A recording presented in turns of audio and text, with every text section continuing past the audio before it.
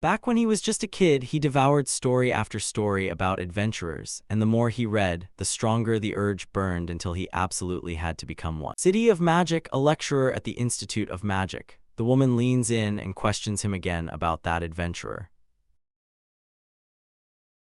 She quizzes him about what just happened, then reassures him right away. Don't sweat it, she says. With your grades, you're definitely not getting expelled. Years later, someone barges in yelling, "Hey, where's the adventurer?" And the protagonist gets shut down fast. This is not the moment for jokes. That same woman tells him he can become anybody, either a court magician or a professor, and now he has to make that choice before graduation. The boy declares he'll become an adventurer, but the woman shoots it down, telling him it'll never happen. He demands an answer, then tells her he's fully free to choose his next move, and the woman, calling him William, asks if he even realizes what kind of mess he's standing in right. She can't believe it. How does someone that brilliant turn into an adventurer? It's going to wreck the institute's reputation, and she knows she'll be hit with punishment later. Guy just watches in silence. He picked up everything he could at the institute, and at least they treated him right, so he swore he'd never ruin their reputation, understood the rules, and promised he wouldn't turn. He tells her that William Glenford just graduated, yet he still hasn't decided what comes next, and she stares back like, "Wait, what are you even saying?" He leans in and insists that from this moment on The woman lunges to stop William, but he slips away anyway, insisting that if he's gone, the institute's reputation stays spotless. Then she yells for him, full name and all. At the Lady of City inside the Adventurers Guild, a cute girl beams and thanks him for registering. Then he thanks her back, grabs his badge, and steps forward. She tells him he'll start out as an F-rank adventurer, then pushes him to grind his way up the ranks, and he nods, agrees, and thanks her with his whole heart. He was born with a restless hunger for adventure.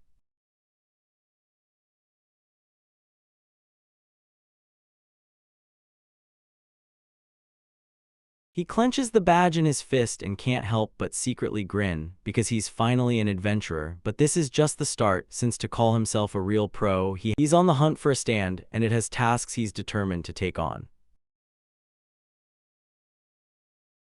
He squints at it and spots the quest to wipe out goblins, and he mutters that it's the kind of mission rookies always get. At least, that's what he's heard. Still, the quest rank was E, and it hit him hard. A loner at his level can't take something like this because guild rules. He spins around, but there's nobody in sight. Then a voice roars up from below, "I found him, he's here."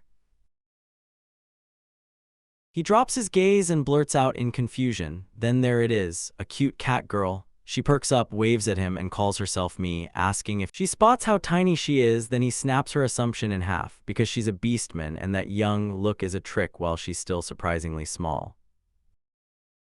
William's mind spins on Zelenia's angle, and now he decides he's done thinking. He's going to act. He reaches for her head and Zelenia just freezes, totally clueless. He gently strokes her head, tells her this isn't a place for little girls to play, snaps that he's wrong, and declares she's all grown up, a fully formed woman.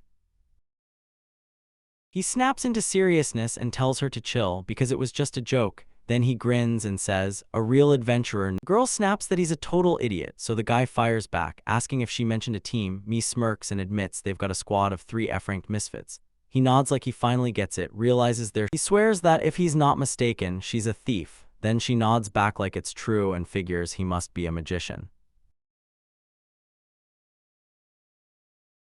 The boy insists she's right. The girl counters that the other 2 are a warrior and a priest, and the protagonist nods like he finally gets it, declaring it a solid, competent team setup.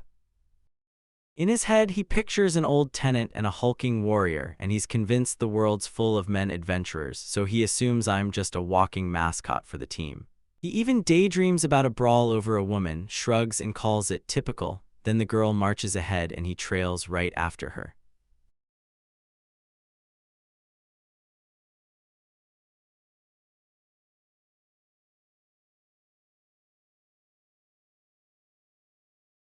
Pretty girl praises Mia for knocking it out of the park, then leans in and asks if she's finally their candidate. The protagonist spots 2 stunning girls right in front of him and his jaw drops. Then Mia steps forward, points at him like, "That's you," and calls herself Saki, while the other girl flashes a grin and she nods along, tells him he looks awesome, then turns to ask what he's into, only for her to snap, "Stop, this isn't a marriage." She blurts out, "Why do you bring a guy like that? Me a prophet and I don't sweat it," because we tell her he's a magician. Saki just goes, "That's amazing."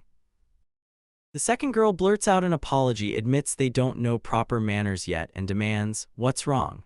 The main character freezes in shock like, did the data about most male adventurers get totally— He shakes his head and says he was just shocked, then tells them to drop it because someone told him there's a priest and a fighter on the team.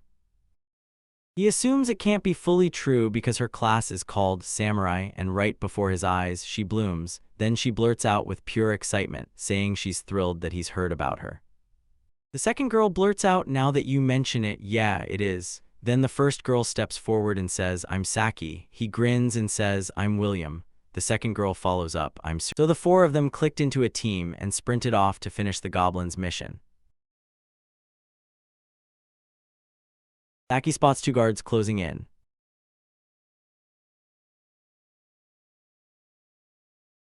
She whips around to Mia and asks if she can take them down quietly, and Mia hesitates, like she's not sure she can pull off both. Then she turns to William and asks. He tells himself he needs a silent plan, then decides that's the way, "I'll get them to sleep first and the rest is up to them." Saki's totally thrown off and blurts. The protagonist starts casting a spell to knock them out cold, then Cyrilla snaps forward and grabs his staff, demanding, "What are you doing?"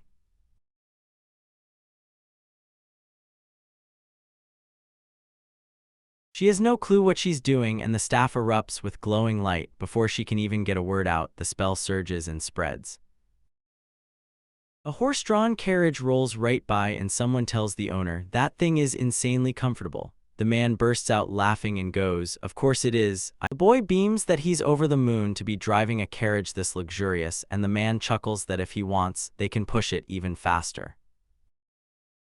The boy insists, "I get you," and bam, the man in the carriage starts slumping over, blabbing that Atlacia's right there, while the young man just yawns and even the horse starts dozing off too.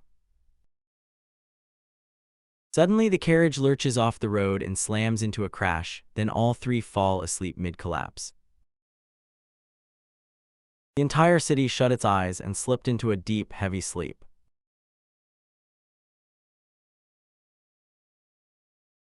Goblins 2.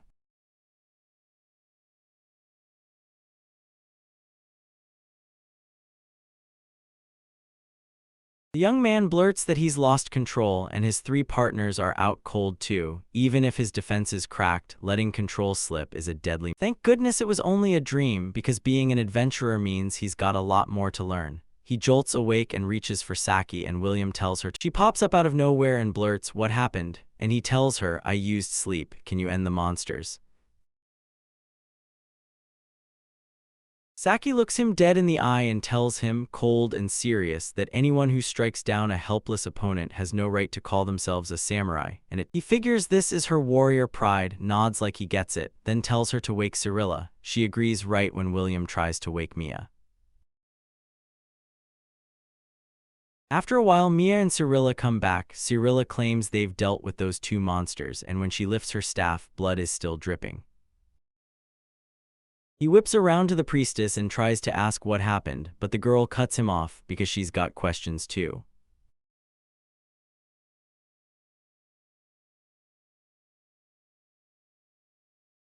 She snaps that he charges in without a single warning, asks what would have happened if they'd made one mistake, and then blasts him for trying to put everyone in. He can't help but think it's wild that people call it a mistake for using sleep magic on goblins, but he slams on the brakes, then admits she's right about something.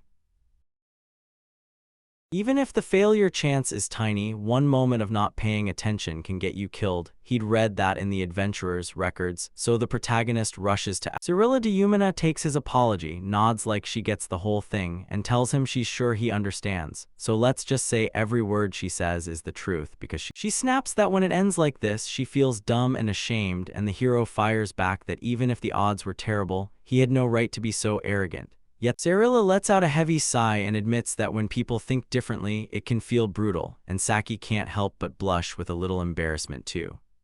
The protagonist clocks Mia's move in an instant. She's locked in on the sounds around her, so William snaps out another magic eye. He threads the spell into Mia, but right away her ear twitches.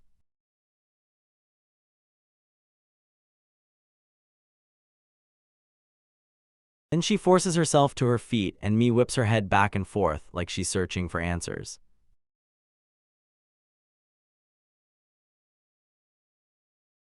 She's stunned. This thing was supposed to be invisible, but her instincts nail it every time. He whips around to face her and Cyrilla cuts him off mid-motion.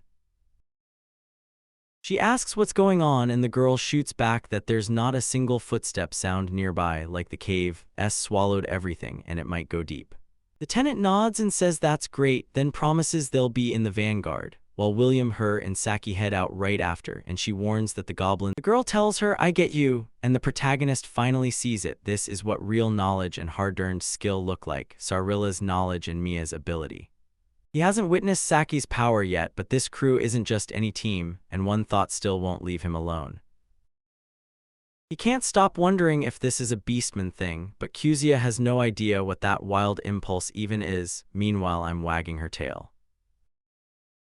The boy trembles, then reaches for the girl's head, thinking he just wants to gently stroke her hair right as she spins around and blurts that fire. The protagonist snaps away and blurts that he's going to use sleep, then, right before the spells fire, he'll let go of the staff, and that's when the whole signal goes off.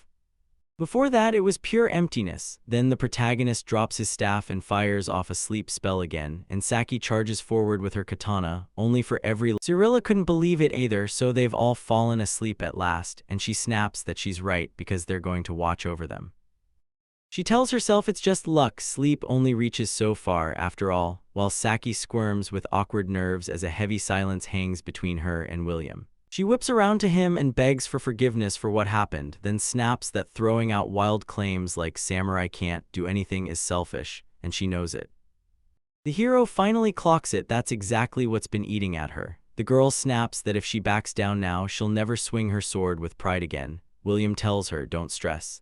And then he adds, if this is the way it is, we'll just have to get used to it. The girl's cheeks burn red with a sudden blush.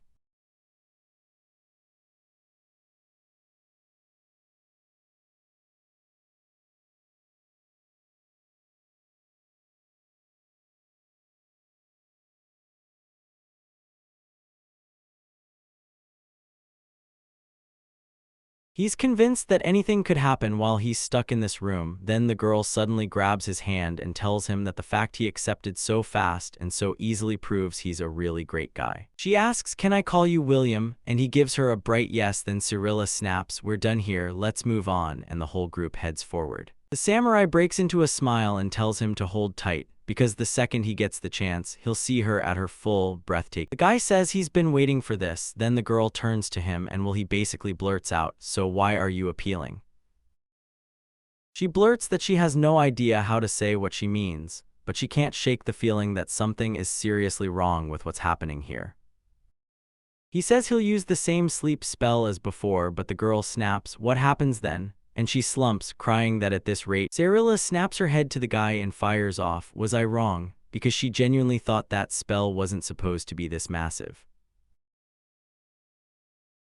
The protagonist presses her for an answer and Mia snaps, let me explain, if that Dream Magnum's crowd destruction works on just 1 or 2 targets, then he's already... He says, I finally get it, and adds that, at least from what he's heard, when magicians turn into adventurers, the law institution usually kicks them out so their skills can be... The protagonist says that if you're talking about a seasoned magician, it's totally normal for their spells to hit that hard. Then Cyrilla whips around to William and she asks if he's a magician and he freezes. Then, without a word at first, he finally clicks and admits he understands exactly what she meant.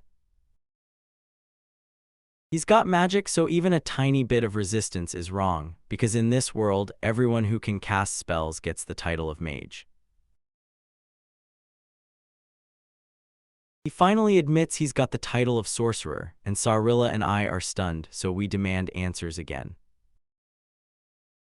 They grill him on why he even bothers adventuring at all, because with the sorcerer title he can become anyone, and the protagonist can't forget the woman's words, he can become anyone. Saki cuts into the conversation, yells at them to wait, and demands an explanation, because she has no clue what they're talking about, and she's dying to know who these sorcerers even are. Cyrilla smirks and says sure, if you compare it to a tenant, then it's basically a high tenant, someone so high-ranking they can even end up becoming the head of the temple. The protagonist keeps his mouth shut and Saki blurts out that if he can become anyone, then sure, he could even become a king. Cyrilla shuts that idea down fast, so if he can become whoever he wants, then yeah, no problem making him an adventurer, and Zarilla agrees, saying he's right as he starts to change. The protagonist calls everyone to press on, but Mia yanks William to a stop and pleads for time. This path is so wrecked she can't tell which way is safe. He apologizes fast, then admits. Mia stares at him, stunned, then the mage admits he's still digging for a path forward, even though there's no other way, and the other girls are just as shocked. He starts sketching the cave map right on the ground, then tells them, yeah, it looks about like this, and suddenly asks what happened. Saki snaps, how do you know the way?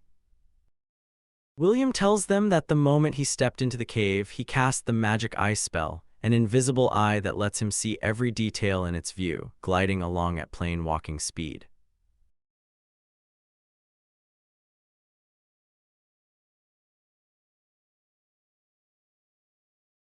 The girls are still staring in awe, but one of them is fuming because she's got nothing to do now. Yet the boy just shakes his head, says he feels no trap at all, and swears he hasn't spotted any reinforcements looming outside. He tells her this is a skill only Mia can pull off, and Mia nods like she gets it. Right in her head, traps are already clicking into place, with reinforcements lining up behind them. Suddenly, the girl spots it and Saki snaps that all these precautions were pointless, so the whole thing lands as a brutal letdown.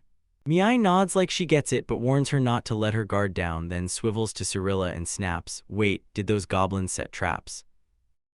She says maybe we could pull off tiny pits or simple traps too, but honestly you're not that clever.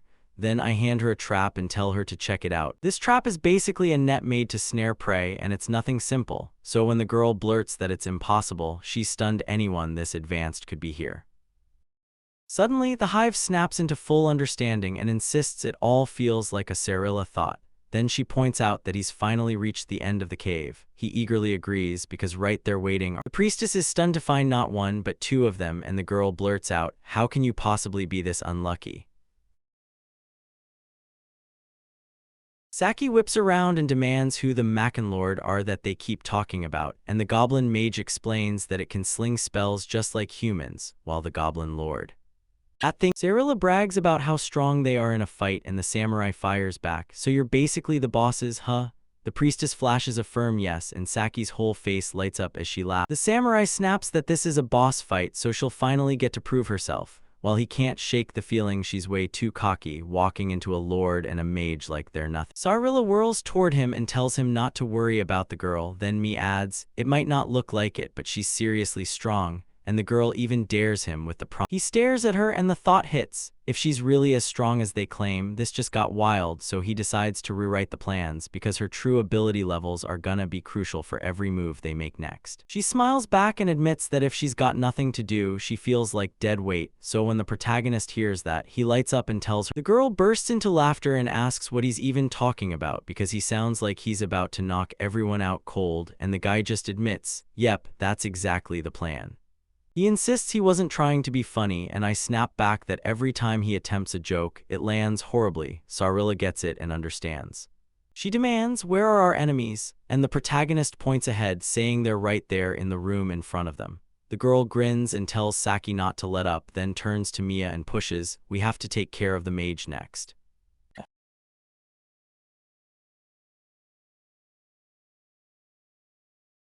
Cyrilla tells the guy, you're going to sleep anyway, go on, do it, and William nods like he gets it. The protagonist then scans his companions and asks. From the corner, they spot goblins crawling in, and the protagonist lunges, slamming them with a sleep attack. He and Cyrilla launch their attack too.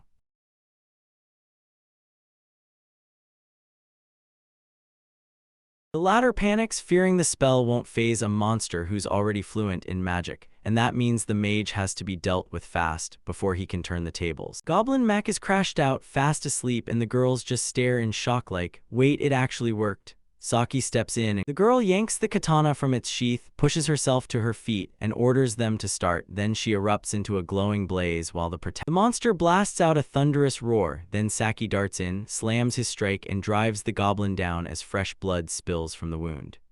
His knife rockets out of his grip and his hand drops to the ground. Then the girl smiles and says she wants to keep playing with him a little longer. She charges in, shrieking that she was told to show him what she can do. Samurai swings his blade and splits the monster in two. Half his body slips out from under him and crashes down while she smirks and tells him, smug as ever, that at least it was a little fun. The protagonist can't believe she just wiped out the Goblin Lord that easily, and all he can think is that with her melee alone, she's sitting at D rank, maybe even C rank. The girl leans in and asks what he thinks. He looks genuinely stunned and admits it's something he never expected. She thrusts her fist toward him, only for the guy to stare, totally clueless, like he can't even grasp the meaning. The girl flashes him a smile and William instantly gets it, plus, for the first time, he realizes this might not be so terrible after all. They bump fists. Cirilla declares the job's done, and Saki lights up, saying it's time to grab their reward. Adelsha City, right outside the Adventurers Guild, people are boiling with outrage, and a man is screaming at the crowd to dig up the truth, because last summer cost him 1,000 gold coins and he's ready to make whoever did it pay. My AI plows through the crowd and blurts what she uncovered, and the girl slams the ad in front of them like, that's the reason. Saki calls it a mass sleepover, swears the cause is still a total mystery, and points out the whole city is knocked out cold, while William just stays silent. Cirilla tells you that in the afternoon, almost every villager dropped into sleep at the exact same time, and she's dying to figure out why. But that investigation isn't even in her job, even if her curiosity is burning strong. The protagonist stays tight-lipped for a beat, then blurts out that it probably wasn't him. It was a sleep spell that got totally out of hand.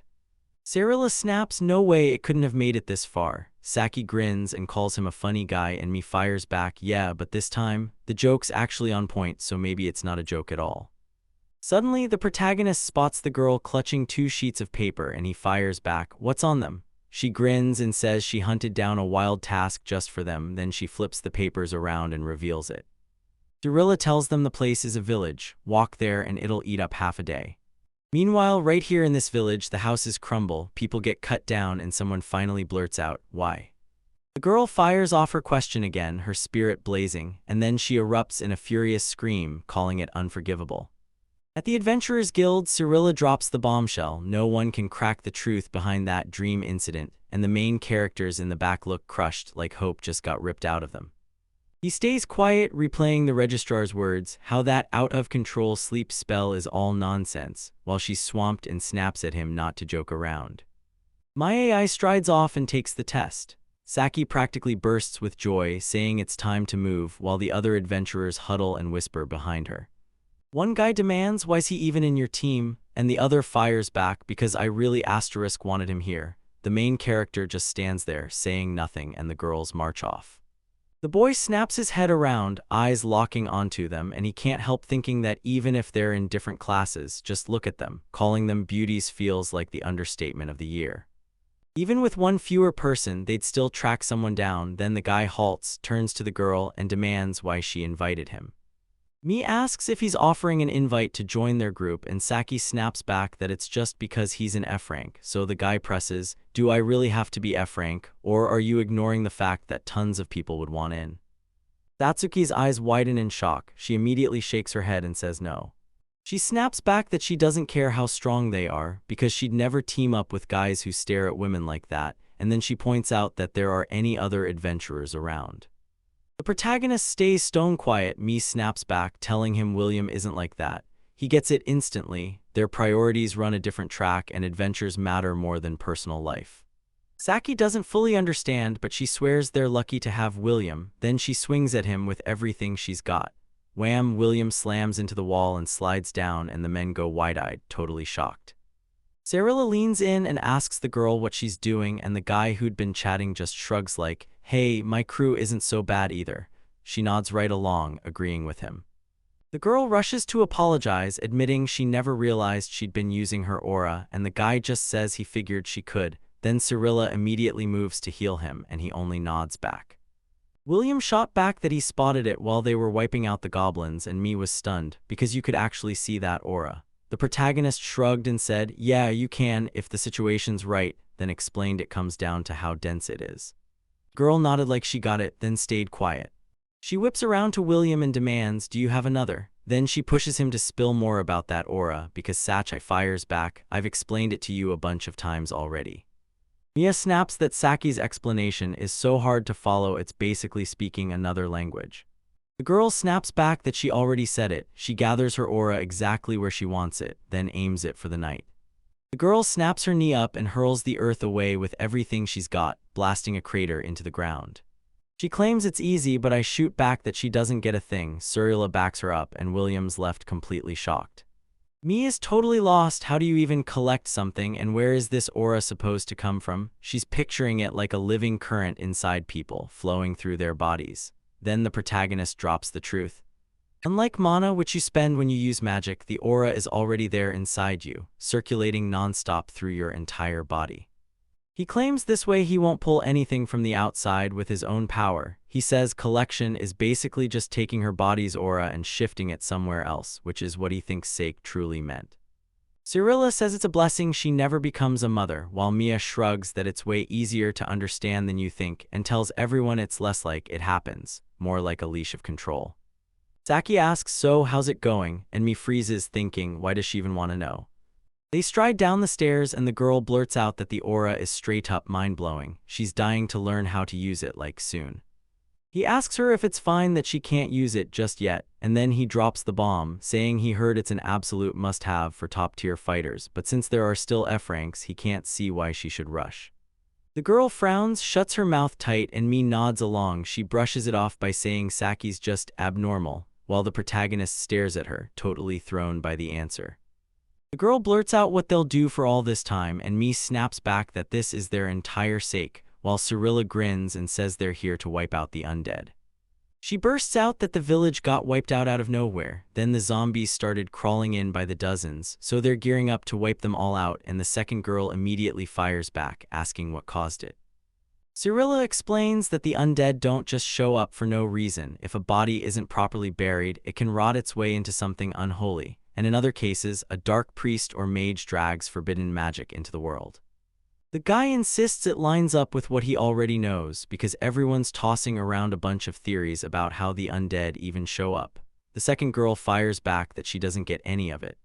It's way too complicated, and at the end of the day, they still have zero clue what's really behind it. Cyrilla backs her up.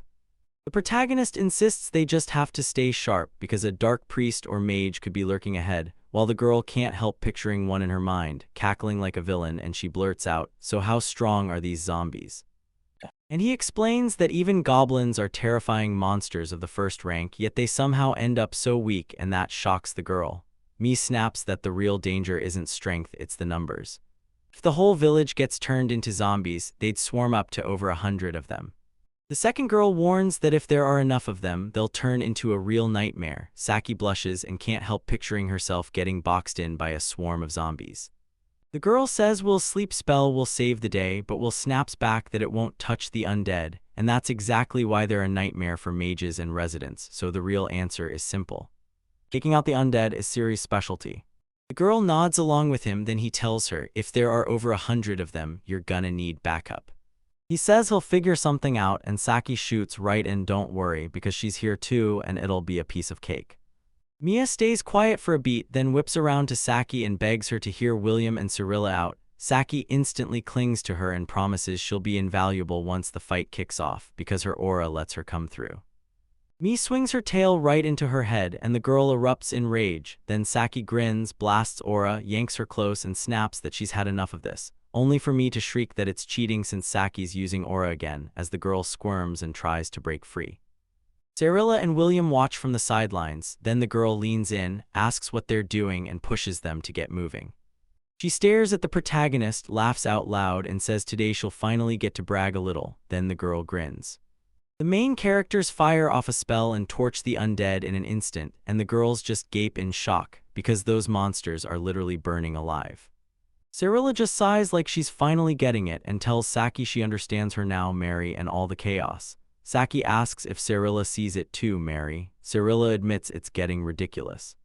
Mii snaps that there's no way, there's a fourth shot coming next.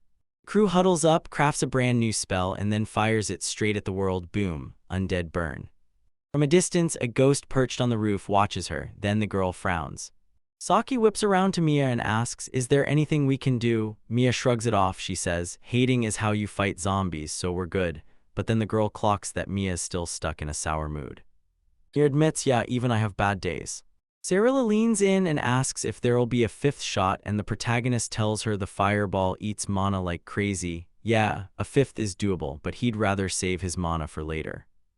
He says zombies are brutal matchups for mages, and the girl instantly nods. She trusts the rest of the plan, and Cirilla agrees too.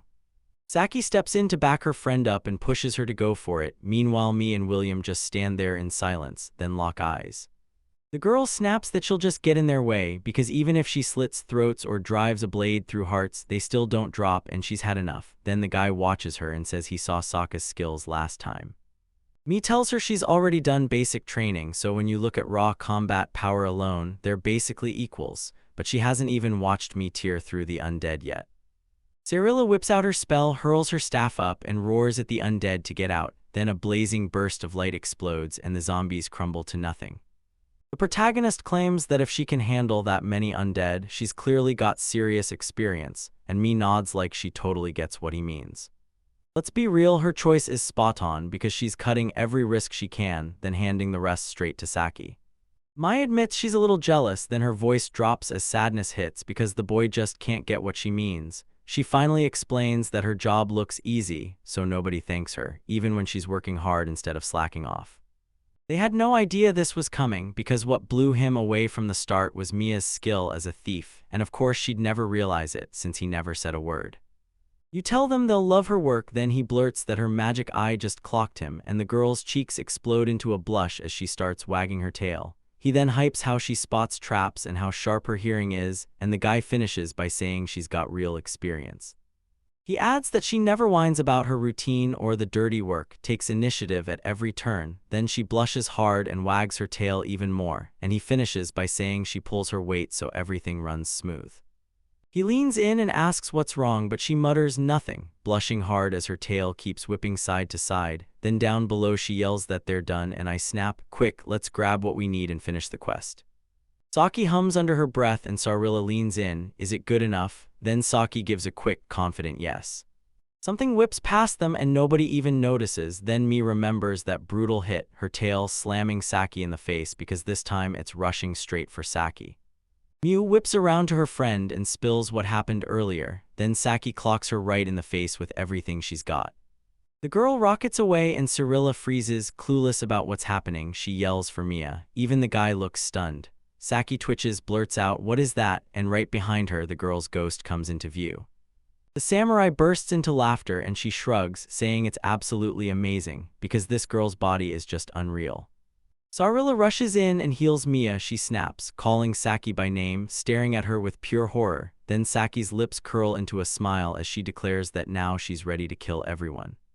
Saki bursts into loud laughter, flashes a Lyceum smile, and tells them to wait, because she's coming to slaughter them.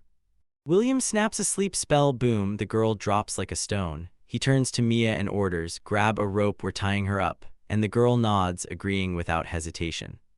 The girl gets tied up just fine and the ghost goes dead silent. Cirilla whispers that maybe she's the very ghost who haunted this village, and the girl nods in confirmation. William admits he gets it, that their friend's body is hijacked, like something else is wearing their skin. Mia snaps, so what do we do now? Cirilla leans in and says, if we walk away, we'll burn with regret, but if we push through and hit our goals, our souls get cleansed, then we vanish.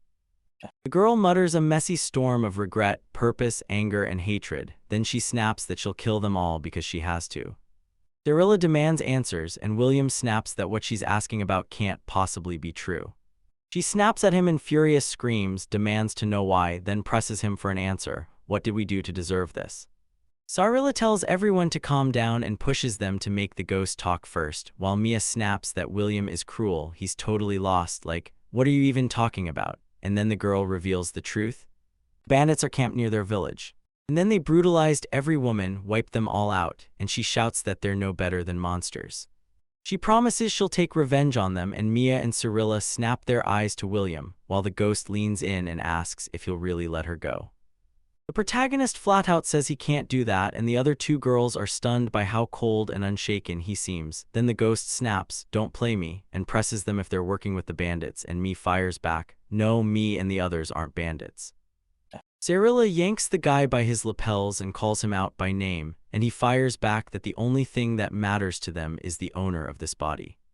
He tells her bluntly, no matter how tough Saki is, those bandits wiped out a village packed with over 100 souls, and if they've got seasoned fighters in their ranks, then the odds are stacked against her hard.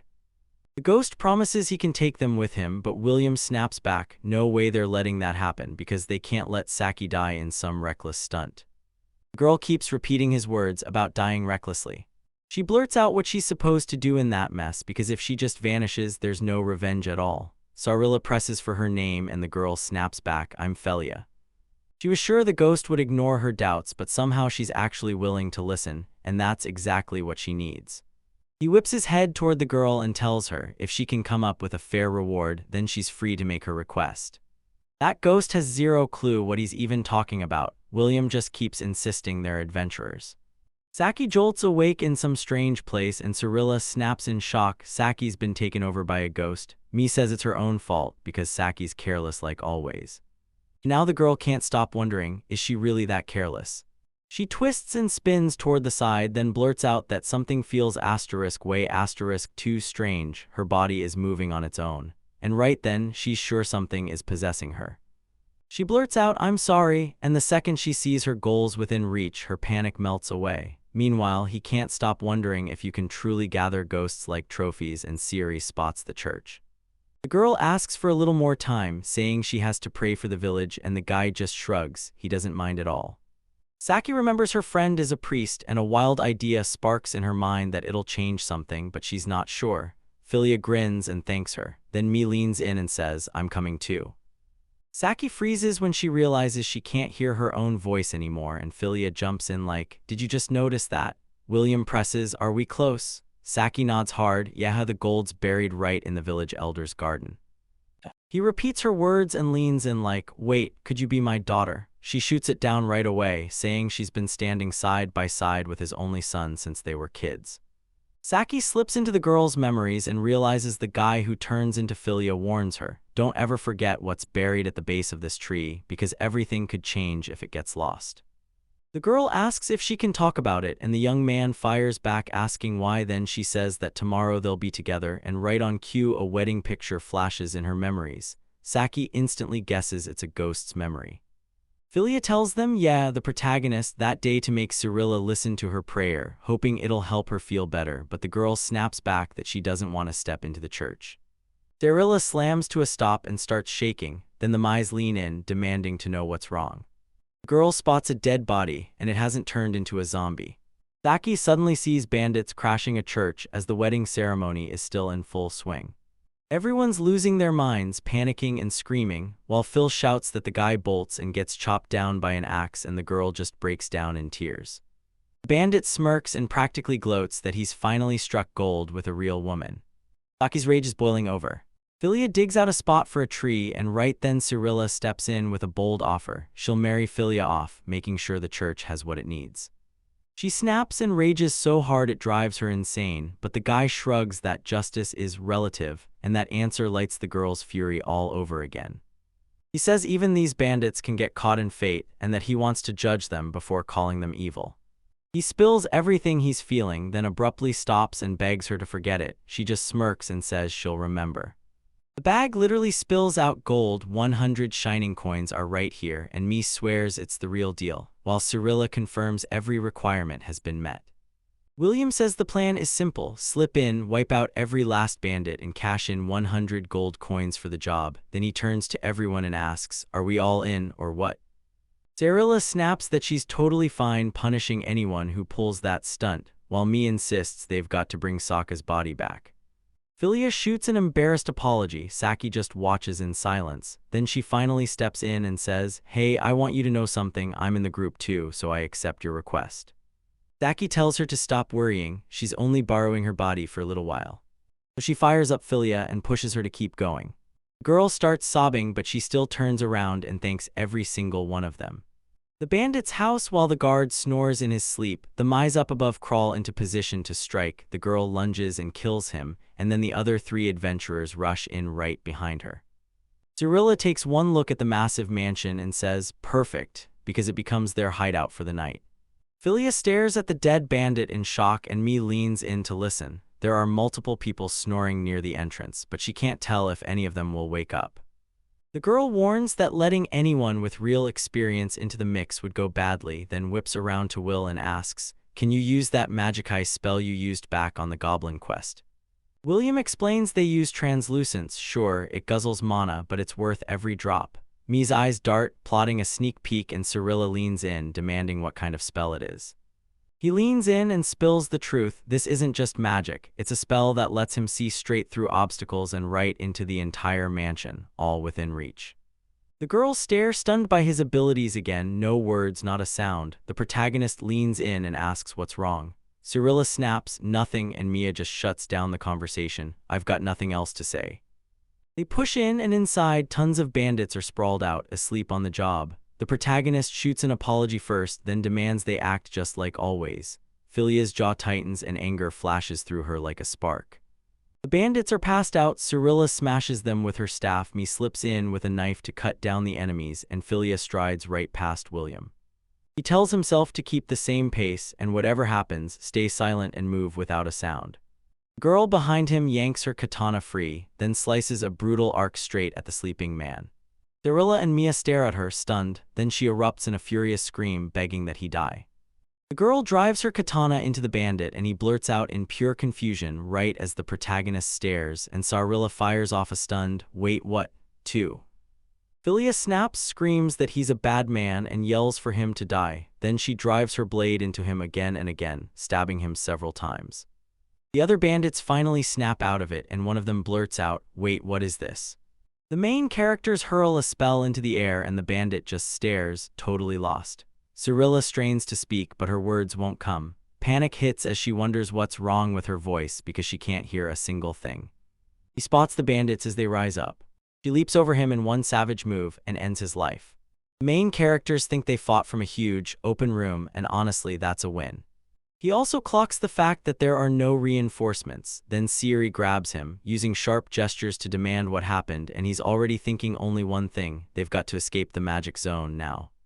In a hidden nook, Cyrilla hisses to Philia that she's blown their secrecy, but Philia barely hears a word. She only insists that she has to kill them all.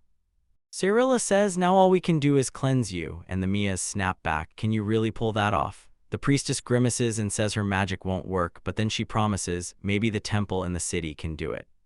Behind her, the ghost chants purification again and again, inside her, around her, while Saki's name tears out of her mouth. Philia spills her regrets and swears it's all purified, and the samurai lunges back toward her, roaring, "Saki." She finally claims she heard her own voice. Then she snaps back at the girl to pull herself together because revenge is coming, and Saki insists it'll all be okay. Philia calls her name, and the girl swears that once she moves, her body will make everything explode with bang and boom. Mie claims she said something like Saki, while Cyrilla insists they need to clean her up right now. So Philia blurts out to Saki what bang and boom even means, and the protagonist just assumes she's talking directly to Saki. They call her, and the girl snaps into action, apologizing so hard you'd think she broke the world. The other girls stare, confused, while she insists it was just sitting there. Mie leans in, saying Saki nailed it. And Cyrilla grins and declares the mood is, of course, absolutely incredible. Philia swears she's fine, but the guy clocks it. She still looks out of it, even though the girl inside is keeping everything under control. Cyrilla and Mie swing the door open in front of them. Saki leans in and asks the girl what her boyfriend is like, and Philia blurts, "Why do you suddenly care?" The samurai's stunned, like, "Why do girls always whisper about love?" While the girl can't believe this is happening right now, and Cyrilla and Mie cut down the bandits. Saki blurts that she's only curious what he's really like, but the girl hesitates, doesn't answer yet. She stares at William and blurts that he's just like him. Saki's cheeks explode red, and she snaps that she'd rather she not stare at him like that because it makes her feel weird. So Philia blushes just as hard and insists she's the one who's wrong. The girl insists, "You're totally getting it wrong." "Yeah, I know," and the protagonist fires back, "Saki can give you a headache, but she works great." Me just nods and says, "You said it perfectly." He shoves them to hurry, insisting this has to be the final room. Then Philia snaps back that if it's really the last one, she wants permission to go on alone. William clenched his teeth and thought, I've got to get rid of Philia's old attachment, because the leader and his subordinates are already waiting in the last room, and if their strength isn't on par with Philia's, she'll be in trouble. He tells her, wait just a second, then promises he's about to supercharge her physical abilities, and she nods and agrees. Cyrilla adds, I'll bless you, and that blessing helps her steady her breathing and calm down. A soft glow crawls over the girl and Cyrilla snaps, everything's fine, as she urges everyone to keep moving forward. William cuts her off and declares, it's not over yet, and the priestess nods, agreeing. They just wait while William's spells kick in and Cyrilla snaps that the final battle is here, only for the boy to demand a little more time again. They sit in tense silence, watching the seconds drag until he finally finishes and yells for everyone to move. Cyrilla's fury boils over, and she slams him in the back. He demands to know why she did it, and Mia blurts that it genuinely hurts, like it's tearing her apart, only for the girl to snap back that there was no reason at all, which makes Mia swear they're a messed-up duo, and they all insist that whatever comes next is up to Philia, so she has to keep moving forward. The girl nods and brags that she's fast, then bolts out the door in a flash, and Siri just exhales, frustrated. They sprint after her, and the guy snaps that they've got to catch up fast, because Me can't believe it. What's wrong with her speed? I can barely keep up too. Then the guy drops the truth, he's the one who sped her up, and it's magic that wildly boosts the target's agility. They race to the spot and immediately catch the bandit's screams, then one of them blurts, what's happening? Right then, a bandit tumbles out of the room and begs them for help. Ophelia drives a stab into him, and for a second she wonders if he's only trying to slip away. Then another thug raises an axe and screams for her to get it. The girl snaps his strike right back, and the bandit blurts out, stunned and confused, Cyrilla and I are shocked too, because she actually redirected it. The protagonist blurts out, it's a force field. And with that single line, a shimmering barrier slams into place, so all those normal hits just bounce off like they're hitting air. The girl whips around, shuts down the bandit, and Mary's left staring. Then they turn to William and demand answers, and he tells them it's the power surge from the enchanted weapon. She shoots a hunch that he's pouring magic into the weapon, and the protagonist snaps that she's right. The sword surges with magic, getting stronger and blazing with a fierce glow. He insists that if you harness the soul's power the right way, then mastering the perfect balance between those three spells is what delivers the strongest results. The man lunges into a scream, yelling that the woman is a demon, begging her to stop, pleading for his life, and demanding to know if she even realizes who's hunting him. The protagonist finally realizes they're not alone, support is right there for them. Philia shrugs it off and declares she doesn't care, so long as they're the ones who end up dying by her hands. Bandit barrels toward her with an axe, roaring at the top of his lungs. The girl lunges in too, slices him apart, and just like that, the fight is over. Cyrilla, Me, and William stare at the girl, and she blurts out, so, are we done yet?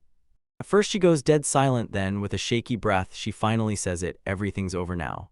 She whips around to Saki and blurts out a thank you, now she can finally follow him. The girl snaps around, locks eyes with her fiancé, and says, you're here to greet me. She rushes into his arms, blurts out that she's over the moon, then breaks into tears and clings to him, whispering that she loves him. Girls finally exhale, relief washes over their faces. Just then they spin to William and demand how he got so close to Philia, when Saki suddenly wraps her arms around him and the protagonist insists he didn't do anything, shutting down all accusations even as I ask, so it's Saki, right? The girl swivels toward her and blurts, is it me? Then she practically beams, relieved Saki's finally back. The samurai snaps that she's been pouring out her aura this whole time, tells her to finally rest, and the friend nods along without hesitation. Then the girl bows her head and begs for forgiveness for everything that's happened. My AI tells Saki she needs to apologize, but Saki's totally lost, so my AI points out that she bonked her with her tail, and suddenly Saki laughs, realizing she's been replaying that moment in her head the whole time. Me is stunned and she tells the girl she doesn't need to apologize. Then the main characters spot a bundle downstairs. He swings the cover open and reads, stunned, then Cyrilla shoots in, asking what just happened and what he's holding. William reveals the letter, an order that names the exact date Philly's village will be attacked and commands that every single peasant gets slaughtered. The girls snap to attention in shock, then he drops the bomb, the reward is huge. Saki fires back, "Who gave that order?" William answers without blinking, "It's got Count Goldart's name right on it." Cyrilla blurts out who Count Goldart is, then wonders if some duke with that same last name even exists, and me snaps back, "Did the duke order those bandits?" But William answers, "Yeah, he's probably the one who gave the order." Cyrilla can't believe the Count is willingly burning his own territories to the ground. Saki tilts her head and demands, "What's wrong?" Saki gasps because the castle is enormous, so wide and airy it feels downright cool. "We're in the capital of the kingdom of Ledeverg," and me leans in to tell her, "Yep, this is the capital." Cyrilla insists they're right, and suddenly I feel like I'm a total country bumpkin, like my disguise is so awful the girl can see it instantly. Saki plops her friend on the head and grins, saying she looks just like her. "It'll be fun." Cyril snaps at her to stop, but the girl just laughs, and the priestess admits this is her very first time here. Saki blurts out, "Why are we here in the capital?" Mia can't believe she still hasn't heard a thing, so she grabs Will and demands he explain everything, right now, Saki. He tells them he reached out to the Institute of Witchcraft and they confirmed it. Someone had been sent to the Count as a wizard, and the job places him right in the royal court. Alice Formilia, that's her name, and he leans in asking if she's got everything so far, while Mia quickly clarifies that Alice is the one who handles things the normal way, unlike William. Saki can't stop wondering how he reached them in the first place, and he figures it must have been through a letter. Then the guy pulls out something and shoves a mirror into Samurai's hands, and Samurai just stares, totally lost. William calls her over, and when she peeks, she's stunned. It's a mirror. Then his reflection suddenly appears, and he asks if she can see him, so she blurts out, amazed. The protagonist tells Mia that thanks to these special mirrors, he can actually cast magic to communicate, and she shoots back, asking whether the Institute got mad the day he decided to become an adventurer. But William snaps that they'd better be furious, because he still remembers that night in his hotel room when the mirror asked him with hope if he was finally sick of being an adventurer. You shut them down and snap back that you're not tired of it. Then someone asks if you remember the assistant spot is still open for you, so you ignore that completely and swing the focus to the professor, saying there's something you want to check, and the professor nods, "Go ahead." The protagonist tells her that this is how he first heard about Alice, and Mia's like, "Wait, why did he just stop for that weird second?" William tells everyone she's apparently a complete disaster. She submitted her thesis on the spontaneous infection of low-grade zombies. Mia introduces her as this sweet little girl who gushes over zombies and swears they're cute, while Saki steps in and dubs her a cool rocker who's into rocks, and the undead too. Sorella snatches a bun, declares that magic fueled by the souls of the dead is absolutely forbidden, and Mia stares at her in shock. Then Sorella whips around and screams for her to look at these adorable sandwiches.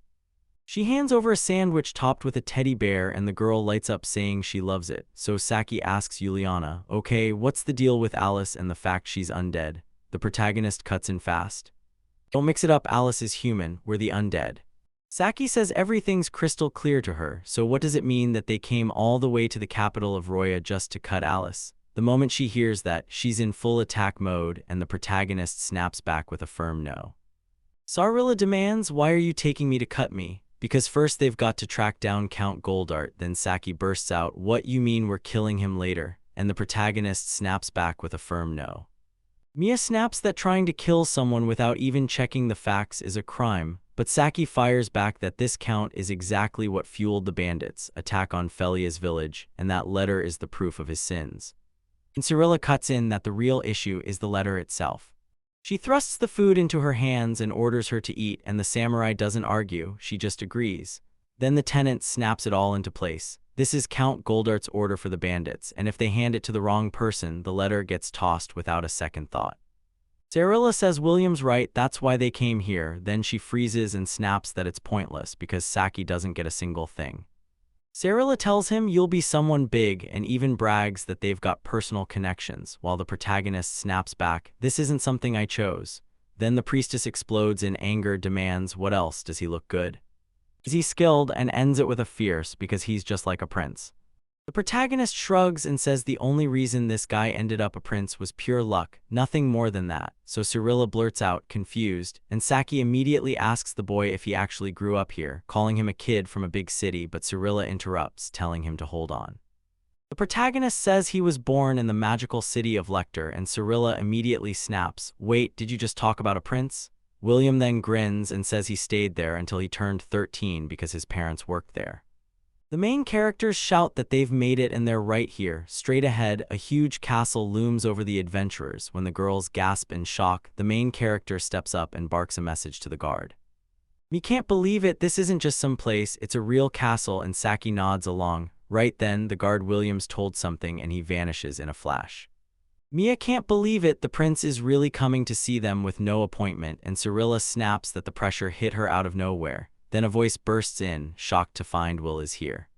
The girls are stunned. Right in front of them stands a gorgeous girl who says they haven't seen each other in forever, asks how he's doing, and then tilts her head like, "Who are these kids?" The girls are completely lost, wondering if this could be the prince. He blurts out, "This is Eileen Glassero, she's the princess of this country," and Cyrilla yanks him back, asking what princess even means, so he stumbles and tries to explain the prince's place. Then Mia realizes she's totally lost. Cyrilla shoots the princess an apology for the late reception, and Eileen just smiles and says she's thrilled to finally meet him. The hero can't help but say Eileen was a real mess when she was younger. Then Cyrilla fires back, asking why he suddenly dragged up the past like that. They're stunned because he didn't even catch their panic for a second. William says they used wooden sticks as fake swords right here in this yard, and Eileen snaps that it's been ages since then, because he treated those blades like trash. The girl boasts that she won every fight, and he shoots back that it instantly reminded him of those not-so-kid moves. Then he leans in and asks if she's positive she didn't use aura back then, leaving Saki stunned. The girl cracks a laugh, nods, and admits she learned about aura later. Saki exhales in relief, because she hasn't met anyone her age who can wield aura for that long. Eileen beams and tells him she's already seen this outfit in a military book, then boldly guesses she's a swordswoman from the eastern samurai lands. Cyrilla snaps that this is going to end badly, and Eileen immediately dares Saki to a quick duel, so the samurai just shrugs and says she only had the idea right then. He clocks that the princess is surprisingly strong, and then Eileen flicks her a stick and orders her to use it. She snatches the wooden sword out of the air and studies it up close, like it's hiding a secret. Eileen flashes an evil grin, and someone tells her to cook up an excuse for her inevitable loss, so she leans in, gives an example, and quotes the girl. She says she lost because she wasn't used to this weapon. Mia blinks and says this looks like a total waste of time, then turns to William and asks who he thinks will win. He hesitates, admits he hates to jinx it, but insists it probably won't even become a real fight. Then he adds that if you're talking raw combat power, Satsuki's likely sitting at about a B rank.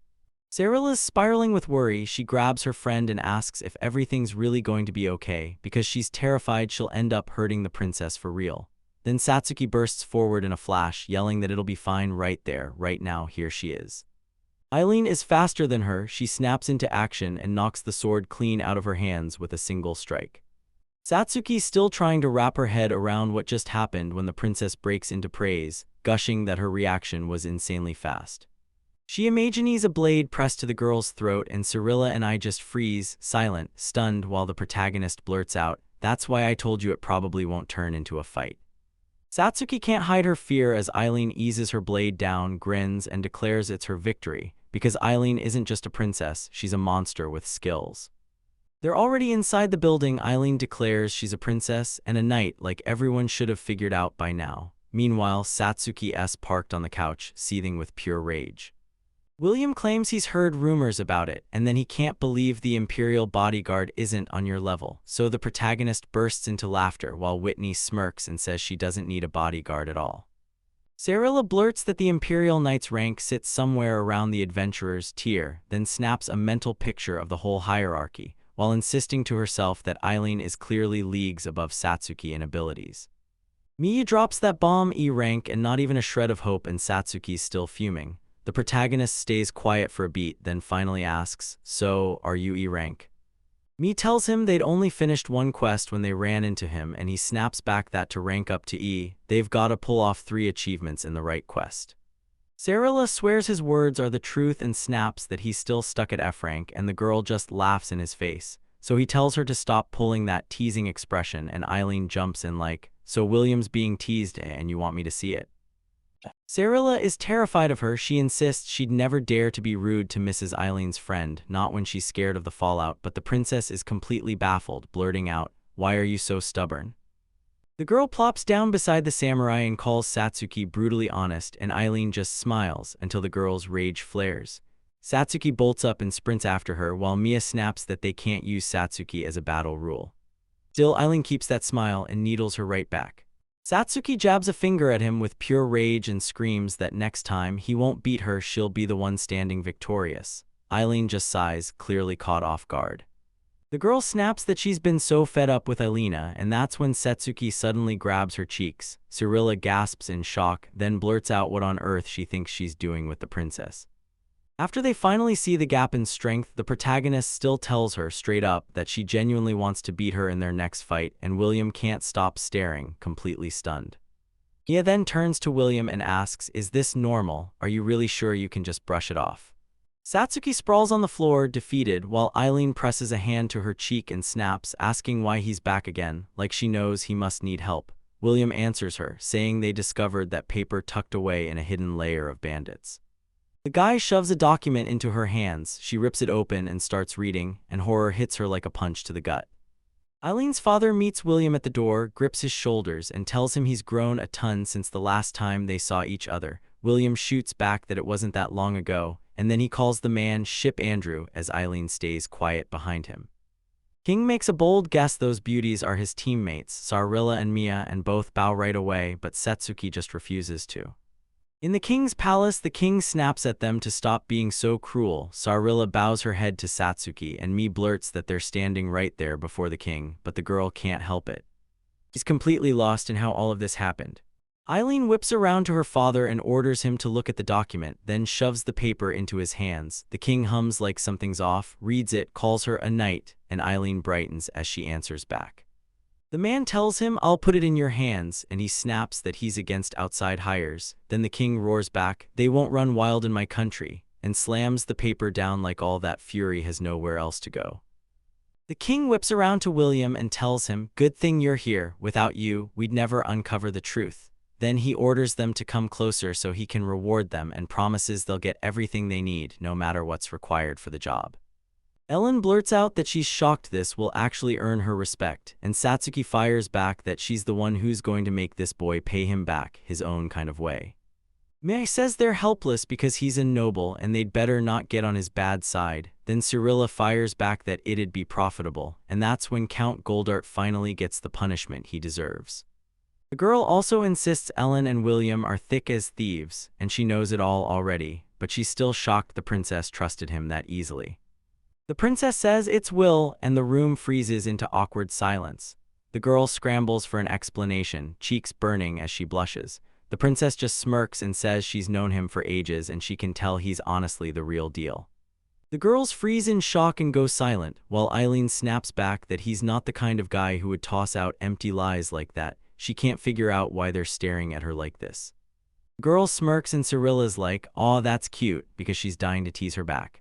Eileen admits she has to focus on her mission right now because a plan won't come to her. Then she says she wants brains like William's, and when Williams hears that, he whips around and tells her to start learning how to use people. The boy insists the king gave her the okay, but warned her not to hire outsiders, and she snaps back that she figured she could hire adventurers like them anyway. Sarilla says it straight, no riddles. William grins and insists he wants to hear it all the way to the end. Satsuki is thrilled because she gets to punch that guy with her own hands. Mie hesitates for a second, not sure she can do it, but she swears they're here until the very last moment. Eileen says we'll make the call on this, and the adventurers nod on the spot, while the princess promises she'll clear every last formality by tomorrow. Methinks, Satsuki snaps that it'd be a disaster if they only had F ranks, and Cyrilla jumps in, "Let's make this quest an official guild job."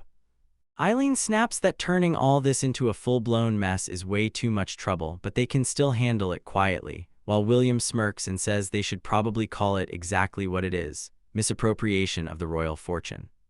William tells her she better be thanking him because if they pull this off, he'll finally climb to E rank, and the moment she watches him, she realizes he's practically glowing with happiness.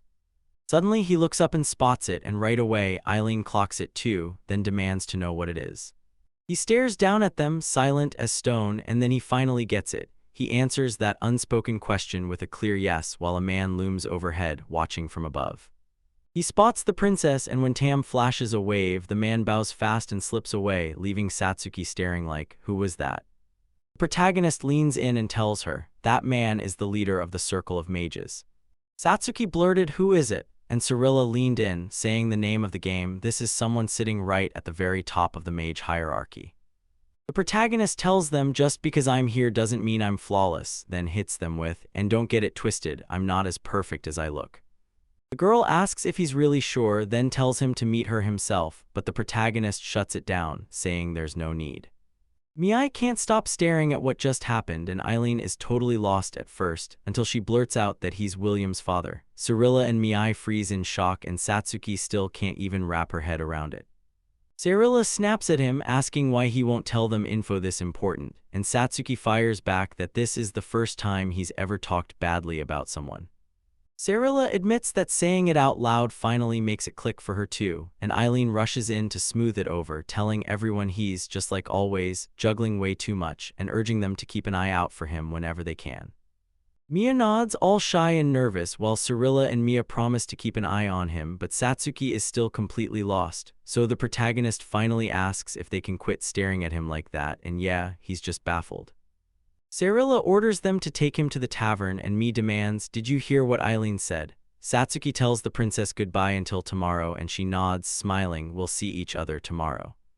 Many years back, little Eileen rushes up to William and begs him to play, but he shuts her down fast and insists he's got to read the sequel instead.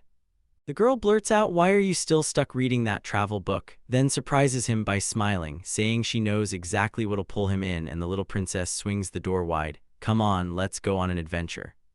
The boy snaps the book shut, hooked, while little kids roam the abandoned ruins. The girl shouts for Will to come take a look and asks if he'll explore, and he shrugs it off, saying it's only a dead church from the past. The girl asks him, are you having fun? And the boy grins back, think about it, yeah, it's fun. Eileen's face lights up with pure joy. She snatches the main character by the scruff and lunges ahead, declaring that this is their sign they're tied together as adventure companions. And what about Eileen calling someone? Some poor woman is shrieking her name, and William's father goes, now I finally get where they are, but the girl just deflates with a disappointed sigh. The man tells Eileen, your teacher's waiting, and Eileen snaps back, we'll play again later, while the boy promises, next time we're definitely playing again. The man whips around to his son and pushes him to call Eileen the right way, like a proper Mrs. Eileen. She starts denying it and insists everything's fine because they're still friends, right? Then he remembers what she said before about being adventure buddies. He goes quiet and finally tells her, we'll see each other later. Even now, the boy still calls her by her first name, like he's daring his father to stop him, and when his dad doesn't, anger flares in him as he snaps back by calling his father by his first name too. Eileen nods along, then breaks into a bright smile. The grown-up girl catches herself dreaming that one day they'll run off on adventures together, yet deep down, she knows it's just a joke, and she still forces a sad smile as the adventurers walk away. The main crew launches into wild adventures together, and she calls it the sweetest thing, until her princess duties slam the brakes on anything she tries to do with William. They snatched up the princess's mission and bolted out of the capital, only for the girl to ask, wait, how many days has it been? The one beside her shrugged, 2 days, that's it. Then she groaned that there are no enemies to fight and the whole thing is just boring. Meanwhile, the third girl quietly wonders what Cirilla is waiting for. She nods along with her friends and blurts, so, did anything happen? They stare at the two people standing right in front of them, and the girl can't stop wondering what kind of bond they've got. Cirilla admits she was dumb to hope for love talk and all that girly stuff, and the other girl snaps back like, yeah, this conversation's spiraling in 2 totally different directions. The girl in front says they still don't know if he actually means it, then she fires back asking what their tactics are and exactly how they should hit him, while the guy insists he'd rather charge straight at him head-on. He's trying to slip into his residence quietly so he can interrogate him, but then, something catches his eye. Eileen can't help but wonder and then claims it's magic, because he swears it's a magic circle with a spell at its core, one that warns the creator if anything strange stirs in the world around him. The protagonist blurts out there are 3 of them, and each one's way bigger than a human, so the girl immediately figures the monsters have to be lurking nearby. William admits he can't say for sure if those figures are monsters, then my ears shoot up because I can hear them creeping closer, and she nods like, yeah, they're coming, slow but sure. Saki brags that his ears are as amazing as ever, but Sorilla doesn't get it at all. Then she blurts that he's using that weird magic again. He swears his anxiety only starts feeding him until the moment someone slips past the spell's boundary. Then he gently pets the girl and tells everyone his power stops there, so Mia's ears become the key. The girl stares at him like he's cracked the wrong code, and William realizes too late that he's been unconsciously petting her. Then he blurts out that he finally understands the beastman's strange trait, and Mia snaps back that she's got none of that. Cirillo stares, wondering what kind of monsters could be bigger than a man, and the guy steps up like, "Let me check." He lifts his staff, hammers a spell into the air, and boom, everything turns see-through. He spots 3 monsters, and the guy just laughs, claiming they're 3 orcs, and the main character snaps to the girls that if they don't move right now, they're about to run straight into them. The girl declares that rank-wise, orcs should be treated like F-rank monsters. Saki's face lights up with excitement. Then the boy chimes in, saying they can just let them slide right through. Saki's blood boils. Her friend beside her snaps that if they run into any peasants or anyone else just as powerless, they'll wipe them out on the spot, and they need to do it right now. Saki finally spills the truth. There's a real chance to waste time fighting, and she tells the girl to stop fussing, just play princess and sip her tea. The girl shoves her aside and snaps that she doesn't care what she says, because any monster could be a threat to her, then demands the others step back and let her handle it. The other girls stare at them in pure horror. Saki yanks her back and demands, "What did you say?" Both girls snap with rage. Orcs loom behind the trees, and Sorilla is furious while Mia's left completely baffled. The main character launches spells at the orcs, and one by one they drop into a deep, unstoppable sleep. One monster snaps its head left then right and breaks free of the guy's spell. Then it charges them like a beast in battle, screaming its war cry. Eileen calls out that there's still one left, and Satsuki grins and says it's her prey. She's ready to strike. Lenso lunges in from behind and snatches her. Saki yells at her to let go, then she rips into her about thinking they're the same. Only the second girl looks totally stunned, and Saki leans in, demanding what confusion she's even talking about. The girl shrieks that she's hiding something, and the second one shoots back, asking if she's crying. Then Cyril and Neva get dragged into it, because someone demands what those two are even doing there. The main characters chant a spell once more, and he rains down magic arrows on the orc, again and again.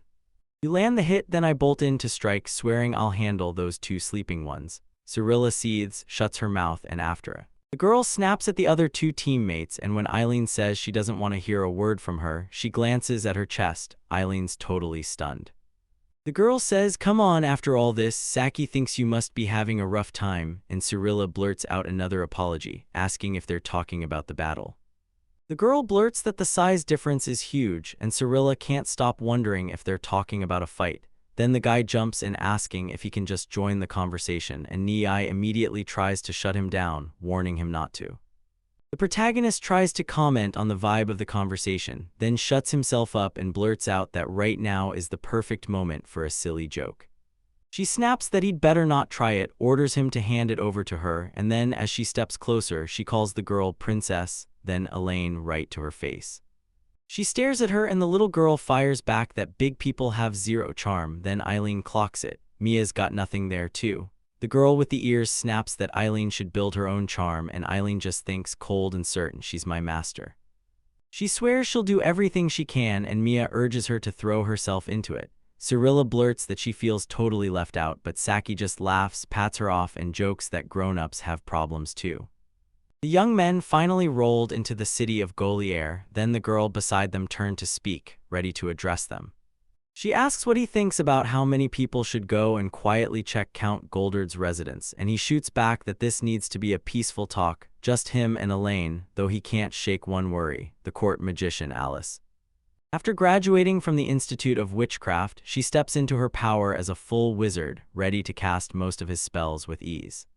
Cyrilla directs us to a mansion and demands to know if it's Count Goldheart's home. Eileen squints and says it sure looks like it.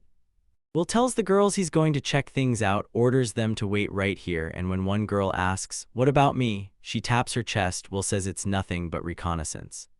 He throws out some wild spell, and Cyrilla blurts out, "Wait, did you just use magic?" Mia jumps in, nodding fast, saying it's the same strange kind he pulled on the orcs.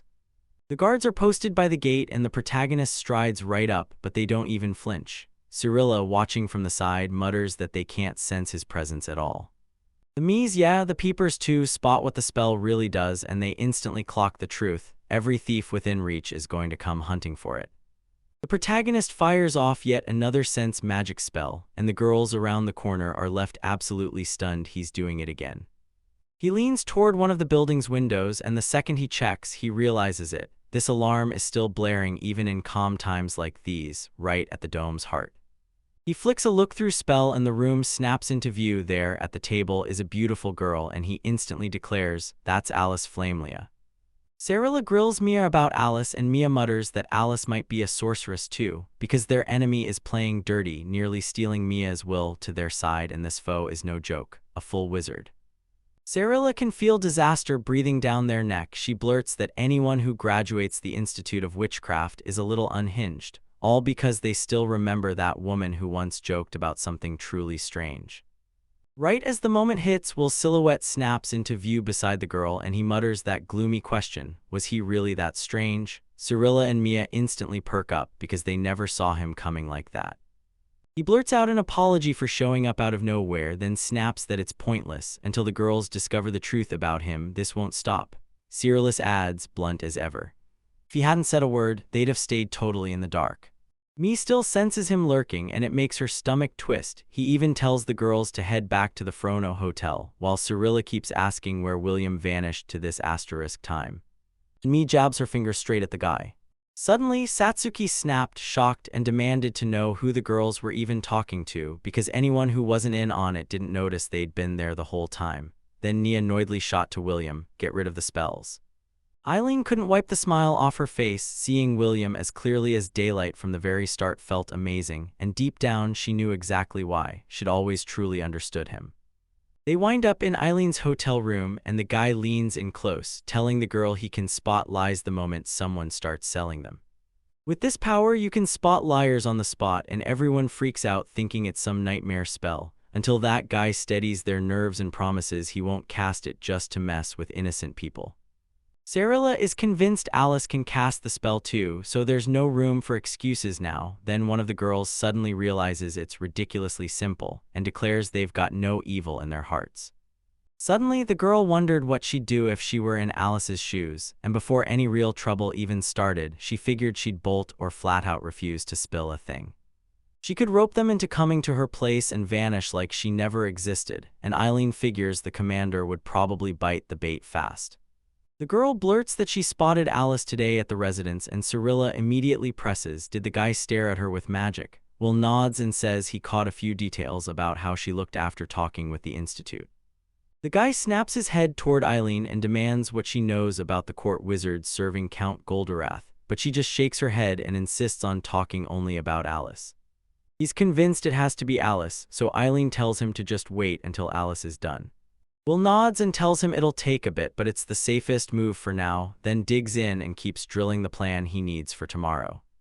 The next morning finally hits, and Miai's fists clench as she asks Will to cast an invisibility effect on her, right there, right now, while he tells her he can dial the effect to exactly whatever level she wants, and then reveals the guy had even thrown a spell that hides the presence of a magical seal.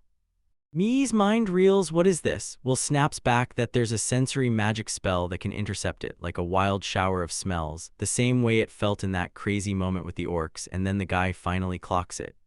Girl isn't just rambling, she's talking about magic arrows.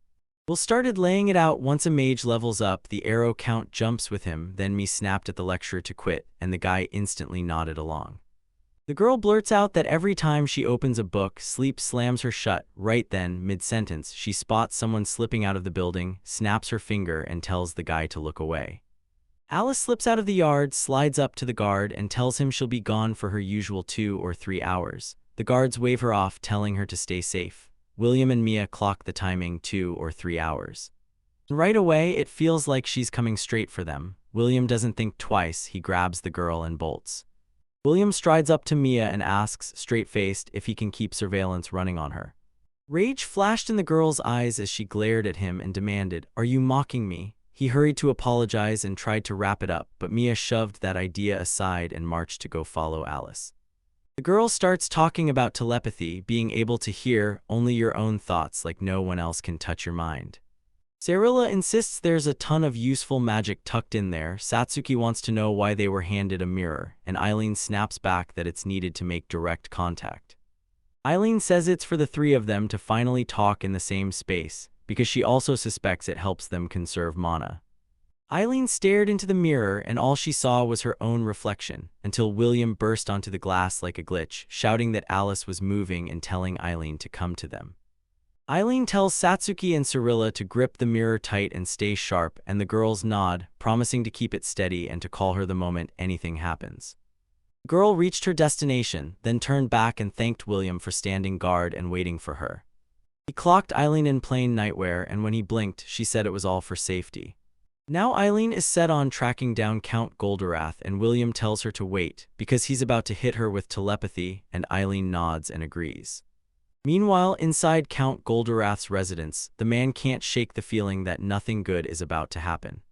Because that carriage fiasco blew up, they hemorrhaged 1,000 gold coins, and the high feudal lord took care of the whole mess.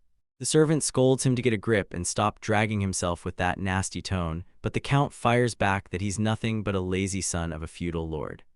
The count tosses all the irritating work onto Alice, and the servant admits, straight up, that she sometimes scares the life out of him. The servant can't forget that village full of bandits, so he demands to know what the master will do when trouble sparks, only for the count to smirk and say he'll just wipe out everyone. The servant figured the count just had a soft spot for the girl, and the count nodded, then admitted he couldn't deny it because the girl was genuinely breathtaking. The count is convinced that once the girl starts causing trouble, there's nothing anyone can do about it because they're not even connected. The servant is stunned though, since she probably works under the count's name, and if anything blows up, he'll be the one left holding the bag. Out of nowhere, the second servant darts up to the count and blurts that Eileen of the Glacerode family wants to meet him again, and the count freezes in shock like he can already sense the real reason behind it. Eileen and Will stumbled right into the scene with the counts, and the girl quickly blurted out an apology for crashing in so suddenly, then said she'd come to ask Count Goldorath about one thing. He told them he'd guessed something was up the moment he heard the knight's name, Eileen, but he never expected the princess herself to show up right at his door, and the servant couldn't figure out why he acted so off when Alice wasn't even home. Servants and guards closed in all around them, and the count demanded they sit down, while William's mind snapped back to the last time he saw her in the kingdom's capital when she was still just a little girl. Now Eileen has blossomed into a breathtaking beauty, and the count is left absolutely stunned when he sees her. William knows Eileen standing out even more only makes the whole incomprehensible vibe hit harder, yet somehow, he can't help loving the atmosphere here. He telepathically tells Eileen the preparations are done, and she instantly understands everything. The count demands to know what the princess wants to ask, and William and Eileen lock in, because their first mission is to get Count Goldorath done and over with. The count feels completely out of place, and Eileen blurts that she wants to quiz the count's sorceress, Alice, about her last name. The count already sensed the girl would corner him with this, so he told her Alice is gone for now, but the princess can wait until she comes back, and Eileen instantly snapped, saying this would only cause trouble and refusing the chance. William shoots the girl a calm-in-your-head command, and she admits she's still a bit jittery, so the guy tells her to lock in on one thing: remember how she trains with a sword. The girl's smile vanished instantly, her eyes turned stone-cold as she stared the count down with total seriousness. He felt a cold, creepy dread and couldn't stop asking why Alice had vanished right now. Then Will shoved Eileen forward and told her to make the Earl understand this. If it comes down to it, he has to be ready to give up Alice, and Eileen got it. The girl presses the count, asking if he knows what Alice has been up to lately, and his confidence crumbles as he admits he hasn't been keeping track of her recent moves. William realizes the count is already spinning lies, maybe his magic vision glitches, but even then, it still feels like the guy's scrambling to defend himself. From the count's side, it looks like he could dodge interrogation, or he'll have to silence Alice for good, because the moment she opens her mouth, she claims she's overheard something about her. She blurts to the count that Alice might have been secretly perfecting the art of undead in a nearby village on their territory, and tells him what became of the missing village. Alice's eyes lock onto his, and her stare makes the count feel even more terrified. William can't believe it, this count has snapped and he's desperate to figure out how to escape this place. Then Count Goldheart erupts in a furious scream, stunned that Alice actually did it. That's impossible. He roars, except William's thrown off because the man answered so fast, like he already had the denial locked and loaded. The boy has zero doubt the Count is lying, but he can't shake one question: why would he say those words? From the very start, the Count was itching to strip Alice of everything, and William is convinced. Count isn't just involved, he's the real criminal pulling the strings. Count swears he's done nothing wrong and orders Alice to be handed over right now. William is about to read the Earl's mind, because in that man's head he's not just important, he's a jewel meant to belong to the royal family and to be cherished by his people. Yeah, he can do no wrong, he won't stand by and let anyone commit that kind of evil. William finally realizes there's no reaction at all, so he snaps into panic and starts digging for the truth. Why did the villagers get wiped out, and what secret message is hiding underneath? When it hits him, the man in front of him is no pushover. In his head, he tells Eileen he finally cracked why the villagers were slaughtered, but there's one last thing that keeps tugging at him. He wants Eileen to dig into his motives and try to figure him out. The girl promises she'll try, and the guy can't stop wondering, what if there's some other magic that can cut him off? On top of that, the Count's face suddenly feels weirdly familiar to him. The Count couldn't stop worrying, what if Alice came back and guilt hit him hard? The Count can't shake the question, can he actually pull this off against a mage like Eileen? The Count whips his head toward the princess and declares that Alice is the court magician, then warns that if they spare her, her next moves will claim even more victims. The Count orders everyone to wait until Alice slips back to the mansion, then hit her with a surprise attack, and he turns to the princess and begs her to help. The girl starts talking to Will in her head and asks straight up if the Count really plans to just move on to Alice after wiping out the village. Will nods and agrees. Will narrows his eyes, then asks Eileen if she can take down the 3 knights lurking behind the Count and keep him safe. She grins and swears they're no match for her. Will nods, then leans in and asks, keep going, he wants to dig into Count's motives. Eileen yanks her sword from its sheath and the Count freezes instantly, cold sweat pouring down his face, while she snaps that a terrifyingly powerful magician stood right beside her. He straightens the story and points out a robed mage, gripping a weird staff that somehow doesn't feel real. The Count went pale at that and demanded to know why he hadn't seen the magician, while the girl insisted she'd been dreaming of the moment they'd exposed the man's lie. Meanwhile, he recalled that Alice had mentioned a spell built to catch deception. The Count can't sit still, he feels like he has to strike right now. Then William slams into the scene and stops the princess cold, telling her the Count tricked her. Eileen was already fuming. She demanded to know if the Earl really meant to destroy the trust she had in Will, then warned him to watch his step because if he messed up, he'd lose his head on the spot. Count barked, voice shaking, bring the princess with the magician, and swore he'd pay the servants whatever they wanted. The 3 men snapped their eyes to the princess, and Will yanked his staff up, ready to strike. Suddenly, one of the men snaps out, voice shaking, screaming that this can't be true. He straight up tells them, you can't beat a real knight, we're just here to look good, and the Count's stunned because he swore they were incredibly strong, but the guy shoots it down. Nope, we're only guards. The Count drops to the floor and wails, screaming why it had to end this way. Then he snaps that evil is right here with them, Alice, and insists he's done nothing wrong. It all clicks for Will. He doubted before, but now everything finally snaps into place, so he stops circling the truth. And the girl gets it too, this Count is nothing but a full-blown idiot.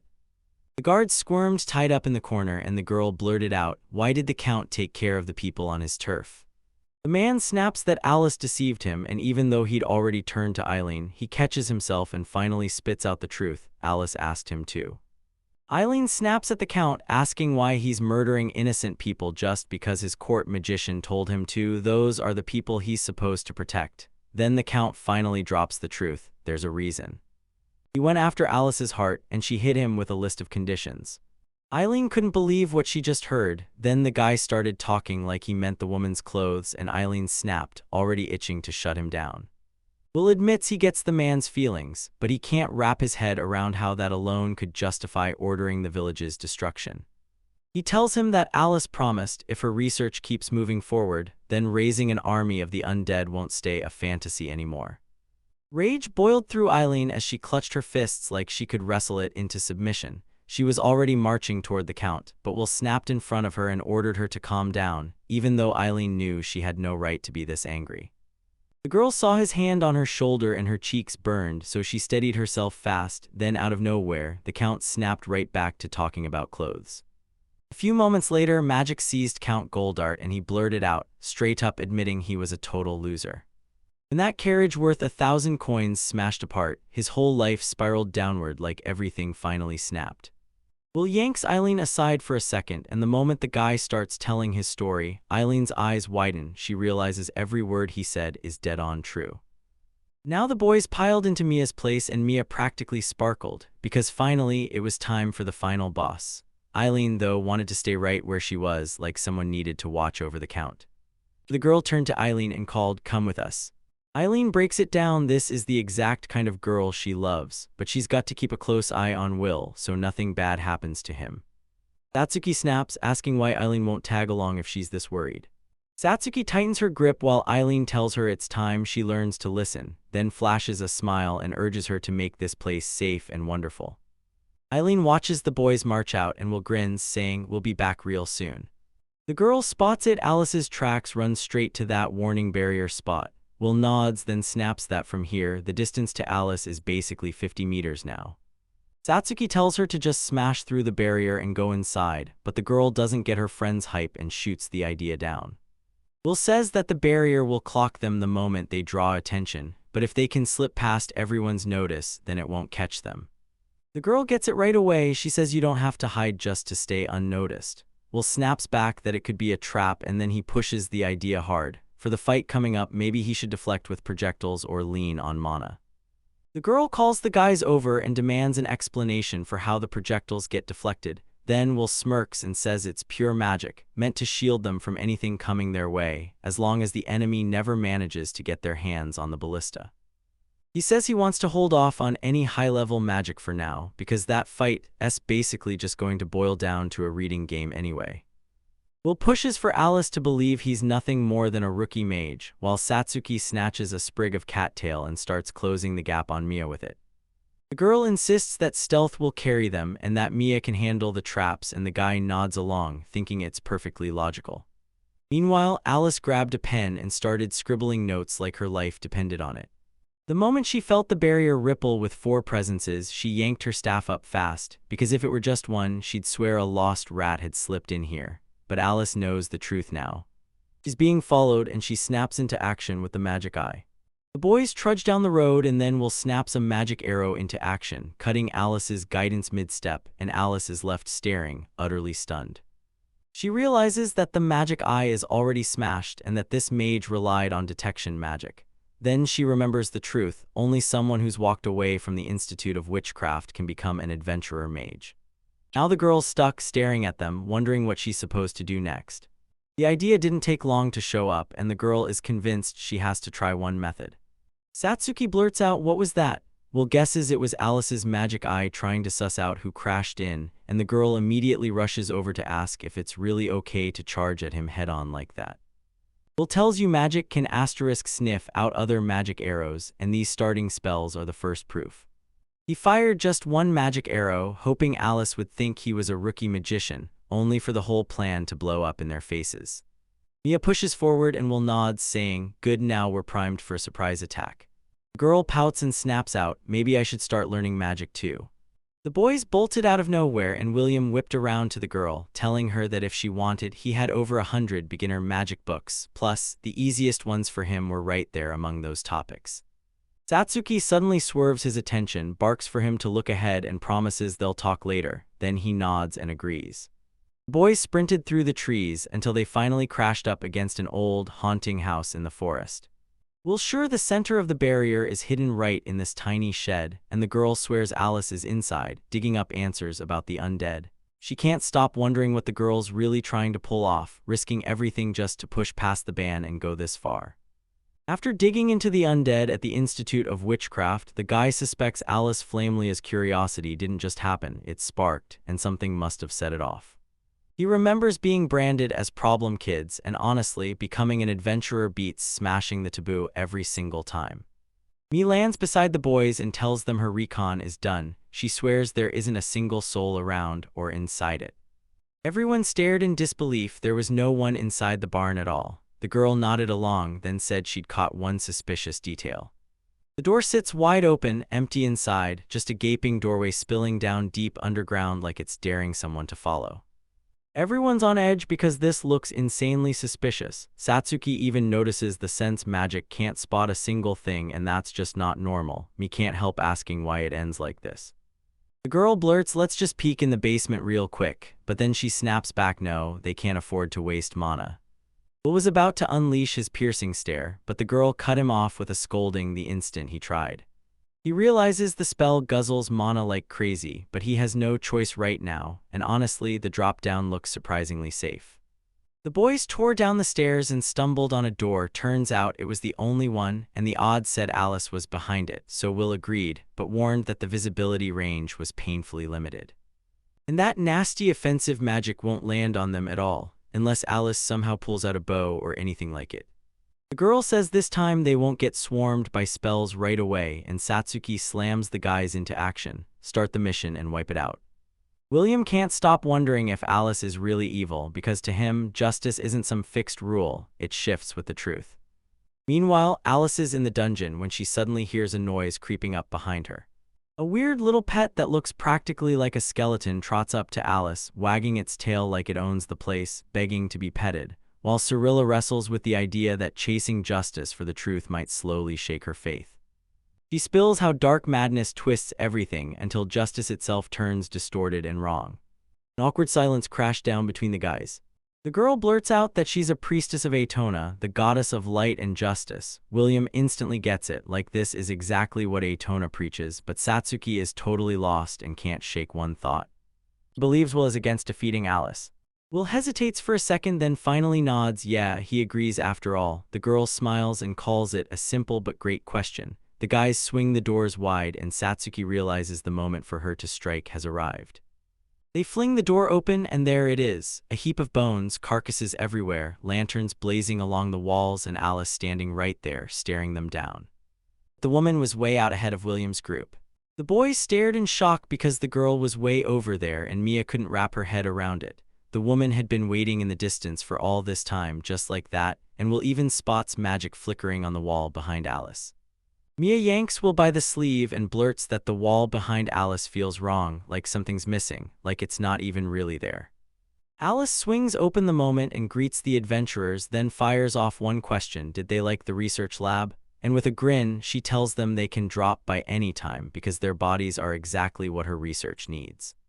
Cyrilla blurted out that it was time to shut down these dumb jokes, then snapped at the woman. Did she really have no shame for saying things like that? Alice clocked the girl's rage and felt it wasn't a coincidence those guys ended up here.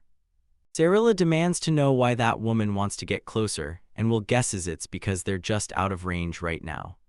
Mia nods, convinced their attacks won't ever land on target. She can't believe anyone would charge into battle that easily. But Satsuki's already gone, sprinting ahead and telling her friends to lock in and watch her attack closely. The guys cut her off in a heartbeat. They tell her this wall is probably just a scam, an illusion magic trick meant to fool everyone, and the girl can't stop wondering what Alice is hiding behind it. Will realizes the mana drain is brutal, but he steels himself and still has to burn it right here. William leans in and whispers to Cyrilla, asking if she can buy them a little time, and Cyrilla turns to Alice, stunned, asking if she's really okay with something this horrible. Alice scoffs and smirks like, that's why those boys don't get how important and magnificent this research is, and right then, the magic eye barrels straight for the wall. Alice shoots a proud question at her, so what would you do next? And the girl snaps back, telling her story, a mage thrown out of the Institute of Witchcraft, left with nothing but the one path to becoming an adventurer, because to the world she's just some little girl with no worth. As Alice kept poking the girl, she couldn't stop wondering what was really wrong with her, because the age gap wasn't exactly huge. But Mia felt the conversation grind into her brain and a headache started crawling in. Alice blurts out that she's finally going to attempt something nobody from the Institute has ever dared. Then a magical eye pierces the wall and William's stomach drops as he spots it. Terrifying horde of zombies packed together with bows drawn. Alice tears down the magic wall and declares she'll show it to the whole world, while an army of zombies looms behind her. William tells her there are around 20 zombies running around with long bows, and the girl's jaw drops in pure shock. Wait, zombies can even have bows? because come on, they can't even manage something that complicated. The boys think Alice's research might be behind it, and Mi's like, with longbows in hand, will finally reach them.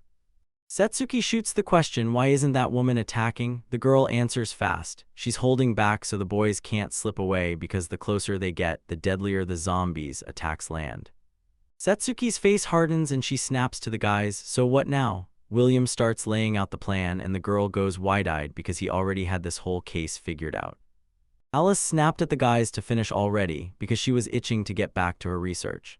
William declares he'll harden the girls' defenses against both magic and countermagic, just in case, and Alice finally clocks it. The boys have made up their minds. Will said he was putting everything on Satsuki. That girl is buzzing with pure excitement. Will knows if they can pull the wool over Alice's eyes, victory is theirs. Meanwhile, Alice is already setting herself to strike. Alice Flamelia was born into a powerful family, adored by her parents from the very start, so gentle, so bright that people swore she looked like an angel. A man leans in to tell his wife that every outfit their daughter wears flies off the shelves, like she's not a kid at all, but a walking doll, a living ad for the family. One day she clings to her toy, stares at her parents with a heavy sigh and asks, "Will you be gone again for work?" The girl's smile crumpled. She suddenly feared being alone. Her mother leaned in close and begged her forgiveness for not seeing it sooner, and the girl was already thinking, maybe this time, my parents will stay home. Mom figured the girl wanted a pet, told her she could ask anyone, and boom, Alice ends up with a tiny puppy. He was bouncing in the girl's arms like pure sunshine, looking so gorgeous people might call him an angel. Then Alice studies what she sees in her pet and finds the same kind of traits in herself. When she felt alone, she cuddled him, played with him, bathed him, and fell asleep with him every night. Suddenly, the pet's life was gone and Alice was devastated, so her mother wrapped her in comfort and promised she'd buy a replacement, insisting that if they searched hard enough they'd find the exact same one, and Alice didn't want to hear any of that. Bad news, she stayed locked in her room for days and her parents kept pounding on the door, begging her to finally come out. Alice heard a voice behind the door arguing about finding a replacement model. Then she remembered her own trembling pad against it, tears spilling from her eyes. After a while, she's already clawing into the ground for her pet's remains, dead set on one truth: nothing can ever replace them. So when she digs up the bones in front of her, she wastes no time because she's got golem-making skills from a book, and she heaps those bones into a single pile. Alice's parents lit up at the sight of their daughter loving magic, convinced that if she graduated from the Institute of Witchcraft, she could finally become a wizard, and little Alice felt her dream inch closer to reality. Now the girl is studying at the Institute of Witchcraft, still remembering the teacher's warning: undead magic is strictly forbidden. Alice gets it, undead are off limits. If she can pull off what nobody else ever could, then there's no reason to swap her out, no one else has to step in. She finally realizes her perfect world is built on the undead, so when she's off the clock, she hauls home what's left and tries to bring them back to life, and her parents are left staring in total shock. After they stepped back into their daughter's room, Alice decided it was time to get things done, so she started pacing, trying to figure out what she should wear this time. Alice eavesdropped on her parents arguing, and her mother was crushed. No matter what she tried, Alice wouldn't quit. Then her father snapped that they should just hand over money so the servants could stash it out of sight. Meanwhile, Alice spirals out of control. She'll do anything to push her research forward, chasing more remains so she can gather the data she needs. She's desperate for more human remains, and she'll grab whatever she can get, no matter where it comes from. Alice cast her enchantment on them, and with that power in hand, she grabbed the materials she needed for her research. Alice insists she'll go all in, and her parents are completely stunned when they catch their daughter grabbing materials. Then she beams and asks them, "So what should I wear for the ad?"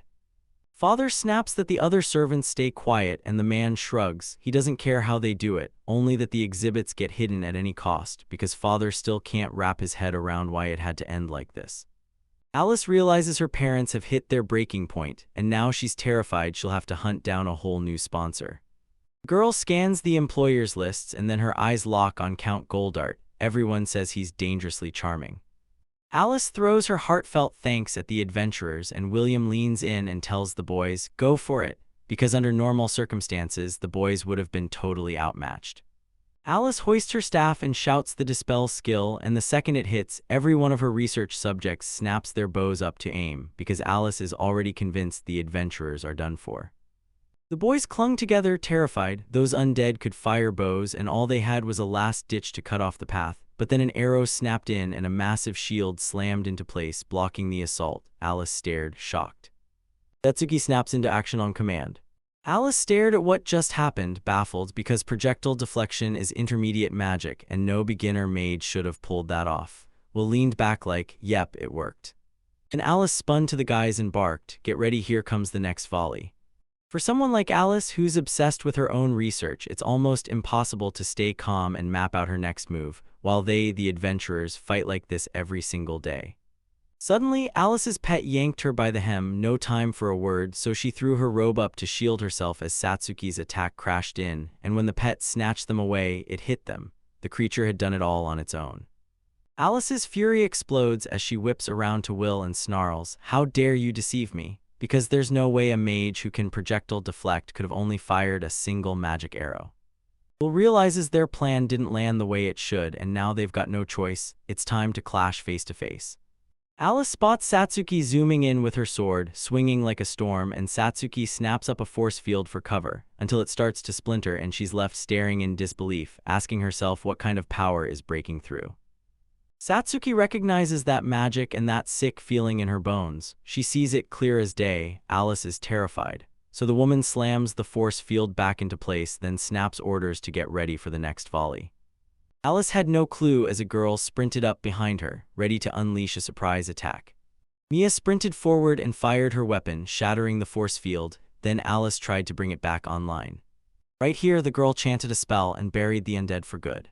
And Alice's whole army vanished like smoke. The woman stared in horror because she knew that girl wiped them out with a single spell, so she had to bolt out of here right now. Alice snaps her focus to Will. He launches magic arrows at the woman and she laughs at him, because if he keeps firing the same spell, she's the one who'll come out on top. Alice blinked in disbelief, only 3 arrows fired out, like the world had suddenly gone quiet. She can't stop staring at what this mid-level mage is pulling off, and now she's even questioning if the whole guy is a mage at all. Then Alice decides, nah, he has to be a wizard. Will realizes Alice can fire 3 arrows at once, and the enemy's practically drained, with barely any mana left to fight. He figures that before Alice can even swing a single spell, the staff had better do their job right, while Mia and Cyrilla are already pounding the enemy with everything they've got. But he knows for sure, because he saw the bride get dragged right inside the church. The moment it happened, her horror and despair hit the world like a punch to the gut, plain as day. And the whole crazy mess boils down to one name, Alice Flamelia. The girl surged forward and struck the woman non-stop, smashing through her power barriers, and the guy couldn't help wishing he'd had just a bit more time and more strength. He can't afford to lose. Then out of nowhere, a loud clang snaps his attention as something drops to the floor. Alice is like, wait, what do I do? This wizard and his crew are landing hits on me and I don't even know anything about them. Panic spikes hard, so she knows she has to bail out of here no matter what it costs, and then her eyes lock in. He's going to trigger that force field skill again. Turns out that's when some object comes flying in and smacks right into her. Suddenly Alice snaps to it. This is the 4th arrow. Satsuki rips apart the power barrier again out of nowhere, like it's nothing. Alice refuses to die in a place like this. She knows she can't stop that girl, because she threw herself headfirst into studying the undead and paid with everything she had. She tells herself it was for the world, but now she can't help wondering, if the undead are ever pulled away from her, what's even left? Alice finally realizes it's only her who can pull this off. If that's not the case, then why did Alice get born into this world at all, and why did she even get to live? The woman tries to hold on, but her eyes dim as Satsuki drives her sword straight through her chest. She crumpled to the floor, hands jerking now and then, while all she could think about was the undead like her whole life. She refused to be some stranger's replacement. She wanted to be one of a kind. Eileen bursts into joy and greets the boys, practically beaming because everyone's healthy and standing there together. Cyrilla thrusts a book into Eileen's hands and demands she take a look. Turns out that book held every single record of Alice's whole career. Cyrilla snaps that they were reckless and read it, and not one boy skipped a page. They struck up a fire and scavenged firewood, and Eileen's mind immediately snapped back to that wizard her parents kicked out. Then her story kept going because his father yanked his freedom and put strict limits on him. Siri leaned in and asked who Eileen was talking about, and she told her it was Will, someone whose dad hated the idea of him becoming an adventurer. Cyrilla knows Will's father, the court's top magician, would never approve of this, so now Eileen is pushing her to ask Cyrilla for a favor. Meanwhile, Will and Mia were huddled by the fire, feeding the flames and stealing warmth like they meant it. Cyrilla strides up and tells them she's been thinking hard, and the girl clocks it instantly. The guy is roasting documents about the undead right in front of them.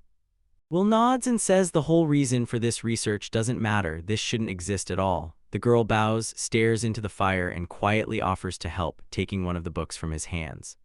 Suddenly, Cyrilla jolts with a terrifying memory, an undead still alive, one that the cleansing never reached. Will shoots back that none of this is her fault, then insists the creature was brought back through Golem's magic. Before the guy can finish, the girl cuts him off, demands he hold up, and says this isn't why she came to talk. She couldn't stand leaving it like that, so she tried to bring it to Alice's body, only for it to crumble the moment she moved it, and that's when she finally snaps and asks, "So what is justice, really?"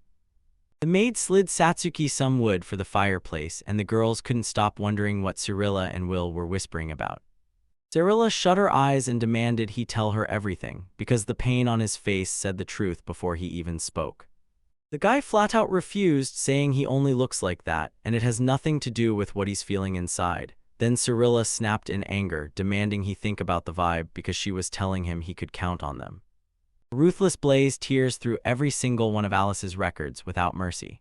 Will says he's been sitting with thoughts, then stops and wonders what his father would do next, right before he shoves another page into the fire. He admits he was the one who told everyone to burn it all down, then immediately starts spiraling, not even sure he did the right thing, while wondering if it made the girl start questioning what justice even means. Cyrilla snaps her gaze away, and then nods, agreeing with the guy.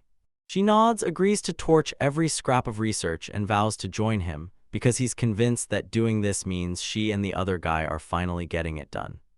Satsuki snatched a few papers and declared she wanted to join the boys now she's done with Philia's kind of victim. Mia nodded along, no overthinking for her, she'd rather just jump into something simple like this. Satsuki presses, "Can you guys switch your jobs and become accomplices?" Mia shakes his head like, "Nah, that's not a job." Will insists he still wants to be an adventurer. Cyrilla tells him to catch that atmosphere again. Mia gets spooked by the reaction, and then the guy rushes to apologize. Eileen strides up to the boys and fires back the exact question they just asked, about his father.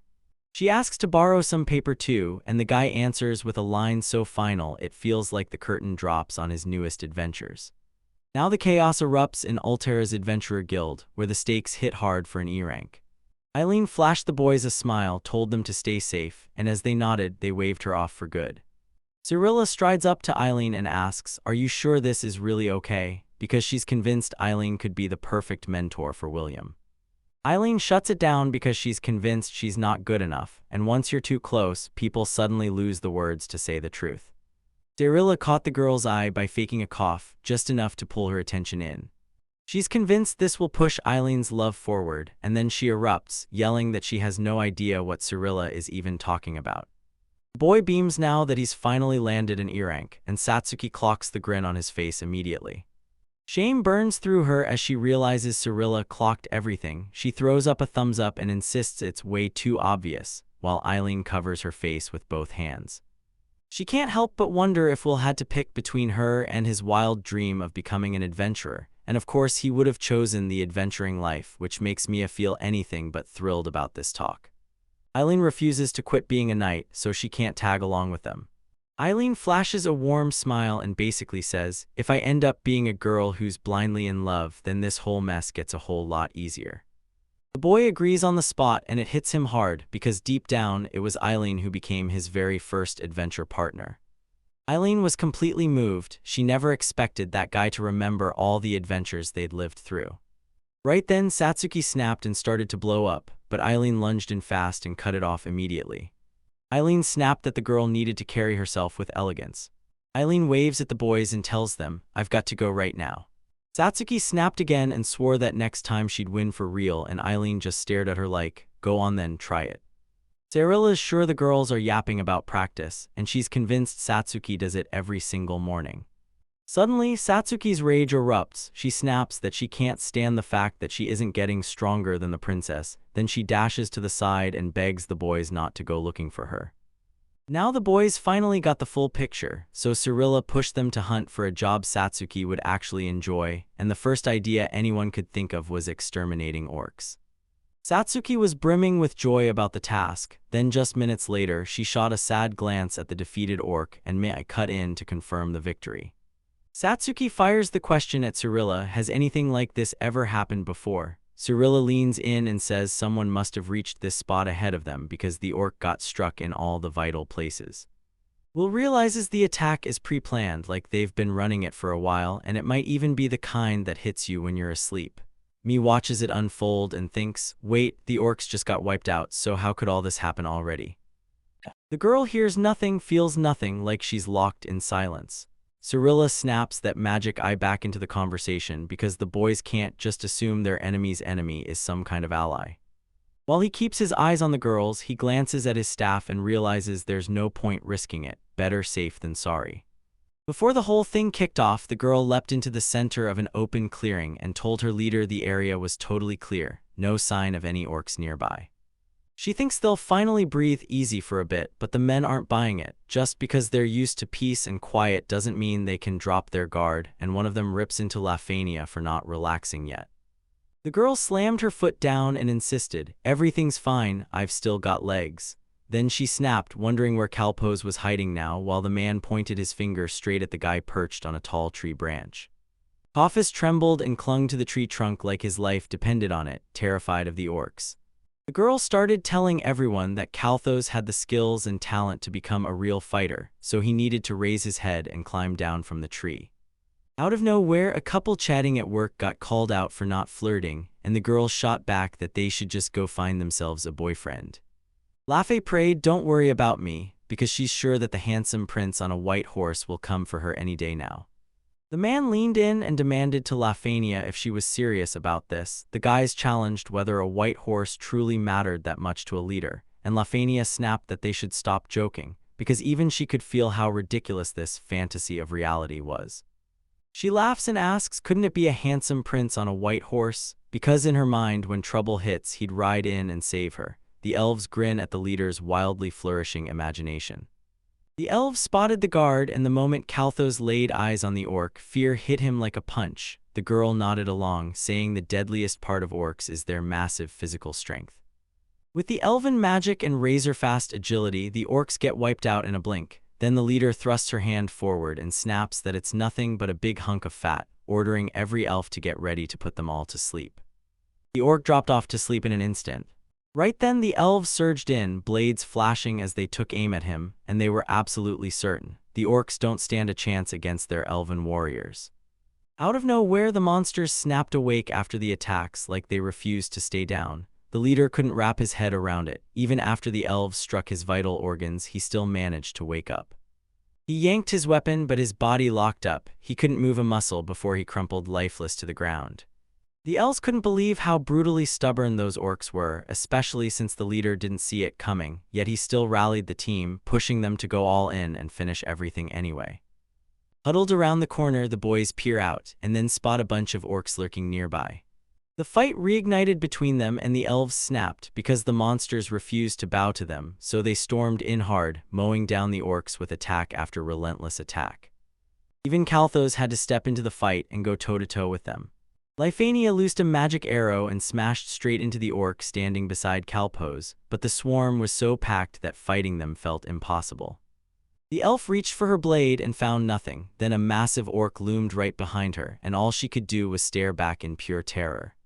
And in a flash, an elf ripped herself from the fight, swapping her body for her friend like a last-second miracle. The orc barely let us breathe before he slammed the elf straight on the head and dropped her dead, and every elf around us froze in pure horror. Lafania didn't hesitate. She charged straight at the orc, weapons raised and aimed right at him. In that cramped cave, the elves can't swing their power the way they want, so the guys yell for Lafania to pull back for now. Then the girl cuts in, dead serious, "Don't joke about it with me." Lafania whips around, tears burning in her eyes, and swears she won't leave until every single orc is down. Then the guy warns that if they don't stay sharp, things are going to turn ugly fast for them. Then the leader slammed the point into the elves. They were warriors, and if they backed down, their brother's death would turn empty and pointless. So he barked that the operation must continue and that the boys had to go. Suddenly, a sharp clicking snaps their attention. Turns out the orcs are charging forward again. Just like that, the ground under their feet turned treacherous. One elf dropped straight into the abyss, and the truth hit hard. A trap was waiting for them all along. Meanwhile, the boys marched down into the cave, and Satsuki groaned that she was totally bored. Then she demanded to know why she couldn't just move ahead. Sarilla tells Satsuki there's a huge chance the high-ranking orcs can actually cast magic. Then Satsuki's mind snaps back to the goblins. Satsuki snapped that she's seeing these massacres again, right there in her dreams, night after night. Suddenly, he spots orc corpses right in front of them, and the scene screams that this wasn't just a random scuffle, it was a full-on fight. Will spots a second body sprawled beside the orc, and it hits him hard. Its head's gone, so it's tricky to tell, but it could be an elf. Cirillo can't believe they actually found one. Keep moving. Will barks, pushing the boys forward. Cirilla figured it was a clean, brutal club shot right to the head. Then Will's gut sank, because he had no clue whether those guys would actually make it in time. Girls kicked off into a full sprint, because they were counting on Will to explain everything as they ran. He nods and agrees, then it's laid out for him. A whole bunch of elves are surrounded by orcs. One of them got caught in a trap and came away badly injured, and there's another orc too. He looks exactly like the leader.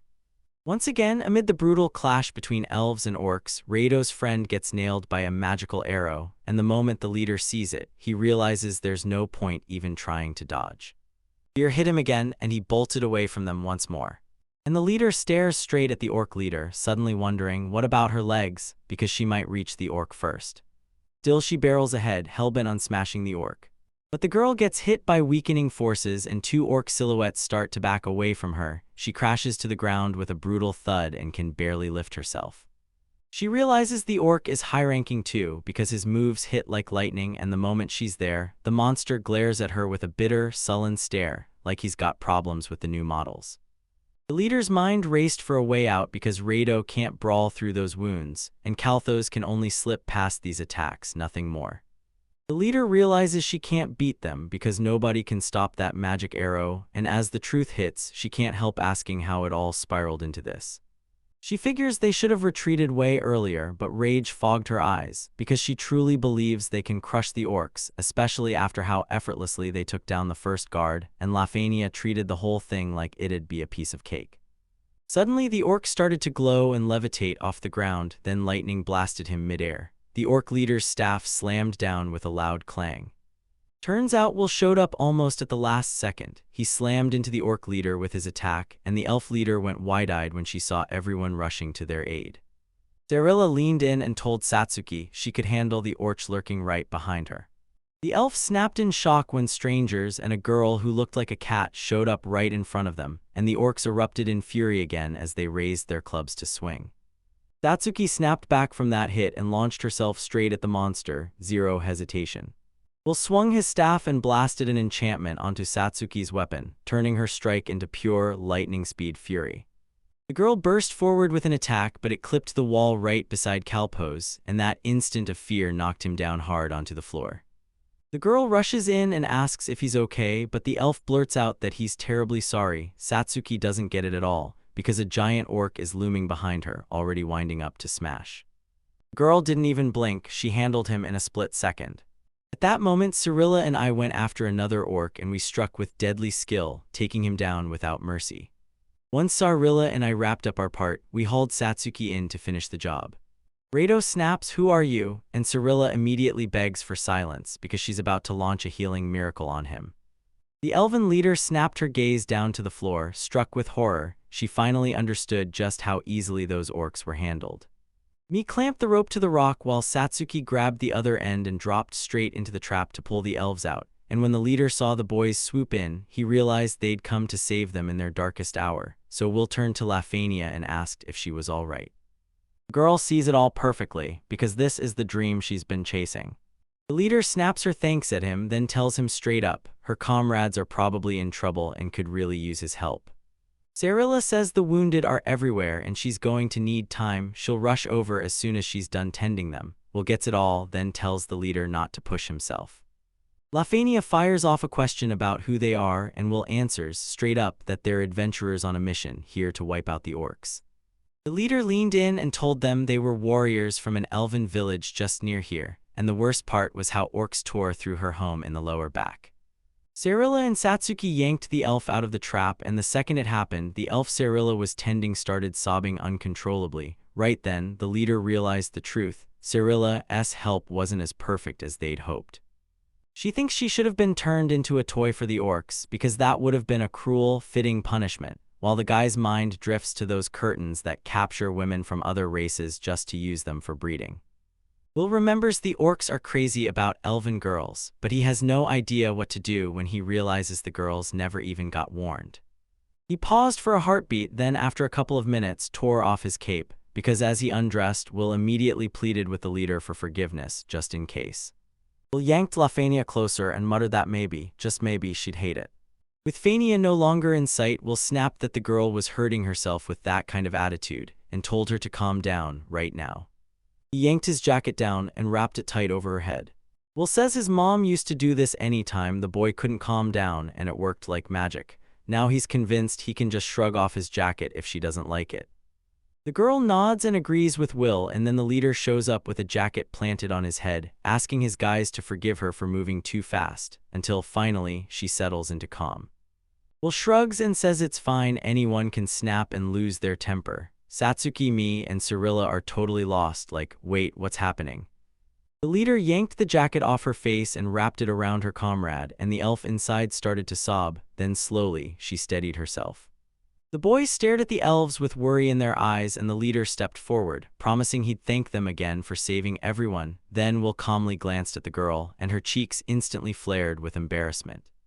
She spun her head around right away, panicking because she didn't know where to put herself or how to properly thank the guys, but Will didn't ask for gratitude since they'd ended up helping him purely by accident.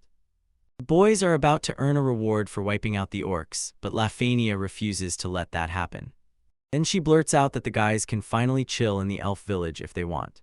When the elves finally latched onto the leader's words about a prince on a white horse showing up in a deadly bind, everything clicked, every last one of them, and Cyrilla and Mia felt it click too. The elves nodded in agreement because it finally made sense. They refused to let anyone believe they weren't paying their debts, just like the leader had meant. Satsuki admits she's never laid eyes on an elven village, and that sparks Cyrilla's curiosity, while Mia starts dreaming about how to earn her reward by getting there. Nod steps right in and accepts the leader's offer. The girl beamed and promised that the whole village would welcome the rescuers with open arms. The boys rolled up to the elven village, and Satsuki's jaw dropped. Every elven house was built right in the trees. I caught the whole moment too, clocking the sly, curious stares the elves threw at us as the newcomers. One of the elves rushes up to Kalpose and begs for forgiveness, because Kalpose has to deliver a report. Once he got the go-ahead, the man sprang onto the branch and shot upward, climbing higher and higher through the trees, and Satsuki couldn't believe how insanely nimble the elves really were. The girl stared in shock. Those elves didn't pump aura like she did. Me leaned in and grinned. Don't worry, it's not aura, my legs are just ridiculously strong. The leader claims their movement is totally different, because they train like real warriors and learn to fire their legs like springs. Elves are naturally light as a feather, so they dominate in high-speed fights, and Satsuki can't wrap her head around it at all. She didn't understand a thing, but she still begged the elf leader to teach her. Lafania got fired up, so she tugged Satsuki aside and demanded more about swordsmanship, because Satsuki's fighting style was making the whole leader tremble. And honestly, Lafania thought it was a pretty great idea. Will grabs Lafania's attention and tells her to step aside for a minute, because now that she's finally calmed down, he's ready to say the one thing he's been holding back. Cyrilla can't quite make sense of Will and Lafania's closeness because Lady Eileen keeps crashing into her thoughts, while Mia watches, knowing this kind of first spark of love is something you almost never get to see. Will recalls Lafania warning him she'll be turned into a toy for the orcs, and the thought hits him hard. It scares the daylights out of him. The girl was heartbroken with guilt, so Will praised the leader for her responsibility, then urged her to stop making needless sacrifices. Lafania caught how kind the guy was. Cyrilla lit up at the thought, and Mia realized Will could somehow read the room like it was alive. Will leans in and tells Lafania, if you want to be responsible, don't drown in old regrets, and Cyrilla and Mia nod along as he urges her to look back, learn fast, and grow for what's next. Will keeps pressing Lafania to dig into what went so catastrophically wrong, because Cyrilla and Mia never saw that truth coming. Will says it's the only way to stop the same mistakes from happening again, and Lafania fully gets it, she even nods along. Cyrilla yanks the guy by his hood and snaps at him to shut up, while Mia gives the leader a quick shoulder tap to back him up. Suddenly Mia's eyes sharpened, she spotted one strange detail in the forest, and when Will asked what was going on, she admitted she'd heard footsteps drifting in one specific direction. Will's barrier felt like it didn't even exist, nothing it touched moved, while the other guys scrambled up and hauled themselves to Will and Mia. Mia listened hard, tracked the noises, and guessed it might be elf footsteps. Lafania spilled the truth. Because of the orc attacks, almost no elves ever managed to leave their village, and when Cyrilla asked the leader, she learned there are a bunch of other elven villages nearby. Cyrilla tells him that the biggest village is being run by her mother.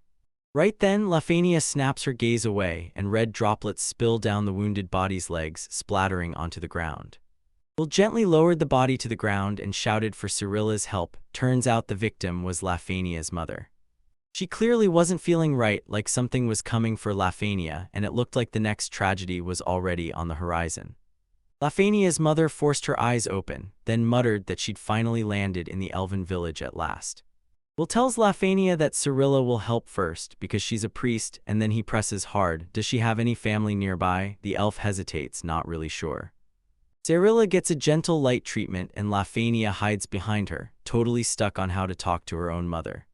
Lafania hesitates, then calls out to her mother. Right away, her mom answers, but weakness pins her to the bed and keeps her from getting up. Cyrilla realizes one round of the light treatment isn't cutting it, she's going back for another, and even as the woman rushes in with an apology for the trouble, Lafania presses her, demanding to know what happened to her mother. Mother tells you this, an army of orcs has just marched to hit their main village. Satsuki blazed into battle mode, and the elf woman instantly pointed out how big their squad had to be.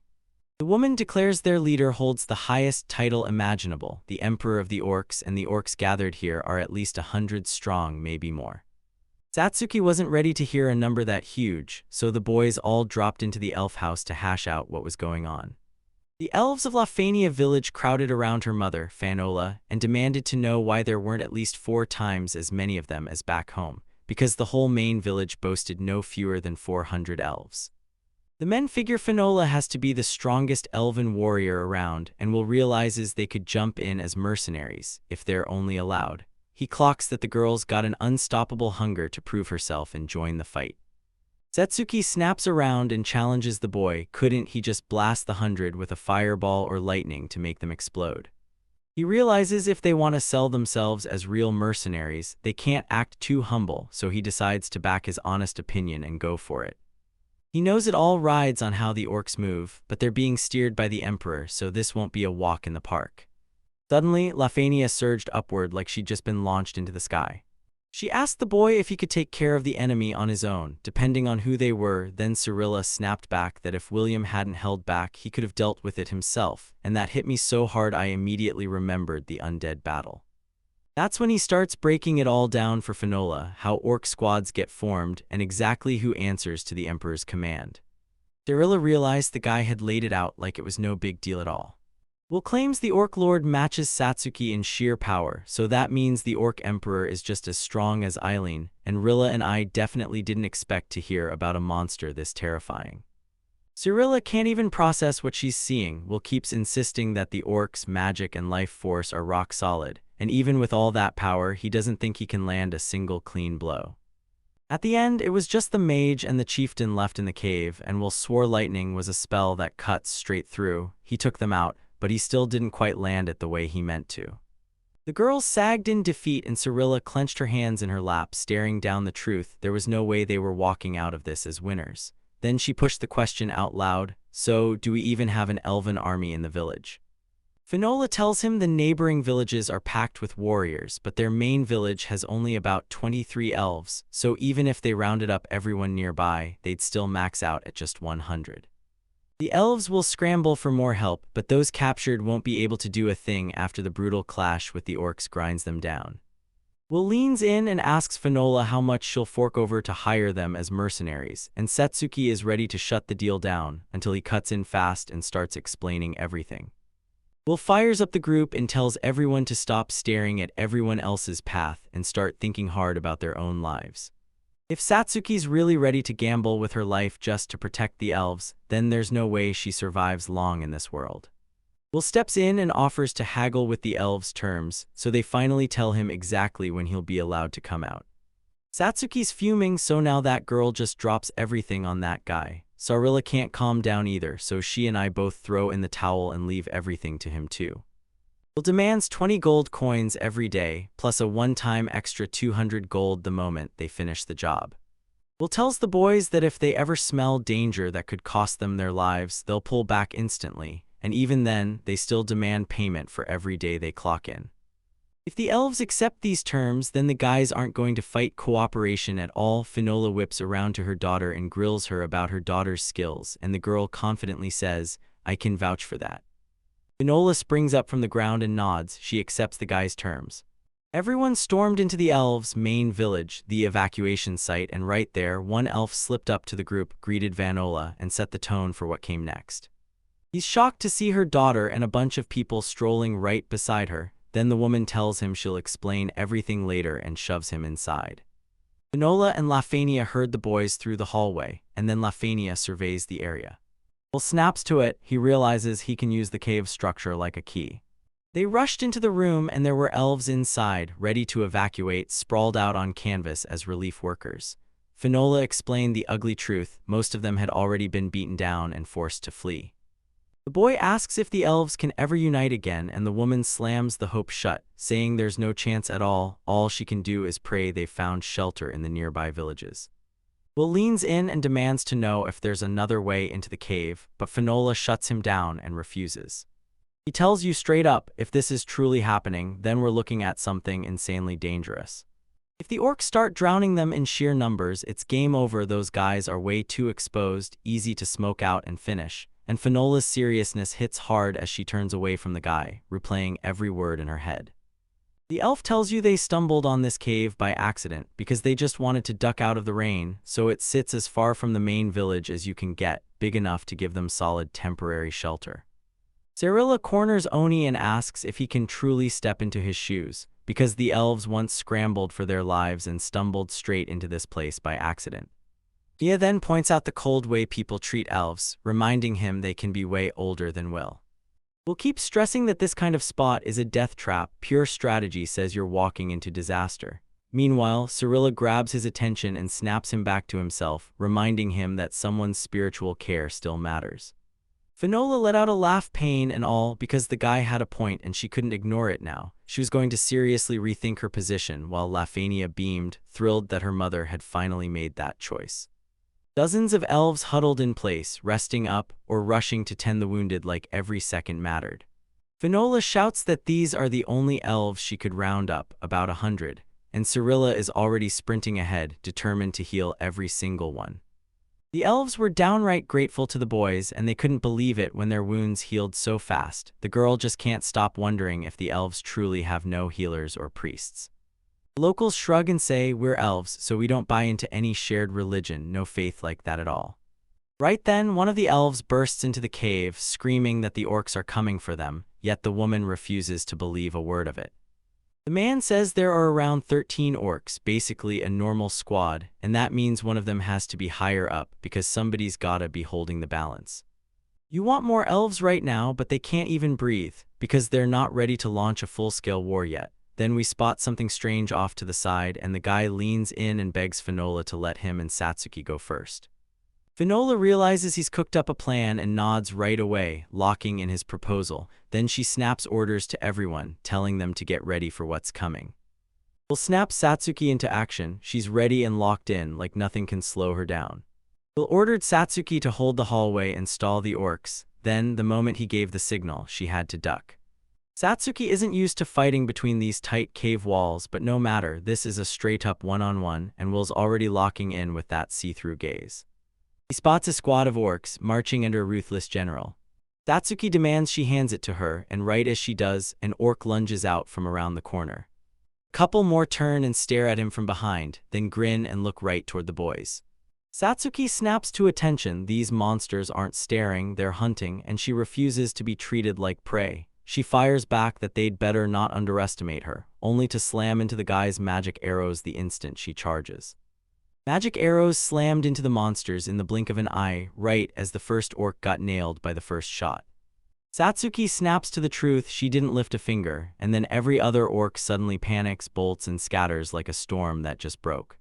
The magic arrows slam into everyone who still hasn't escaped, so Satsuki turns to the others and insists she sees nothing critical here. Suddenly, the boys get slammed by this insane loud noise and they're left staring at each other like, what the hell is that? Satsuki's not backing down. She's convinced the enemy will have to pay for her earache, and the guy realizes that the furious roaring is coming from the orc general, straightening out the fact that it's meant for the orcs who are trying to escape. The orcs charge back into the chaos and Satsuki can finally breathe. These monsters are ready to fight. The girl smashes through monster after monster, knocking them down one by one like a relentless storm. She juggles her ball with lightning-fast control and smashes through monsters using ruthless melee skills. Suddenly, one of them lunged and reached for her head, but she snapped back in time and shut him down. Satsuki realizes just how brutal a fight gets when there's nowhere to fall back. Will lifts his staff ready to unleash the skill, then he whips it through the air again and focuses with total intensity. Another orc crashes in, and the moment Satsuki sees it, the guy steps in and hauls it away. Will he lock in for the fight, standing battle-ready as magical lightning whirls around him? Then we trigger the lightning strike. Bam! Every single orc gets hit at once like the shockwave is a trigger pulling itself, and the monsters instantly melt from the impact, frozen with no chance to fight back. General ripped out yet another soul-shattering roar. Satsuki watched the orcs refuse to run even after that brutal attack and will snapped back that orcs and regular folk too can survive depending on exactly where the hit lands. In the end, just 4 orcs were left standing. Satsuki snapped, demanding they be handed to her, and before anyone could blink, she leaped in and wiped the last ones out in 2 lightning hits. When the dust settles, only the general is left, standing right in the middle and stretching across the whole road. He lunges at the girl out of nowhere, skimming past her like he barely even makes contact. Satsuki slams her answer with a challenge. She laughs and says that orc isn't faster than her. The second those words hit, the monster snaps into pure rage, muscles tensing as if he's about to unleash his final, game-ending attack. Right here, the orc doesn't just struggle, he spirals worse and worse. Satsuki seizes the opening and slashes the monster with her blade before it can even react. The orc reels, clutching his missing eye, and drops hard to the floor without even a chance to recover. Will snaps to the truth. Somehow, it looks like they finally handled the monsters. Satsuki lets out a shaky breath and realizes that the high-ranking orc is insanely fast, and with her own speed, she'll never, ever catch up to Eileen. Will hates how this is unfolding, so he rips off his cape, shouts that he's Satsuki, wraps the cape around her head, and loudly thanks her for saving him. Will loves that Satsuki set the bar sky high, but he still thinks she's pushing herself too hard, because the girl with the bandaged head swings right back into the voice question again. Will snaps that it'd be awful if the girl died after pushing herself too far, and even though Satsuki starts to protest, she steadies and calms down. A few seconds later, she screamed, then tried to play it cool, saying she didn't care but still thanked the guy before brushing past and moving on. Meanwhile, Finola spills why Will and Satsuki pushed forward. She's sure they chose the role of sacrifice just to buy the elves time to heal. Finola bursts with passion and begs the elves not to slack off, because honoring the memory of the boys demands it. Mia can practically feel the elves' expectations getting crushed any minute now, while Cirilla shrugs like nothing will change. Then Satsuki and Will ride in to meet the girls. Cirilla kept staring at the battlefield, confused about what went down after Satsuki stormed out with her head wrapped up, and Lafania's stomach dropped, because seeing that look meant she could only imagine how much Satsuki had suffered. Satsuki shrugs and says it was honestly a piece of cake, then the guy snaps at her not to lie. Satsuki insists nobody got hurt, but she also admits it was all magic. You get where she's coming from, but everyone thinks Satsuki's arrogance will make her drop her guard. Cirilla even swears it feels like she's watching the fight unfold in real time. He still can't figure out why that girl keeps her head covered. Finola demands to know what happened to the orcs. She's convinced they just retreated, so Will snaps his head up and says no, they were wiped out completely, and Finola hammers back that no high-ranking orcs were there, but Will leans in and reveals it was a small squad commanded by a general. Finola didn't even pause, she bolted to double-check everything. But before any of that, she demanded to know the right way first, because she's convinced they don't need to move the base yet, not with those guys holding that much power in their hands. Will says it all went smooth because they threw everything they had into it. Then Satsuki snaps back, asking why the orcs won't all swarm at once. The boys finally clock it, over 100 orcs are out there and they're spread across other elven villages, not just one. Cyrilla snaps to attention and knows William has to lay it all out clearly for Satsuki or she won't get a thing. Will tells Satsuki to picture 3 brothers who are herding sheep until they bolt and vanish, and then asks, should they band together to chase them back? Satsuki figures that's exactly how Thadav ended up separating, while the girl realizes the orcs see them as nothing but sheep, until Cyrilla points out the truth. Since the whole orc squad didn't come back, from now on they'll be hunted as wolves, not sheep. Will's sure that if he ran the show, he'd swap himself out for a tiny platoon, and at the same time he'd send orders for backup to come back and report the moment things started going bad. The girl asks, so how many are in a small platoon? And the guy shoots back, 3 little squads together, so you're talking about roughly 30 to 50 orcs total. And the commander of this platoon is almost definitely ranked even higher than the general, most likely an orc lord, and an orc lord is just as strong as Satsuki. So yeah, depending on this, the Emperor can issue totally different orders, and Satsuki knows one thing for sure, the Emperor has to be at Eileen's level. Finola gets it all instantly, and tells them they've got to move right now. A pitch-black night crashes down, and a squad of elves and the boys slip through the forest like they're hunting something. They stride in perfect formation, right behind Finola. Will knows that if those orcs strike right here, it's going to be a brutal fight for every single one of them. Will keeps his guard up, but it's still eating at him inside. He doesn't feel right. He tells Vanola to take a break for a while, and the boy who wanted to walk through the sky finally slips away. Lafania tells her mother that William can go water the flowers, and she adds that humans eat and drink way more than elves. Her mother seems to get it, but Finale just clocks it as a little too rude. Will folded his clothes neatly beneath the leaves, then stepped out naked into the forest and fired up his night vision skill. Suddenly, every dark tree lit up like daylight, and the guy couldn't stop staring in awe. He cast the metamorphosis spell, and in the blink of an eye, the guy shattered into feathers, transforming into a bird. Will rockets up into the sky, grinning, because it's been ages since he last flew like this. From above, it's obvious no orcs are anywhere near, and then he spots a light far off and instantly thinks, that must be the elven village they hit. He reads the message and thinks, yo, this might be worth checking out. He takes to the sky, shocked, and immediately wonders who dared to hit that village. Then he sights the nightmare. The whole place torn apart and orcs camped beside a tree trunk, gorging themselves on what's left of the villagers. Girls sat right beside them, trembling so hard with terror that it looked like their souls were about to break. Will tells himself to breathe and cool off, because he can't afford to act alone. He spots an orc on the hill, and it's bigger than the rest by a mile. Turns out the orc emperor was the one behind it all. Will stares at him and realizes the orc clocked him instantly. Eileen and her team storm into the cave, and the last time comes flooding back. There were orcs back then, so what's waiting for them on the 3rd time? The guy shrugs and says there's nothing anyone can do, those orders come straight from the king. The girl exhales and snaps back that this should be normal. Eileen says this will be good practice for the boys, pats the boy on the shoulder and tells Harry that one day he'll graduate and become a knight. Then the boy nods and confirms it. Eileen can't feel a single orc lurking anywhere near the boys. The boys are out in the open field when Eileen turns to them and demands, has that old man noticed the huge army of orcs yet? He tells them he spotted several elves there, hanging out with them like they were right in front of him, straight out of his old eyes. Harry tells her the man claims elven troops are moving in on this area, and Eileen can't believe how chatty the guy is, until Harry shrugs and says he just grew up around here. Eileen reaches for the old man's hand in thanks, then tells the boys she's headed to meet a big group of elves, so stay in the village. The boys burst out that they can't do that and won't leave her stranded. Suddenly, Eileen blurted out that the guys were in the way, and if anything went down, she'd have an easier shot to escape all by herself. The moment she said it, the guys were hit right in the chest, stunned to the core. At night, he twisted into a bird and fluttered toward the neighboring village. Then he spotted Will and locked eyes with him. Right then, he shot his finger up. Will snaps to the truth. This orc isn't just stronger, he's on a whole other tier, like he can only be looking because that eagle is circling so late and will better not get any closer. Out of nowhere, the guy rockets into the scene, then he spots Eileen and his whole world freezes as he asks, "Why are you here?" The bird drops down beside the girl and she jolts in fear.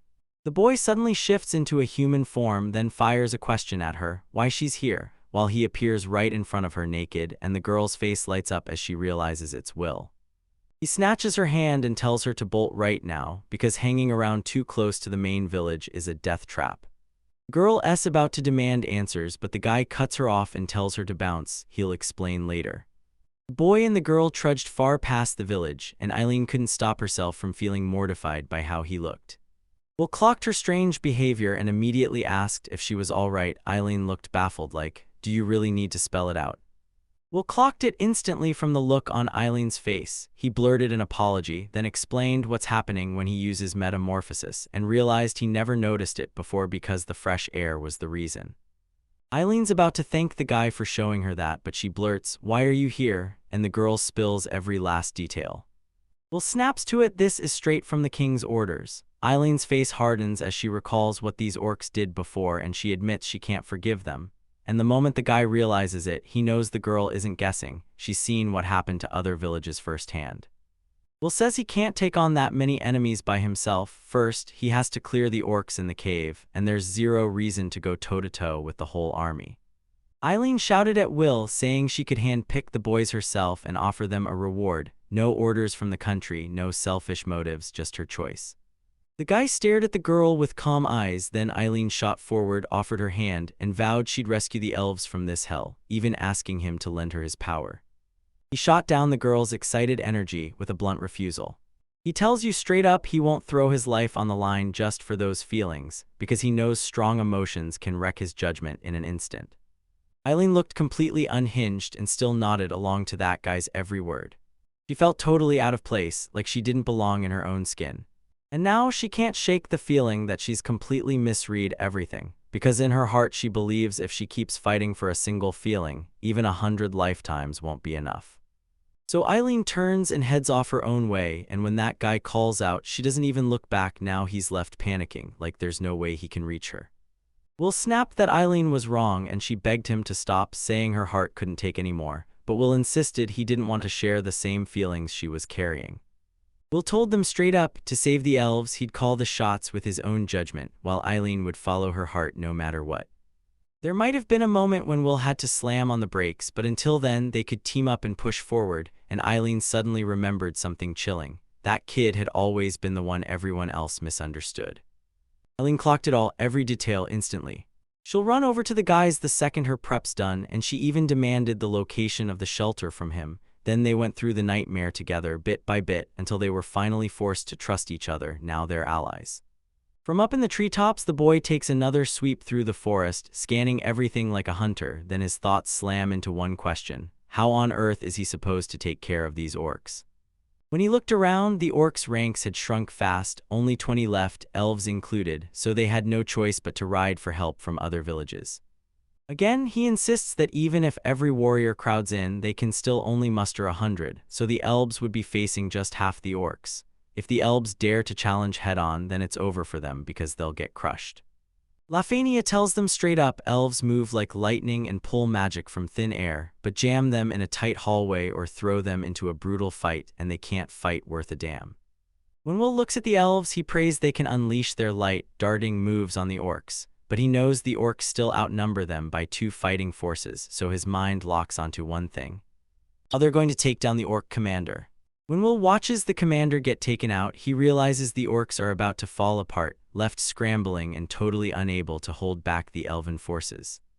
It only takes a tight crew of the right people to see it, and Satsuki, Cirilla, and Mia are exactly that kind of team.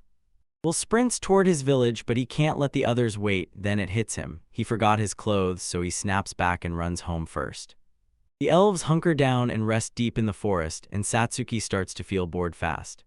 Right here, the girl whips around to Lafania and begs her to teach her how to fight with her legs, reminding her of their old training promise that could save them in battle, only for Lafania to suddenly crumble into despair. Sarilla can't figure out why Satsuki keeps blurting bang, but she can see the other girl is rattled, because Satsuki can't seem to understand a single word she says, and Sarilla's sure it's not like Satsuki to listen. Mii bounces a few times, swivels to Lafania, and asks if this is exactly what she meant. Right after a quick warm-up, Here jumps up and snatches the tree branch, and Lafania nods like, yep, that's it. Satsuki's shocked the girl can actually pull it off, and Sarilla immediately realizes Satsuki better throw in the towel. Lafania clocked Mia's gift, and Mia realized that if she fully uses every joint in her body, her strength spikes like crazy. The girl touched down softly, then smiled and insisted she still wants to learn how to use her aura. Lafania bursts out that she's desperate to learn, then she scoops Mia into a hug and declares she'd rather teach her instead. At that moment, Satsuki's rage erupts. Lafania is going to train Mia so she can grow into a powerful warrior. Mia snaps back that she's a thief, and Sarilla needles Satsuki by saying she basically learned that same lesson from Mia.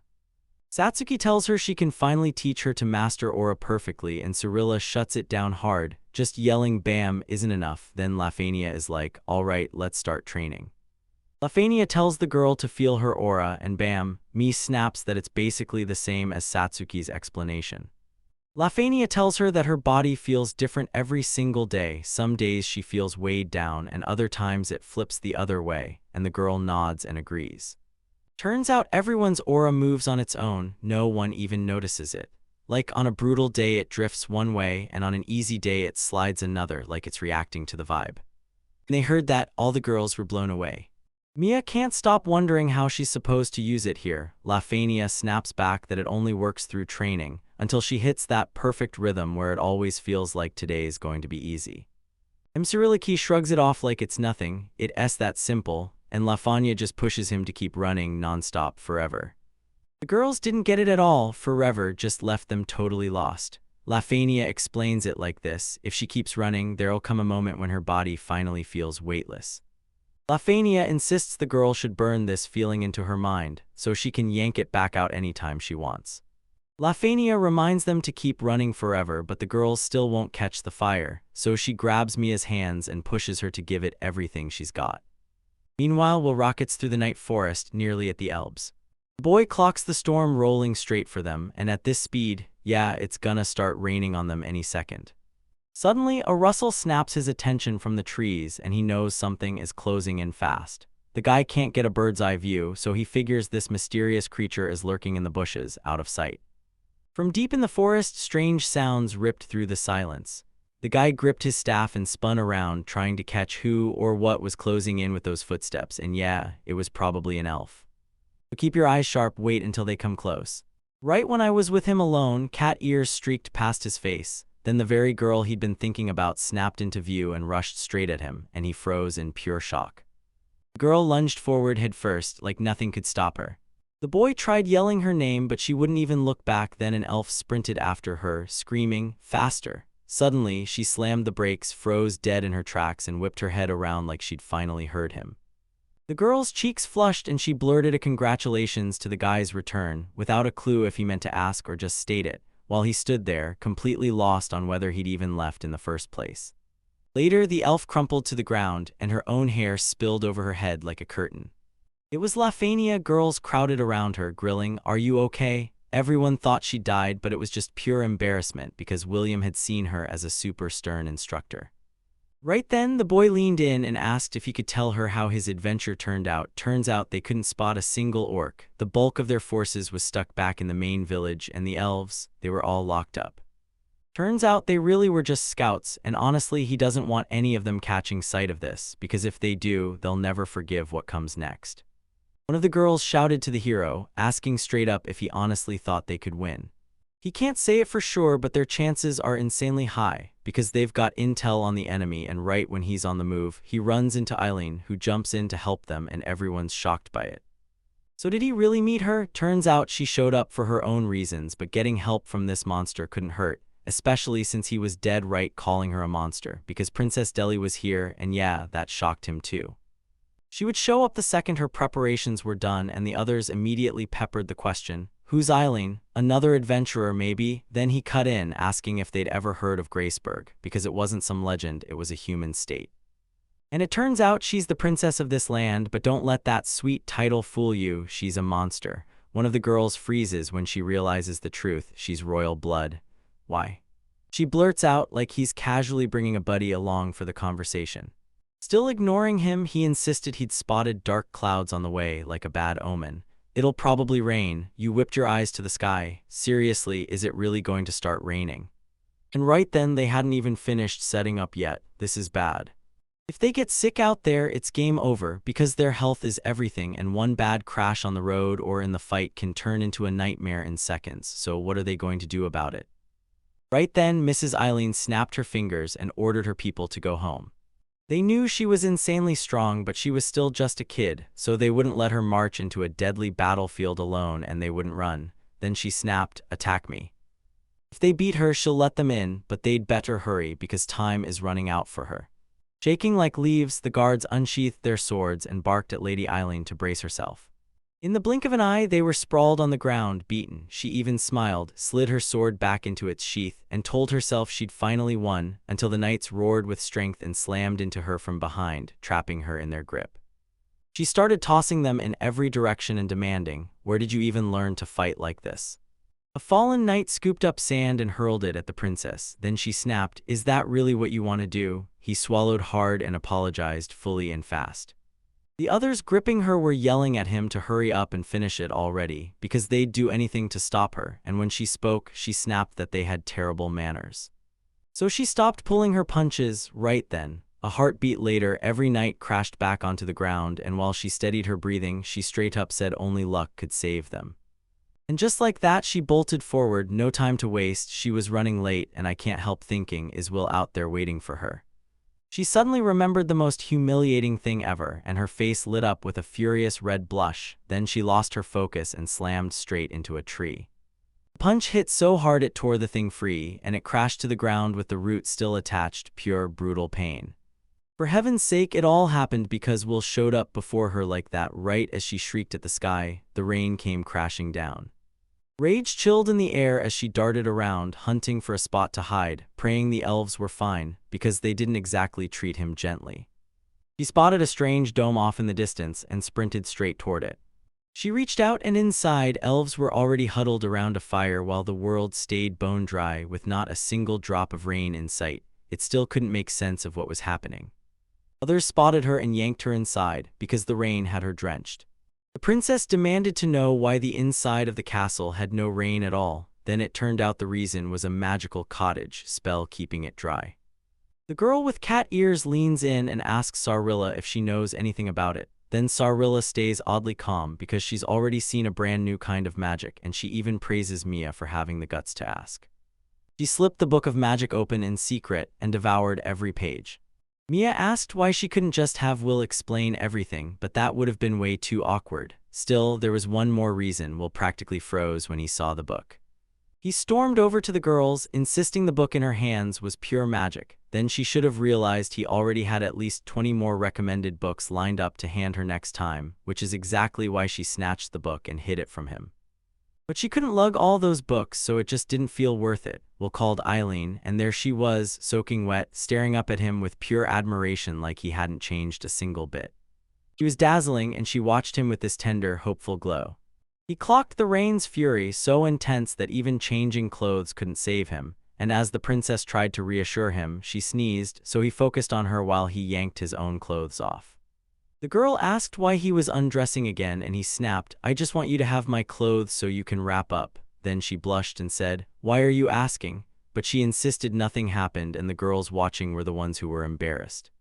Lafania looked like she genuinely liked Will, but the other one shook their head and refused to believe it. She could tell Lafania was different right away, and at that exact moment, the princess behind them leaned in and demanded what they were talking about. The girls shot upright in panic, stunned, speechless, then scrambled to explain they never talked about anything like that, shoving something into the princess's hands and urging her to hurry and change, like there was no time to waste.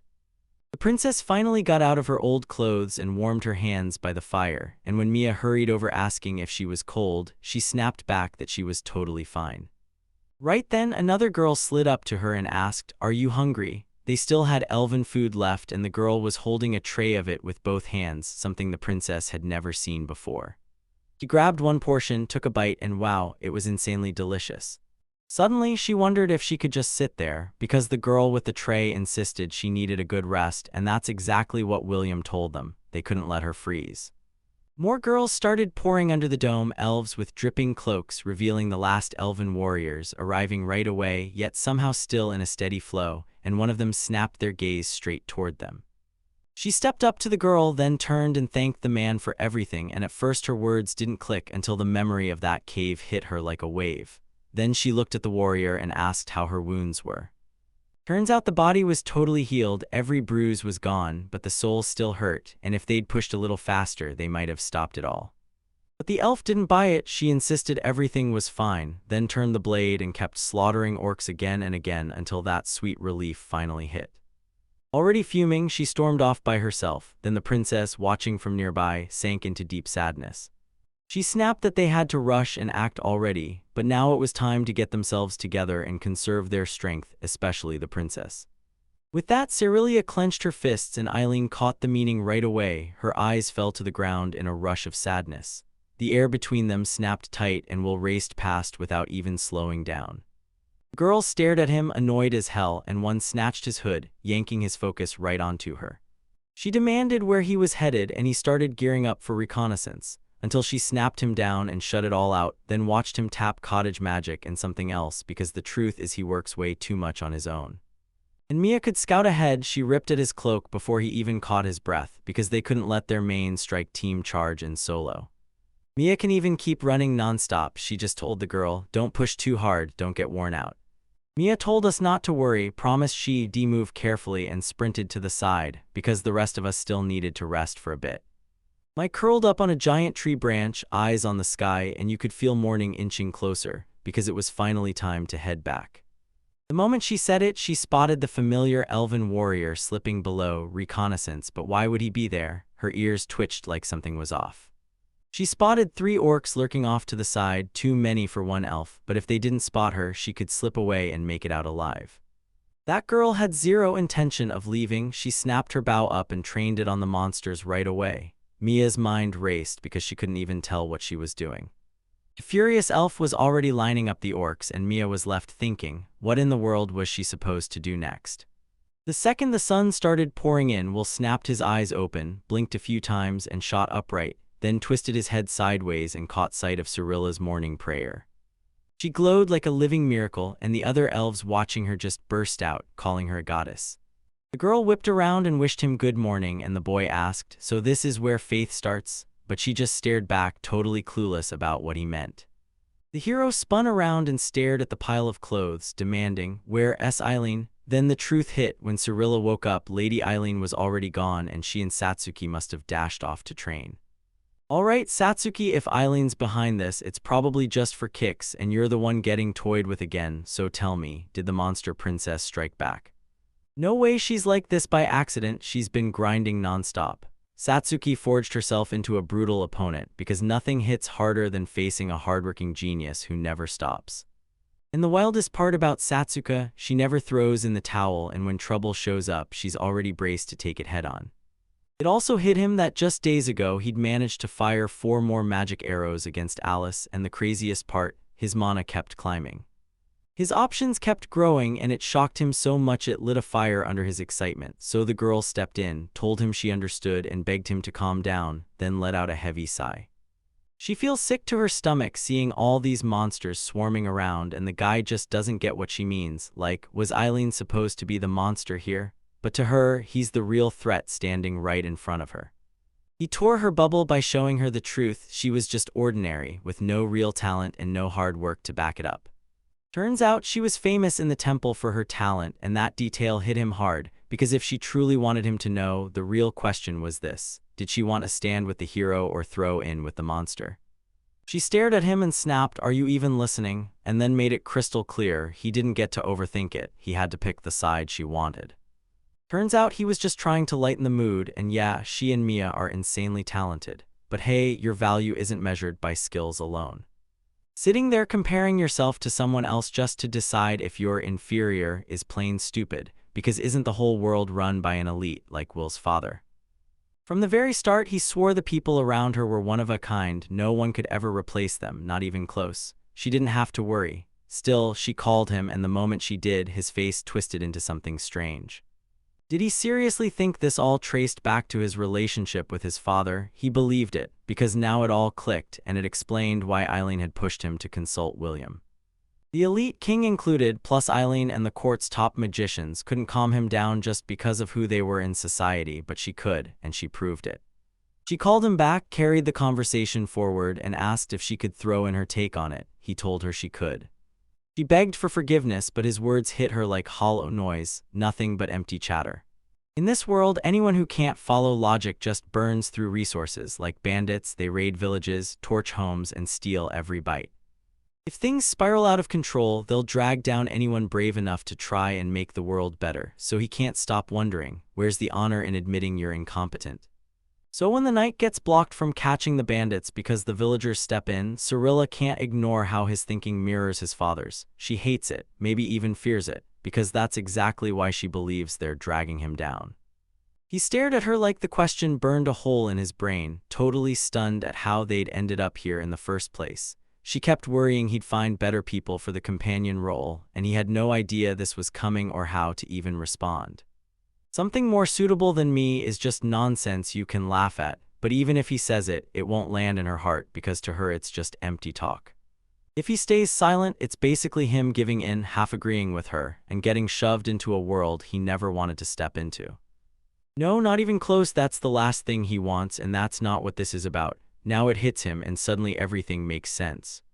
Cirilla sees himself in his father's way of thinking, but no matter what, he can't bring himself to let go of her, or Satsuki, or Mia. But can he explain it in simple words without showing it first? No chance. So should he step up and show his power? He had no idea what to do, so he wrapped the girl's head with some strange contraption. Then she looked completely lost, like nothing made sense at all. He threw out an apology and admitted he was just as confused, too, even though it was painfully obvious. He couldn't find the words, but he desperately wanted to jump into new adventures with them, only this wasn't the fantasy he'd imagined. Back then, he pictured a brutal samurai, a tough thief, and a calm priest. And he ended up with 3 girls, one always snapping in a foul mood, another cracking the worst jokes imaginable, and the third acting completely unhinged. But to him, every single one of them is a real, irreplaceable friend, and he refuses to decide who is worthy and who is. If this doesn't happen, their friendship is dead for good. That's the one thing he won't let happen. He refuses to lose them. And yeah, he said it out loud. The girl burst into laughter, then leaned in and demanded to know what he was obsessing over so intensely. She didn't realize he could pull a face like that, and it instantly made her feel lighter, like, yeah, this was what she wanted too. She got exactly what he was trying to say. Satsuki, him, and me were meant to be together. The moment the conversation turned to Mia, everything clicked. This was bigger than they thought. Now they just couldn't stop asking when she'd finally come back. In the thick of the forest, the elf snapped her bow up and trained it on the orcs. I was perched up in that tree, and I knew this. If he rushed in and stopped her, the orc would spot both of us, but if he bolted and slipped away, he could link back up with the others, and together we'd tear them down. But if even one of them slips away, they'll finally sniff out where the elves are hiding, and where they're headed next. If they caught her, she'd have to slaughter them or die on the spot, or leave this elf behind. And right then, after she loosed an arrow into one monster, she whipped her cloak off and let it fall. She whipped the spell through the air, aiming it straight at the orcs. Mia watched from the sidelines, snapped, and stormed in to save the day, and the elf went wide-eyed, totally shocked to find a familiar face standing right there. Mia snapped at her, screaming for her to sprint upstairs. Already perched on the tree, they stared down as the orcs raged and hammered at the trunk, smashing it like it owed them money. The warrior then turned to Mia and demanded why she was here, but honestly, it should have been the other way around. Is she really hunting for a death she didn't need? But if she might die, she can't risk Mia getting caught in this, especially since Mia already paid her debt, yet now they've got no choice. They're going to smash them, one at a time. The monsters started smashing the tree with brutal force, and then boom, it finally gave way. The girls who'd managed to leap landed hard on the ground. They split up and scattered, praying to drop the orcs, but instead of breaking off, they surged as one straight at the elf warrior and slammed into her with attacks. Mia's jaw dropped in pure shock. They slammed the girl into a tree and closed in on her from every side. One of the monsters slammed into her, and that brutal hit landed straight on the girl's hand, so hard the area instantly turned dark and she broke into tears from the pain. They yanked her up by her injured arm and laughed in her face, mocking her the whole time. They were already gearing up for another strike, so I was going to tear that elf apart. But Mia slammed into the moment, attacking the one who was seconds from striking, because they'd let their guard slip, turning their backs on the elf. Right then, she seized the opening and unleashed her magic on one of them. Mia charged again and slammed into them, knocking one of them straight to the ground. The other two snapped with rage and started hurling toward the alpha side, closing in on Mia fast. She stared at the wounded girl, bit down on her fear, and pulled herself back into the fight with fresh power. There were only two left, and the elf was now too battered to even stand against them. It's her against two, so tell me, does she even stand a shot at taking down these orcs? The orc swung hard, but she juked away at the last second, so what else could she do besides fight? It was hopeless. Monsters closed in from every side. She slipped past their strikes like a ghost, then surged forward to land her own hit, only to finally cut one of them down. It didn't hit the mark at all. She might pull off the win if she kept pushing, but her stamina was already screaming at its breaking point. She had to scramble and rush first aid to the elf warrior fast. If her skills matched Satsuki's, she could actually win, but time was ticking and her body felt like it was dragging through mud. Still, if she could fire up her aura, she might stand a chance. Oh, you can feel it, an aura, and she remembered that everyone's using it without even realizing every single day. Use it and your whole body turns weightless, exactly what she's been desperate for. She clenched her focus and slipped away from their blows one more time, then she felt it, her body suddenly lighter, and she knew exactly who to thank, Lafania. Now it was all on Mia, one strike, and that was it. She couldn't square up with Satsuki, not for real, so she had to go blazing fast. The monsters glanced at each other, and the moment the memories of Lafania hit, Mia's eyes sharpened. She was thinking up a plan. Monsters snapped their focus away from each other and bolted full speed in the opposite direction. She was completely stunned, unable to process what she was seeing. Why were they sprinting like that? Were they hauling ass to report back to the orc headquarters? She refused to let it happen. She snapped, screaming at them to stop right now. She bolted straight toward them, but then her own aura betrayed her. She couldn't believe how brutally fast she was moving. She slammed into one of the orcs and sent him crashing onto the ground. When she blinked awake, she saw the world turned upside down. She was sprawled near a tree trunk, and the orc she just faced was trembling, stuck on the ground and unable to rise. Was she seeing things? No, she wasn't imagining it because she'd just used every single joint evenly. Then she should try again. She instantly flashed with speed and sprinted through the orcs, carving one down as she went. Turns out this was a whole lot harder than anyone expected. The orcs scrambled to run, but she surged forward and smacked them down. The orcs were already wrecked and barely standing, so she raised her blade and ended it all with one final strike. And now they were crumpled on the ground, utterly beaten, and just like that, everything was finally over. She dropped to the dirt, exhausted, and let herself rest for a moment. But the second she hit the ground, she sprang right back up, because the warrior needed her. But her body refused to listen, and she crashed back to the ground. Fatigue hit hard, but she still had to haul that elf back to the shelter. Then it slammed into her. After coming this far, she just couldn't move. No, that couldn't be happening. Mia had to push forward. She always finished what she started. She thrashed her legs, praying that somehow it would work. Right then she heard a familiar voice cutting through the air, Princess herself. She called out to Satsuki and said she'd found them, then closed the distance fast, asking if she was okay, because they'd seen those dust clouds during training and they rushed over, but meeting them here was a total shock, and thankfully, there didn't look to be any injuries. She was furious because they'd already been killed, and she was ready to fight too. Even Mia snapped a little at those words. But she chose to drop it, then jabbed her finger and declared that the elf had to be saved. They rushed back to camp where Cerelia was patching up the injured elf's wounds while everyone nearby just stared. Mia couldn't stop trembling, but she still forced herself to ask how the elf was holding up. Then it hit them, no serious wounds left. She was okay, and soon she'd wake up, and Mia finally let out a breath of pure relief, dropping to her knees on the ground. She pulled off her first aura in a moment like that, which probably means she was locked in on the target so hard she didn't even notice it, because people who tunnel vision like that end up burning aura without realizing it. But Mia had no clue how to fix everything, so the princess told her to just get used to it. Then, until she could, she had to test her own limits, how long her aura could hold and how many times she could push it. Mia couldn't help wondering just how far she could push herself, and when Eileen left, she said everything looked good now, so it was time to go back and help the other elves, and Satsuki nodded along. Then Will stepped up to Mia and asked where she'd fought the orcs roughly. She dropped the map on the ground and jabbed her finger at the spot, but then the dread hit. What if they never make sense of it, because those 3 orcs didn't come back? But Philona swore everything's going to be fine. Those elven warriors who left to beg for help were already marching back to them. The girl finally realized what their move meant, and the only meeting spot left was that cave they'd been too clueless to understand. That's why the contacts have been posted at the cave since last night, watching every shadow. If the elves show up, they'll guide them straight to the new base, but if the orcs come, they'll go silent, slip out of sight, and either let them march past or make a break for it.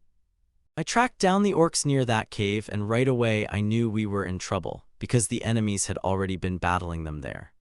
Hearing that, me snapped into a trance, and the hero pressed, "So what happened?" like she'd never even dared to think about it before.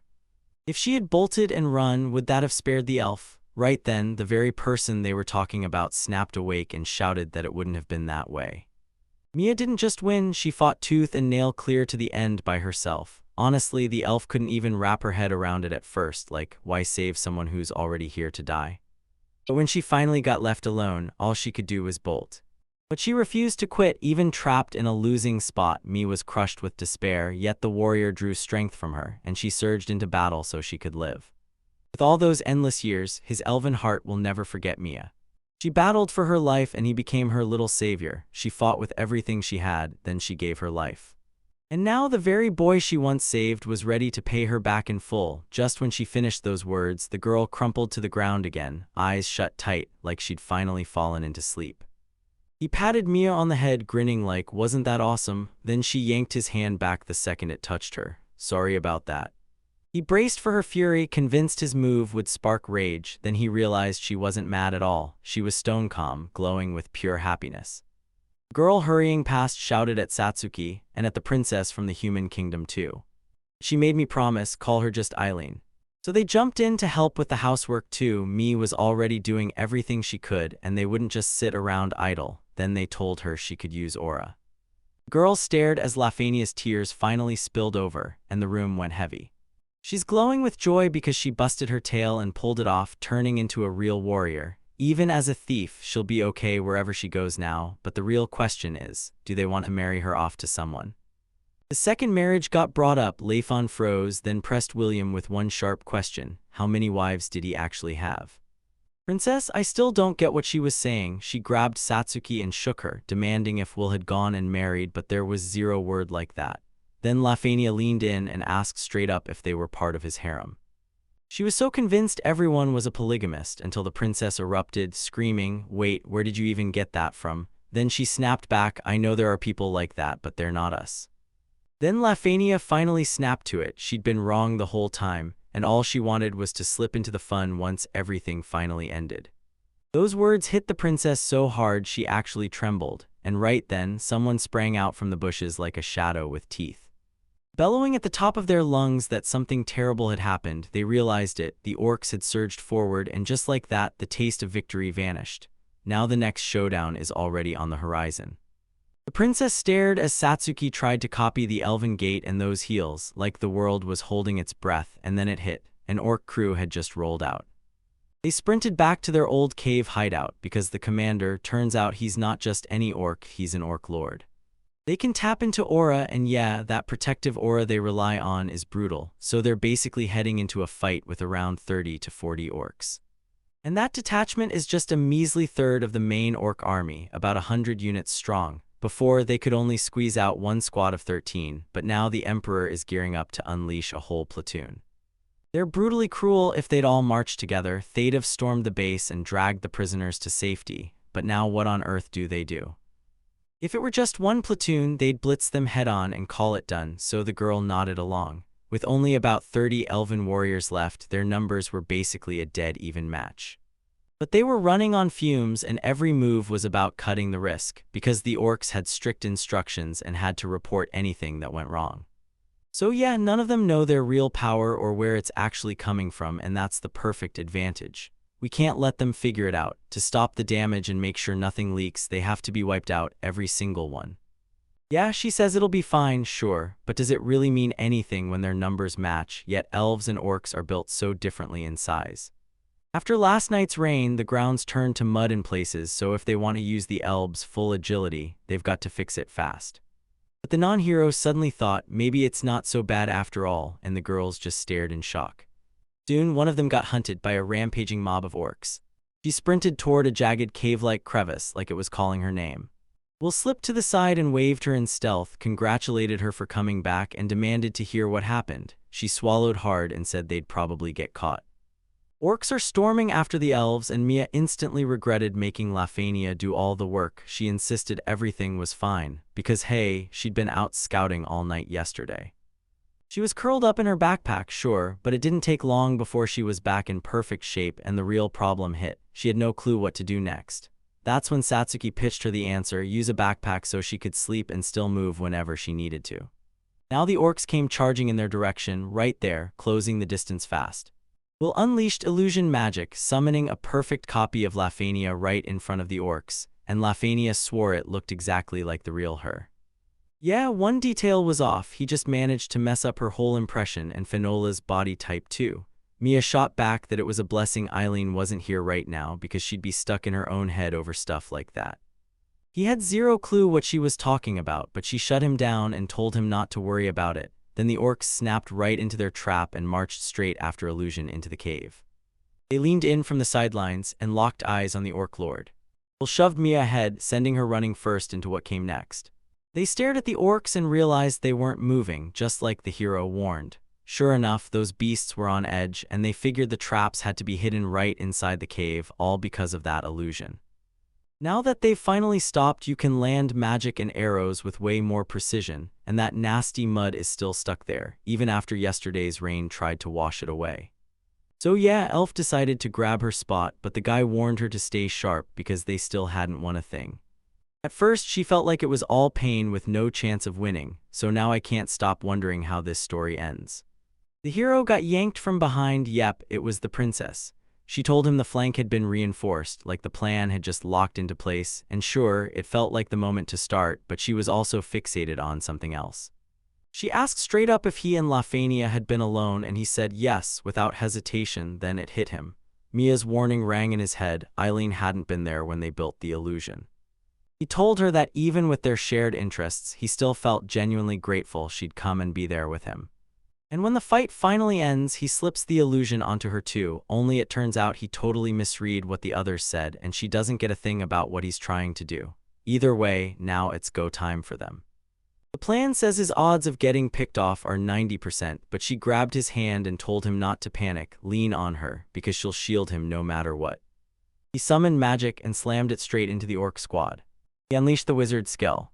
One of them clocked it, but there was zero time to react. The strike was already swinging for them. William warned that he couldn't rein in anyone beyond his magic's reach.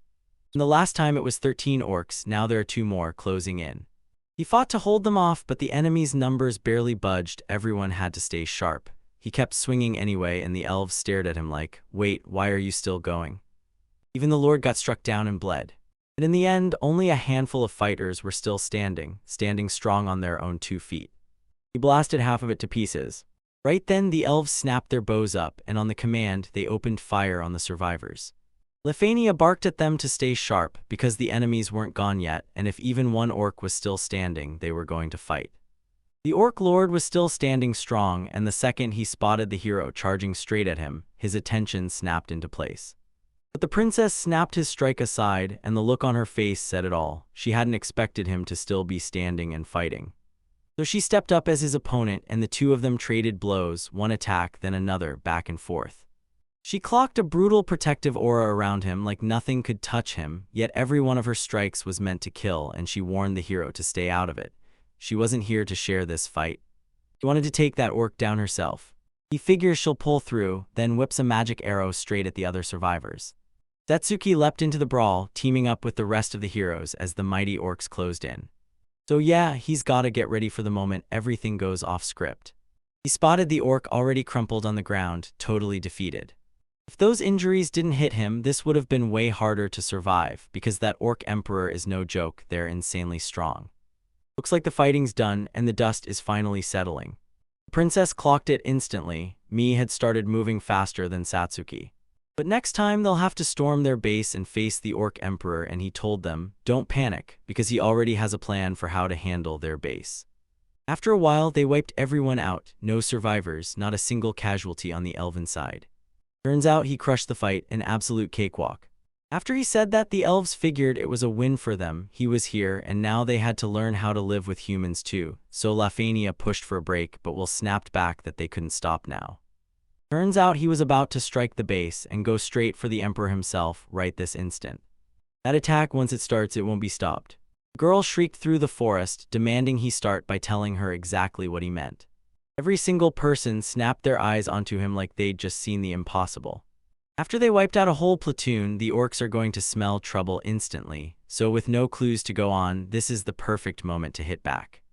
But that's not the point. Next time he should say it sooner, and he's right. Even so, once they start to fear their own power, what happens to Will himself? He had only a third of his men left, and he was determined not to squander them, yet somehow he still burned through about a third anyway. You're looking at roughly 2 hours to get it back online. If he's not at full strength, going in swinging would be a mistake, so they should wait until every drop of mana is back. But if they start threatening the hostages, then what? They're done, because after that, they won't be able to move a muscle. They've got one brutal choice: save the hostages with a real attack plan, or walk away and get annihilated themselves. No backups, no comfort, just survival. After he said that, everything went dead quiet. Then the worried girl blurted out, "Are we really doing what Will promised? If we strike and bring the mana back, won't it all get better?"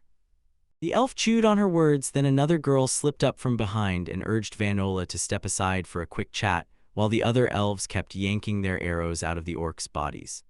They had no choice. If they didn't want bodies piling up, they'd better follow his orders, but the girl snapped back, screaming for him to listen to her, and the worst part was he wasn't even in fighting shape, so he couldn't defend himself worth a damn.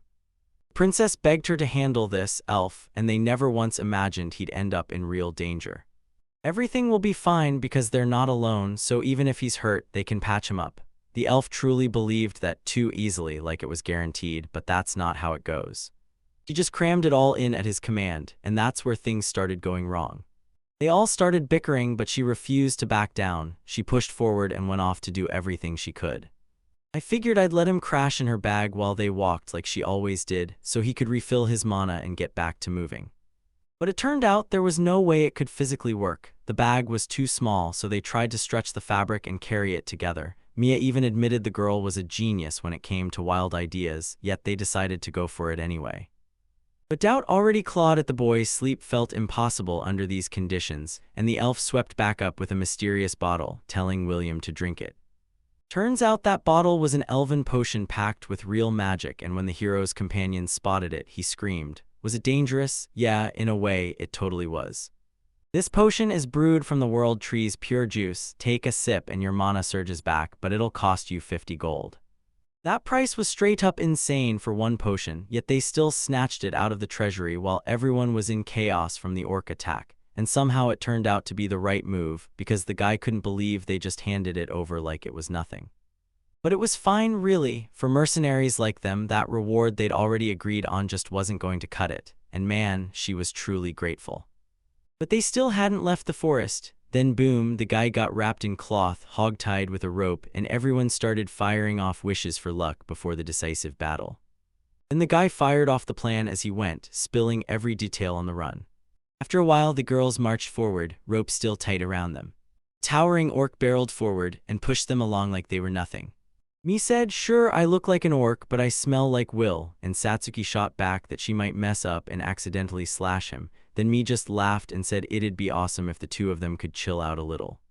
The princess fretted over what would happen to his clothes, but then she realized this spell was even easier than metamorphosis or camouflage, because it could vanish the clothes and gear right along with him.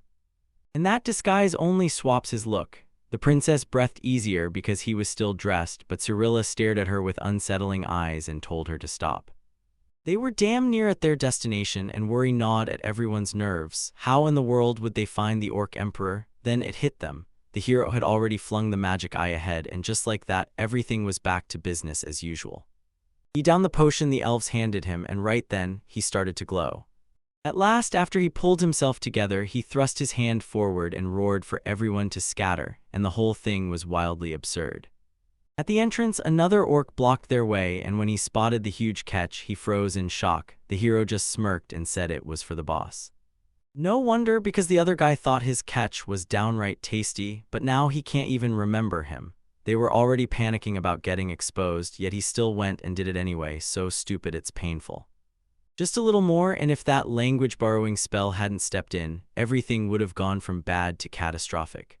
That other girl had already figured out the orcs could talk like humans. Will had explained it during the planning, and he'd even managed a little conversation with them. If they blabber for too long, they'll look suspicious, so it's smart they play along like prisoners. As they pushed forward, they watched orcs chomp on elves, and pure rage burned in their chests, but they had to hold it together. Out there, a colossal orc stood on the horizon. This wasn't some run-of-the-mill brute, not even close. The hero suddenly knew it was time to call the elves, and he told them, "You're already with the Emperor." Then the elves sprang into motion.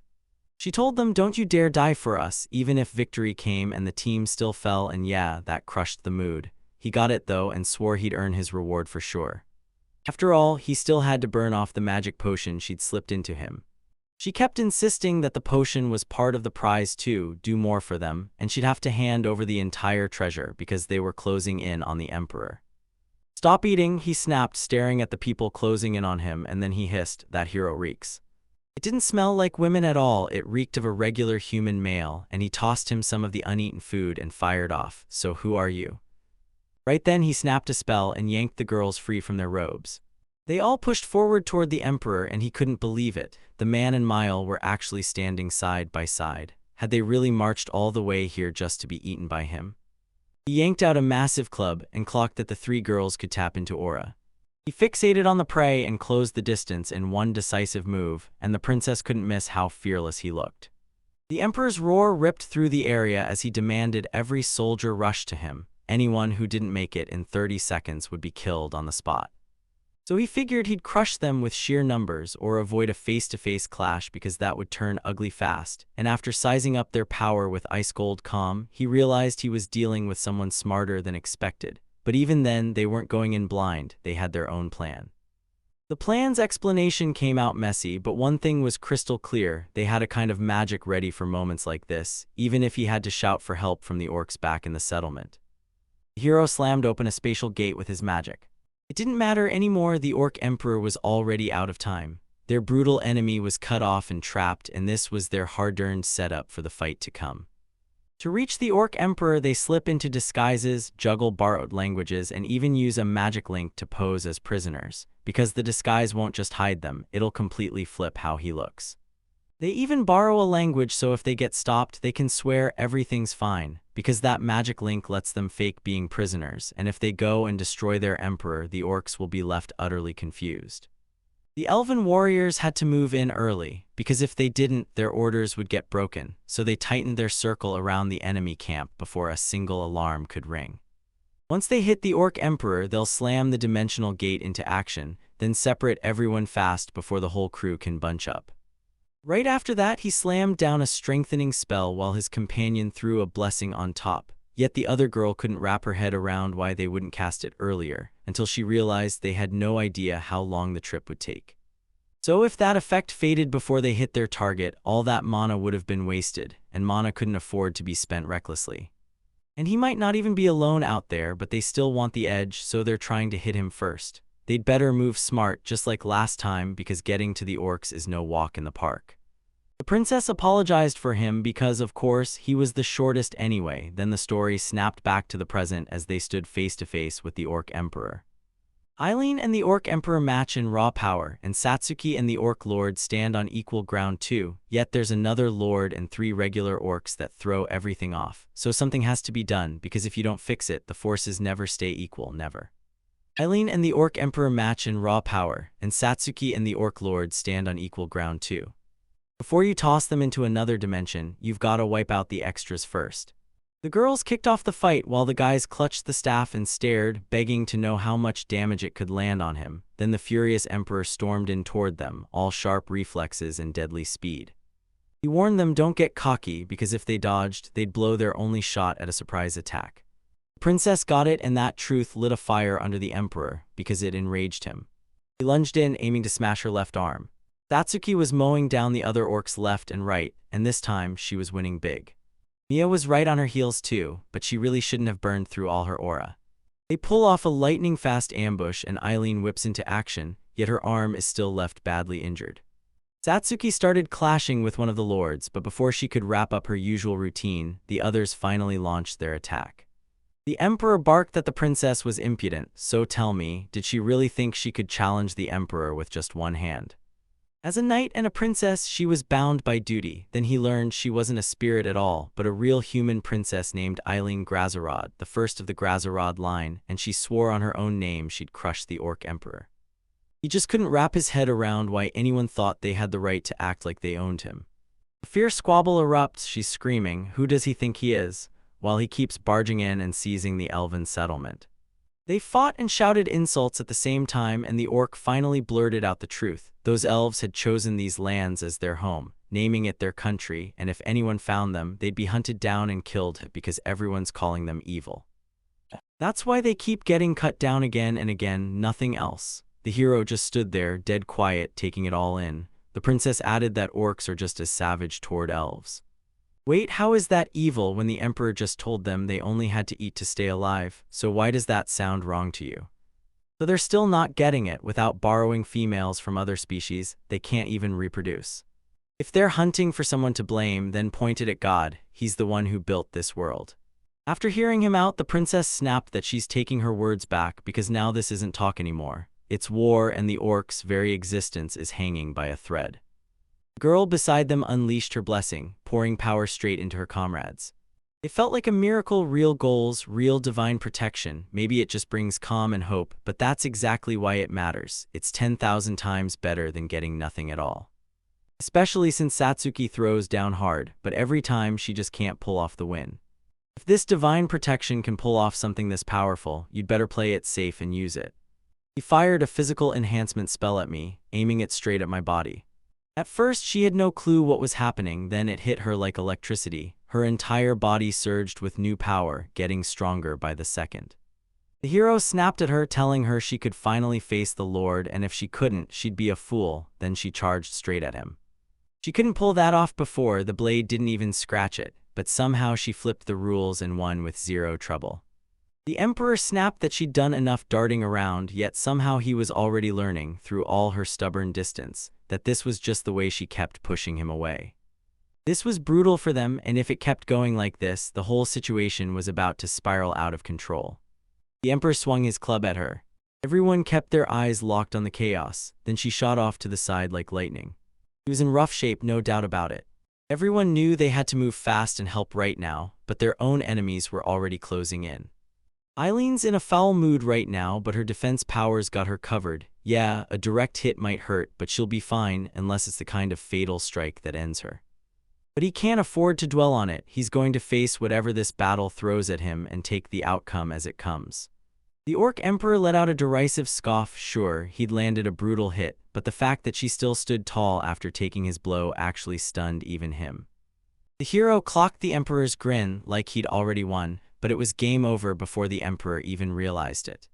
He blasted Eileen with a brutal physical hit. She snapped her sword up instantly and smashed right through, blasting massive damage into her opponent's weapon. It all shattered into pieces. The princess leaned in and warned him that the only one who would meet death was the Emperor himself. She swung again, another brutal hit landing with a thunderous crack. The Emperor crumpled in defeat and slammed to the ground. Every single person stared at it, stunned, speechless. Are we really finished, like for real? The girl sprinted straight to the princess and rushed in to heal her. Like clockwork, Eileen ripped through most knights with ease, because trying to challenge the Orc Emperor with one hand was impossible for anyone else. She spun toward him, smiling wide, and told him it was a relief he was safe. And right after those words left his mouth, she collapsed like a cut string, unconscious, with blood pouring out of her. He suddenly remembered what he'd promised himself just a minute ago. No matter what happened in this battle, he'd accept the outcome, even if this hit had been fatal and that island had been left shaken, and still he couldn't shake the question. Is this really the price of victory? The newcomers rushed in and demanded, "Is the princess okay?" They were told they could mend those injuries, but nobody knew when she'd wake up again. Still, that news felt like hope blazing in their faces. The hero shouted Eileen, and just like that, the spell that had been holding everything fizzled out. They stumbled back onto the battlefield, surrounded by a swarm of orcs, and sure enough, those monsters had already caught wind that the Emperor was dead, yet the heroes were wrecked, barely holding on. And trust me, we're watching this unfold. There are tons of orcs pouring in. Defeating them won't be easy, but he's done letting them hurt his comrades no more. He hurled fireball magic into the air, begging for their spirit to be crushed. Then the orcs on the verge of fighting snapped their heads around and saw a massive fireball blazing across the sky, racing straight for them. But it was already over. He'd gone completely off the rails, and there was no coming back. Elves were commanded to march in groups of 3 and wipe out the orcs, one by one. Since the elves had already kicked things off, they had one lucky opening, and they should have thrown their support behind them. The hero slammed the fireball into the air again, and this time it looked even more deadly. One monster lunged at him, but Eileen snapped back to her senses and shoved it out of the way. Her legs buckled and she could barely stay upright. He wrapped his arms around her and hoisted her back onto her feet. Then she flushed with embarrassment and begged him for forgiveness, still clearly not fully recovered but grinning through it because she was just too happy. His spell yanked the enemy's focus onto them, and now he's begging for forgiveness, because even if it rarely happens, seeing Eileen collapse completely shattered his control. I can't help but wonder what would have happened if she never woke up, because then she would have saved her with a force field. This time the response landed way worse than the last one, so the princess leaned in, eyes locked on what was going on right now. The numbers looked about even, but without the general around, the orcs were clearly thrown off, scrambling like they'd lost their orders. So yeah, you've gotta back the others up too. This guy stepped right up to Eileen, grabbed her hand, and demanded to know if she was really okay. She looked totally flustered, but you could tell she was relieved and happy too, swearing everything was fine even as her hand trembled in his. He figured it was only because she hadn't bounced back yet, so she told him, "If anything happens, cover me," and he swore he would, while his comrades were already clashing on the front lines. Relief lit up her face the second he agreed, and she rushed forward without wasting a second. He stared at it, and a flood of childhood memories crashed back like it just happened yesterday. Orcs got wiped out in the blink of an eye, and honestly, when they weren't being brutal foes, they were the best, most loyal companions you could ever ask for. Watching them, people couldn't help but grin. They thought it was downright adorable. A few hours later, everyone hit the ground, defeated, out of options. The elf thrust a bag into their hands and said, "If you hadn't helped, I'd be finished." Her gratitude poured out nonstop. Then inside the bag was their promised reward, and it didn't feel like the whole story. They caught on fast. Turns out the elf had bumped the reward to double and was betting everything that they'd take the deal. He pays out 204 for each person over the 240-day stretch, then charges 80 gold per person each day for 2 days, so everyone's tea totals 104 and the payment hits at the end. 200 gold, which you add up to 360 gold, and that all multiplies into 740 total coins. They always end up in that bargain spot that hits you for just 25 silver coins for breakfast, while 1 gold coin can stretch for 2 whole days. Then it's around 180 gold coins for each of the rest, meaning they're basically stuck doing nothing for the entire year. He checked again to make sure they were truly certain, because everything there was a lot, and if the hero hadn't stepped in, it all would have been lost, plus they're self-sufficient, so they don't even need money. They only pull those tricks when they're trading with outsiders, and it was with them that the whole deal got sealed. The guy finally got it and stopped pushing back. No more arguments. If they say so, he'll snap it up and gladly take that reward. The team huddled by the bag of money, eyes fixed on it like it could bite. The elves declared that for them, every one of them are heroes, and they swore that the legendary feat of William, the great hero, and his squad will be remembered and passed down through generation after generation. One elf Mia had just saved rushed up to her, calling her her little hero and swearing she'd never forget her, and then every last elf gathered to wave the heroes off for goodbye. They're only just kicking off their adventures, nowhere near real heroes yet. For him, heroes aren't legends from the streets, they're the people he used to obsess over in storybooks as a kid, and somehow they've always looked heroic the moment anyone dared to call them that. Eileen blurted to everyone that Will was obsessed with stories of heroes, and that as a kid he couldn't get enough of them. Then she got a quick tap on the head from him, like, "Why'd you say that out loud?" The elf just smiled. She understood. Maybe it's not love between them at all, maybe it's admiration. and once he realizes he'll never stand equal to those heroes, he's terrified he won't be able to keep fighting to the very end. She marched right up to the princess, wrapped her in a hug, and blurted that she'd always seen them as heroes, no matter what, only to turn bright red with sheer embarrassment. Then she bolted up to the hero, planted a cheek kiss on him, and blurted her thanks. She said he was her hero too, and the people nearby froze in stunned disbelief. The princess, watching all of this, couldn't stop trembling. Could Will and Lafania truly end up together? Will even told everyone to wait for his answer because he hadn't expected things to turn out like this. The princess sank into sadness, then he snapped back to that illusion called Eileen, reminded her of it, and summoned it right into being. Because they'd been childhood friends, he went and made a perfect twin of her, and the others had no clue what he was planning. She couldn't even tell if she should feel thrilled or terrified that he'd crafted her with that kind of precision. Was he really watching her? Still, somehow, she couldn't help but feel happy about it. Right then, the partner who showed up eyed the illusion and demanded, "Isn't that just some guy?" And the princess clocked it, and her heartbreak hit even harder. She threw everything she had at the Orc Emperor, yet he still wouldn't even call her a girl. He rushed to apologize, swearing he never meant anything bad, like they'd been kids. He'd always treated her like a comrade, so the whole thing was just a joke to him. Everyone finally clocked how brutal it was. Then the princess felt crushed when she learned they were only comrades, and she knew she should have seen it coming, but damn, it was still too much.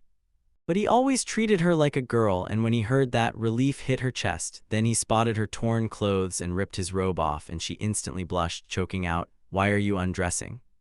The hero said he'd spotted her clothes were in total tatters, so he offered her his cloak on the spot, and when she accepted it, relief lit up her face because everything finally felt okay again.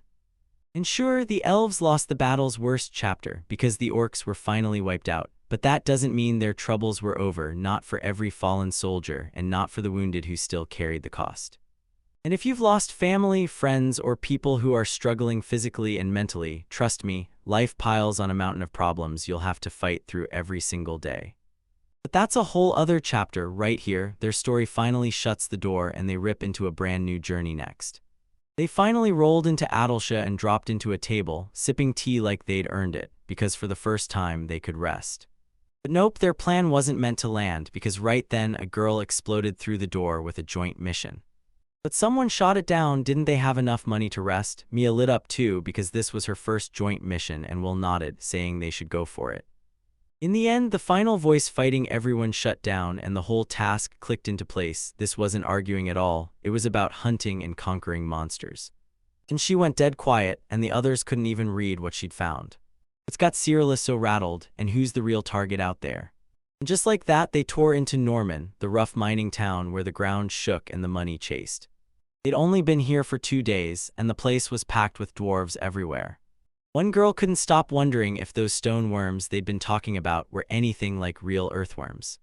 Her face looked straight up domineering, like, seriously, that question is painfully stupid. When they shot her suspicious looks, she just shrugged and said everything was fine, while they'd already left Eileen behind that afternoon, and the poor girl showed up wrecked and bruised, heading straight for her guards. She told Will, "We're done here, let's rest in the capital." But Will snapped that they had to report the mission's completion first, since Atlasia still hadn't heard, and besides, the capital was way out in the wrong direction. She was clearly haunted by skipping the capital, replaying it again and again, telling everyone, "It doesn't matter, just drop it and move on."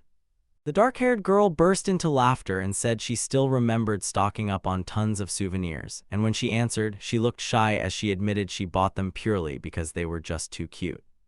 One of the guys passing by couldn't resist and started needling them, claiming they were pathetic, weak, low-ranking, and acting like they were headed to some stupid picnic.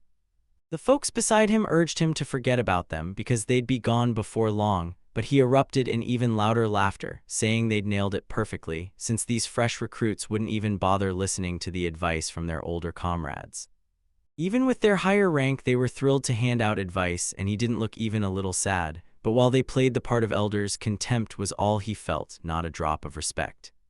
You think their rank is awesome? Turns out there's only one rank above it, and Will says people usually quit right there, so if you actually reach it, they'll treat you like a legit, full-fledged adventurer. The girl couldn't make heads or tails of what he was saying. Turns out to earn a rank, you've got to smash through a tough mission, and for most people, even a lower-ranked job is plenty. And they started climbing the ladder, but that climb felt endless. Was rank advancement really that brutal? He'd heard people were getting killed left and right just to finish it, and only a tiny handful even made it to the next rank, meaning the higher you climbed, the fewer adventurers were left standing. That's the truth, and it's why tons of D-rankers are totally content doing exactly the job they're at. He told the girls to keep their heads cool on the mission. It's only a D-rank job, same as now, where the E-rank and everyone above D-rank keep clashing in competitions. But even they can snag a quest way below C-rank. The guy who'd been listening to him the whole time, walking ahead, suddenly snapped and mocked him like, "Are you laughing at us?" And then he threw the real question out there. "So you're that cool that girls are lining up behind you?" Rage flared in his chest. He snatched the man by the robe and yanked him up into the air, while the girl's comrades watching him stared back with vicious, menacing eyes. Will's legs, dangling in midair, finally loosened. Then Satsuki snatched the katana's hilt and told the elder, straight up, "If you want to fight, you've got me." Heads snapped toward them all around, and the whole scene tightened into one brutal, breath-stopping stare until even Satsuki's legs started to relax again. Yui finally admitted the pose helped soothe the legs, but she snapped that fighting between adventurers was off-limits. Then the furious man grilled him about what he said. He swallowed his pride, apologized fast, and insisted it was nothing at all. Since he'd been there longer than all of them, he should have known that throwing fists would help nobody, so once he said that, he drove him down to the ground and stormed up the stairs, burning with rage. But they kept pushing forward over and over, but the hero's condition kept spiraling until he couldn't go for long without collapsing. The comrades who caught it immediately started whispering like, "Wait, he's got a weakness too, because come on, he's not some superhuman god, just a regular guy with no magic." Even with barely any warrior training, Cirilla still shot back that she didn't think he was fighting at all. She thought it was all just magic. Should have clocked it sooner, maybe not levitation or full-on flight, but that boost shows up, and yep, he's right back at it. But there wasn't much left before they hit the destination. He refused to rely on magic anymore, and Cirilla totally caught what he was saying. Still, did he honestly just want to save his mother? Satsuki heard him and snatched him up in her arms, snapping that when it hits like this, you lean on your comrade. Then he asked, "So what are you doing next?" She said it wasn't a bad idea, but even her own friends wouldn't back her up.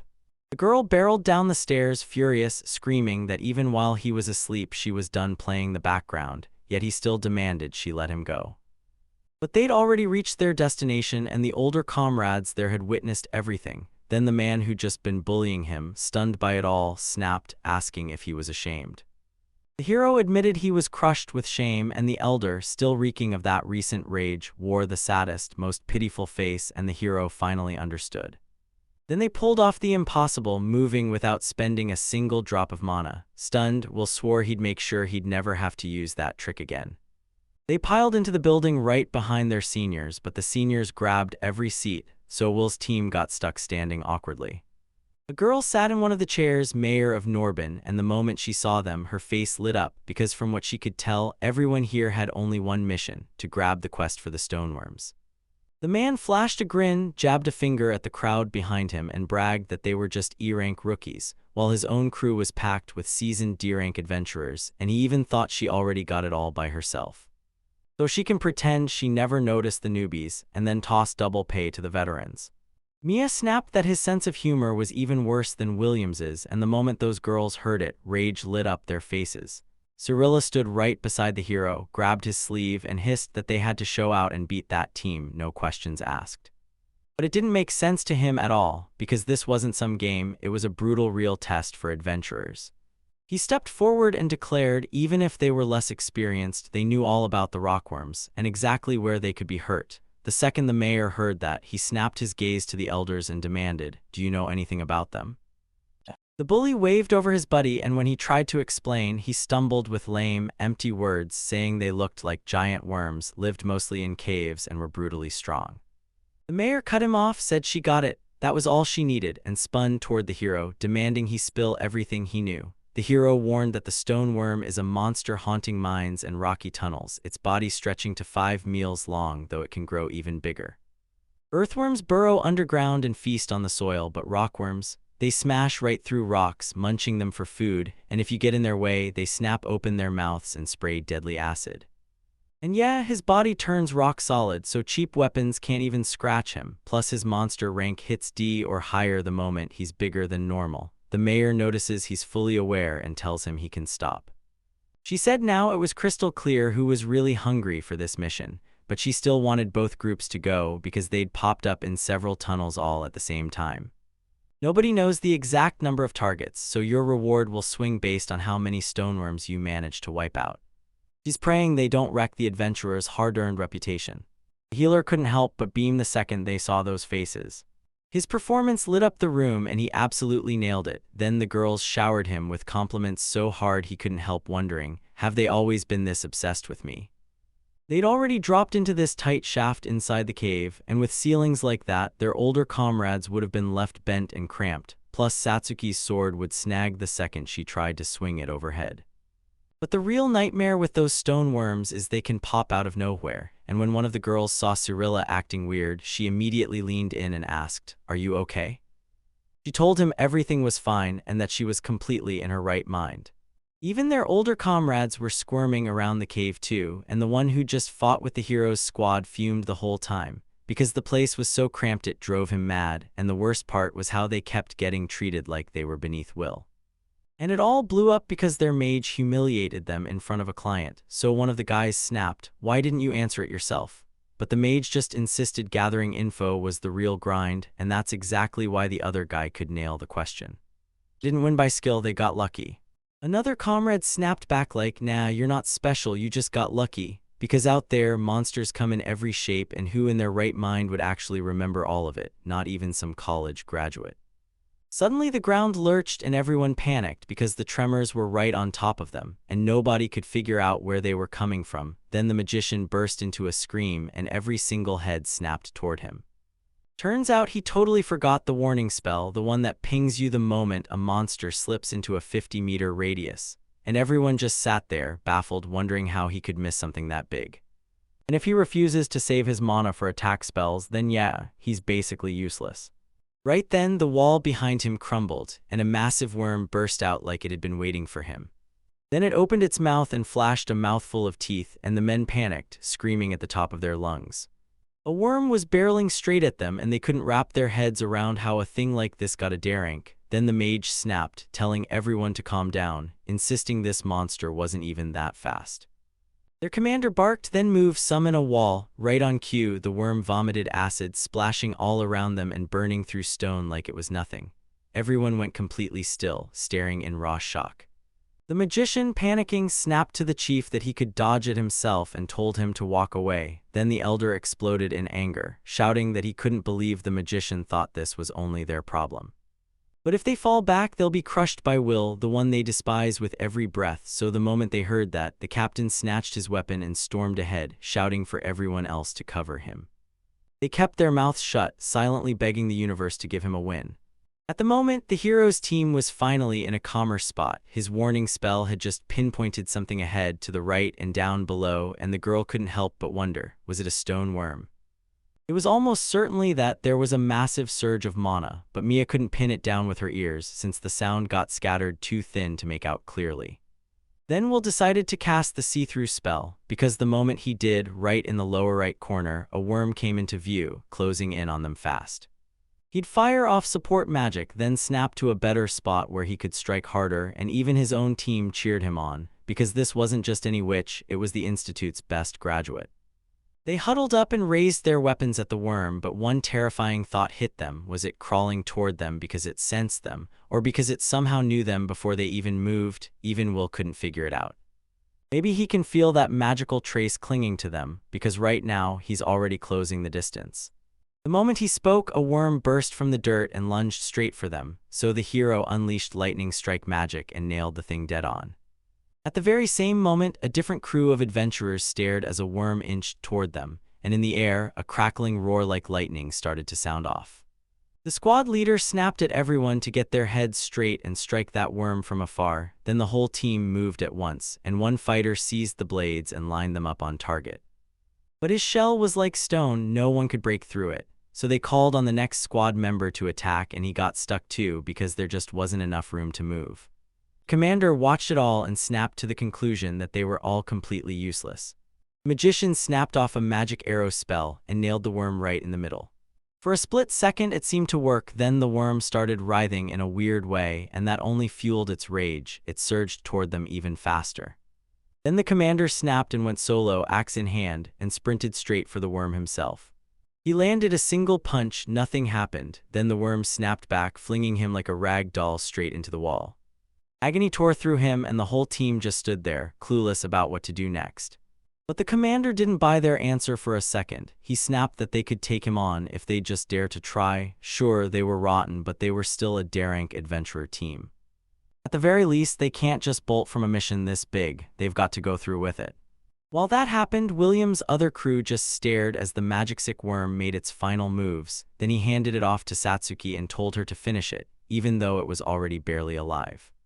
But she'll do it, he swore it, but if he finally comes to his senses, he'll step in, so she has to take him out while he's still weak. The girl snapped into action and sliced the worm straight in half, and that enchanted sword slid through it so effortlessly it might as well have been butter.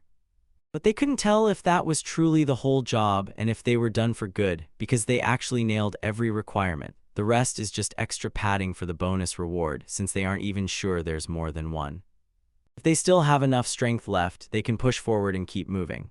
But the healer didn't get it when she saw how excited they were. She read the room and asked if everything was okay, and the moment she said yes, her face screamed that everything was absolutely not. 10 minutes later, they smashed another worm, then 20 minutes after that, they tore down yet another. By then, they'd already wiped out 3 monsters, and Cerelia couldn't help but wonder if they were about to face too many of them. Will nodded along. Too many of those things showed up in too short a time, and Mia couldn't stop asking how many were packed into the group, because the very idea of a whole colony of rockworms made Cirilla shiver.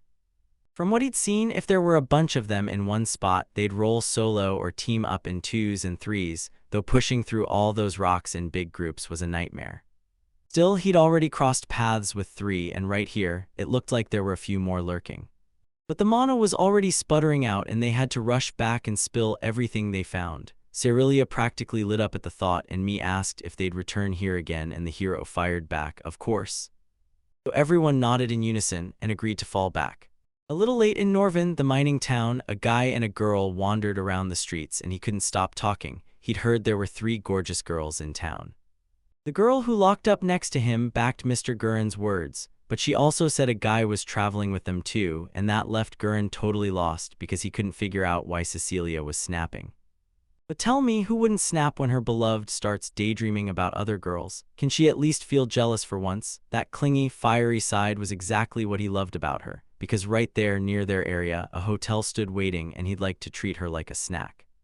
The adventurers burst back to the building to face the mayor, and the moment she heard their report, her jaw dropped. She couldn't believe they'd wiped out 3 monsters in such a short time. The other team, battered after taking on just 1 worm, couldn't believe what they saw. Somehow the next group crushed 3, and William's team clocked how wiped out they looked, stunned at just how exhausted they were. After her statement, the mayor said she just needs a little time to think it over, and if that's all, she'd like them to return tomorrow. She's not demanding anything, but she'd be seriously grateful if they made up their minds after hearing her side. The hero nodded and promised they'd show up tomorrow, so she thanked him. Then she shot a look at the other team and asked, "What about them?" The other squad's commander shook with fear, begging to refuse, but he forced the words out, "We'll come too." Right then, Cerelia strode up to the rivals, ready to help, but they shot her down, insisting they were fine and only needed to rest. Then Satsuki pushed back and asked if they really should gamble their lives like that, and the other team leader nodded along. But once they finally stepped out of the mayor's building, it was already too late. After the mission, Satsuki's stomach was roaring. She blurted to the others, "Anybody want a snack?" Siri nodded right along, then leaned in and asked, "So, what we earned today?" They ended up with 120 gold, and Mia practically felt their luck getting richer by the second. Cerelia was already hunting for something cool to buy, while Satsuki just wanted to stuff herself with the tastiest, interesting thing she could find. William told them it was totally fine to treat yourself, and the girls lit up, then charged ahead with pure excitement. They showed up at the place ready to feast after ordering a wild mix of dishes, and the cute decorations set the mood. Satsuki grinned at the mountain of meat on the table, while Mio practically lit up at all the drinks. They laughed and chatted at the table, and the healer leaned in, saying it'd be even better if Mrs. Eileen joined them. So the hero nodded hard, because Eileen wasn't just a friend to him, she was an adventurer too. The moment William's words hit the air, all three girls snapped their attention to him, demanding he say what he really thinks about Mrs. Eileen. So Mia pressed, "Wait, did you already figure it out?" And he just played dumb. He had no idea who they meant. Then Satsuki blurted out, "The princess." He immediately looked away like he didn't want to touch the subject, and Satsuki pushed him, asking whether he saw her as more than just a childhood friend. He told them to cool off for a minute. He'd never cared about gender, and only recently had she made it a big point, and the moment they heard that, the girls hit the brakes hard with crushing disappointment. They just felt awful for Eileen. So they shoved the whole topic aside and dug back into their food, not saying another word about it, and the same couple who'd just been talking about them outside on the city street walked into the place. Then they clocked the squad's table, and right then Cerelia realized she had to send Eileen a letter and tell her to wear a dress next time. He leaned over the table and told them, "At first I thought I'd just join you for dinner." Then he smirked and pushed the idea that the girls should have some fun that night, calling them beauties. After he said that, the girls at the table shot him cold, disapproving looks, like seriously, this was a fancy place, and somehow jerks like him are everywhere. They shoved him with one brutal order, "Go back to where you came from," and deep down, it was clear they thought he had zero common sense. He plopped down on the sofa beside the girls like he owned the whole place, and honestly life feels brutally dull, so yeah, he'll do whatever he wants. Their opinions clashed so hard it was obvious, no two ways about it. Satsuki heard those words, shot up on the spot, and declared she'd do whatever she wanted to. Then she thrust her fist forward to strike right away. The guy's companion saw it coming and shouted for Mr. Gorin. But it was already over. The girl yanked her fist back at the last second, just a few centimeters from the young man's face.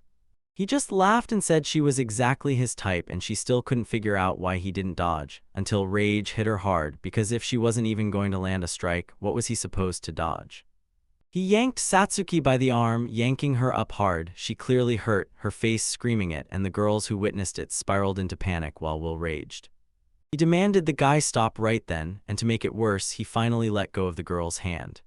And they demanded to know who Will was to them. Were they really dating? The hero just shut down and stayed silent because that idea felt completely insane, and he had no idea what he was supposed to say. Then the young man snapped that his girls were poorly raised, and it threw William into a dazed, speechless stupor all over again.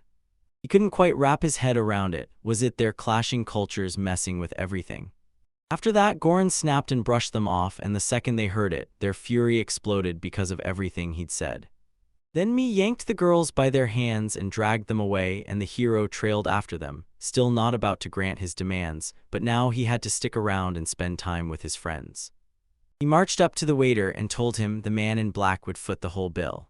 The gentleman couldn't tell if they were truly friends because sure, he'd said it himself, but it felt less like friendship and more like a punchline. The healer grabbed Satsuki and demanded she hold up her hand so she could heal her, but Satsuki's face fell. She felt utterly weak after losing to the princess today. "And I just got absolutely crushed by this guy." She yanked her hand back, grateful to her friend, but she waved it off. She was totally fine. "I should head back to the hotel," she decided. The other girls just stared as she walked away in total silence. Mia slipped out right after her. Can you believe Satsuki would spiral into depression? When failure kept piling up or plans shattered, William felt it too, like it was impossible to swallow his pride, and his self-esteem took a brutal nosedive. The girl standing beside him shot him a strange look because the moment those words hit, it was obvious she'd lived the same nightmare herself. She told him to hit up a different hotel, but that just made his gut scream, something else off. Turns out she wanted it bad because if she fell asleep there, she'd be haunted by that man from the restaurant in her dreams, and they definitely didn't want that. So they decide, get drunk, let the sleep hit hard, and tomorrow, pamper her to get her spirits up. No comforting talk tonight, just straight up pampering because they're sure it'll work. She pored over the mayor's documents, but something in her just wouldn't buy what they said. But she figured out they're sealed it. Norvin was doomed because a massive disaster was closing in fast.